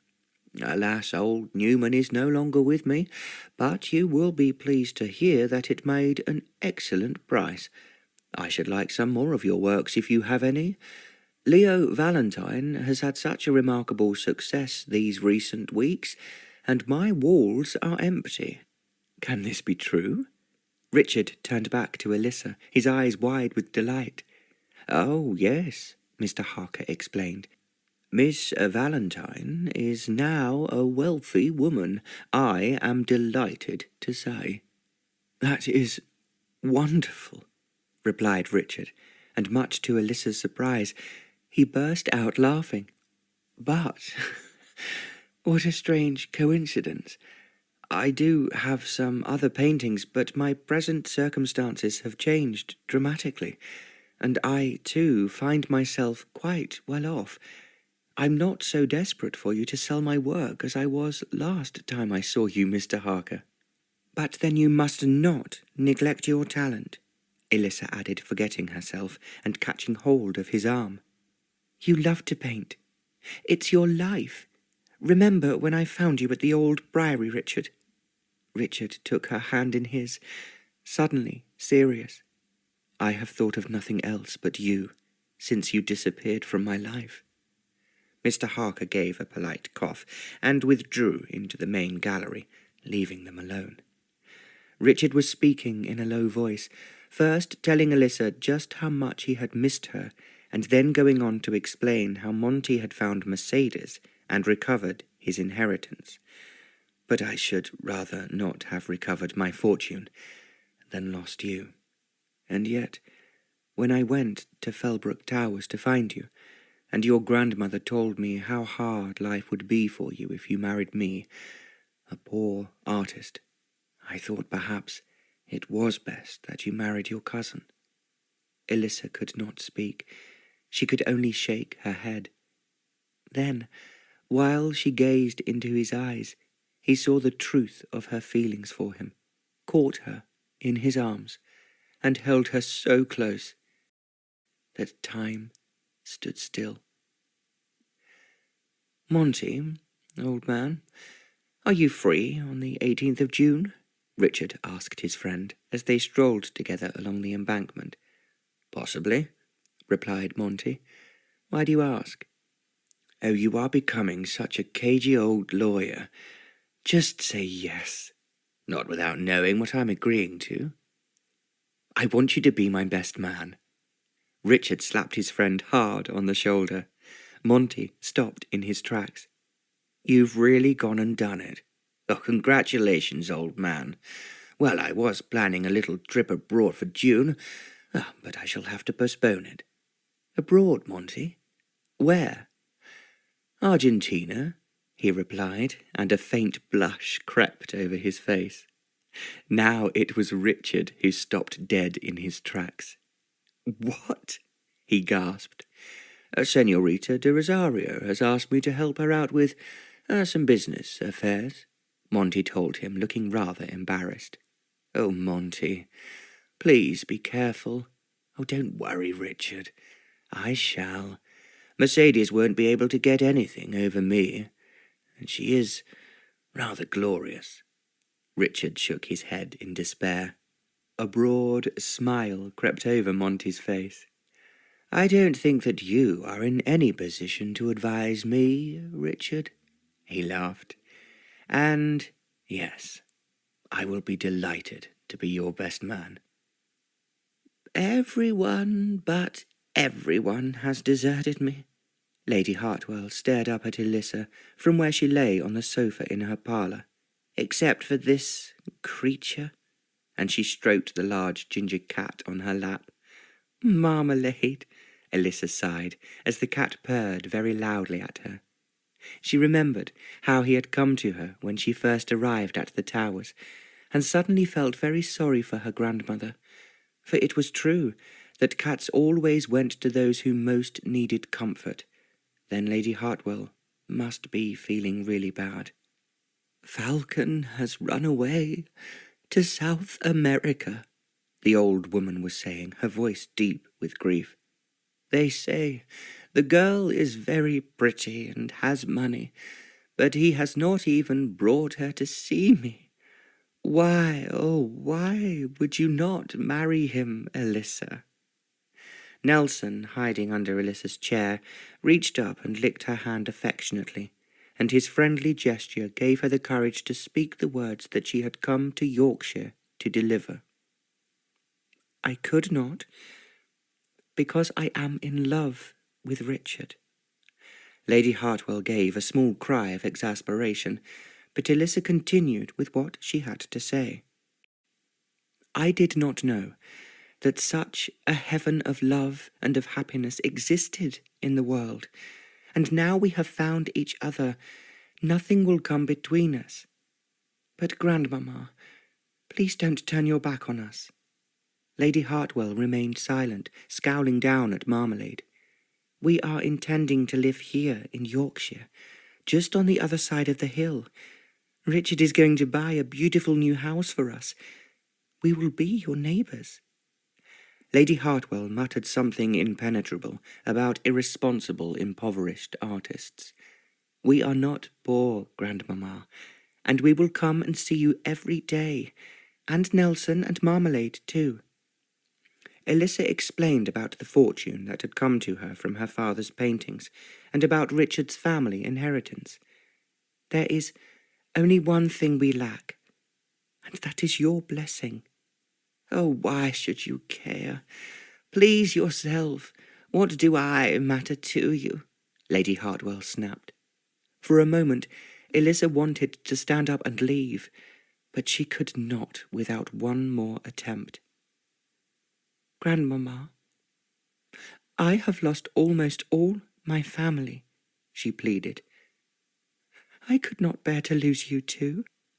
Marmalade's purr rose to a crescendo, and suddenly he jumped down from Lady Hartwell's lap and strolled out of the parlour, his tail held high as a banner. Elissa could see a silvery track of a tear appear on her grandmother's cheek, and her heart swelled with joy as the old woman reached out to take her hand. The little chapel at Fellbrook Towers had never looked so lovely as it did on the 18th of June. It was decked with pink and white roses that filled the air with a glorious fragrance. Elissa looked around at the smiling faces of all those who had come to celebrate her marriage to Richard. Not least among them, her grandmother, proud and resplendent in a pale violet gown and magnificent feathered hat. Monty, having carried out his duties as best man, was now at Lady Hartwell's side, no doubt promising her that he would look out for her grandson on his forthcoming trip to Argentina. Mr. and Mrs. Harker were there, and Elissa knew that they had brought with them, safely wrapped up in card and brown paper, her father's cherry tree painting, to grace the walls of her new home. And, in the back row of the pews, which had been assigned to the staff, Elissa caught a glimpse of Ellen. Her eyes were shining with excitement from under the brim of her lace cap, and there too was Kitty, looking so proud at having travelled all the way from London to take up the position of housekeeper at their new home. Elissa's heart was filled with golden light as she saw so much joy all around her, and she remembered how her mamma had come to her in a dream and told her that a great happiness would be hers. She closed her eyes, knowing that surely mamma must be with her now at this, the most wonderful moment of her life. Then she turned to her new husband, feeling the heavenly warmth of his hand in hers as they walked back down the aisle together. "You have brought me such happiness," she sighed. "My darling Elissa, it is you who brings happiness wherever you go," murmured Richard. Elissa thought of the long green path that stretched away over the hill, leading to the site of the new house, where the foundations were already being laid. By the time they had returned from honeymoon, their beautiful home would be almost complete. She suddenly realized that the path must always have been their very special trail to love, and she only had to follow it wherever it led to find the wonderful happiness her mother promised her. They stepped out of the chapel into the bright June sunshine, into a shower of confetti. Elissa's heart and mind were filled with a vision of the joy and love that would be hers and Richard's. It would radiate out from them to light up the lives of all who knew them. As he reached to take her in his arms and kiss her, she was enveloped in a heavenly bliss so great it was beyond all her imaginings. "This is ours, for now and all eternity," she cried, as at last he released her. "Forever and ever, my love," he answered, and led her forward into their new life together. The Trail to Love. Written by Barbara Cartland.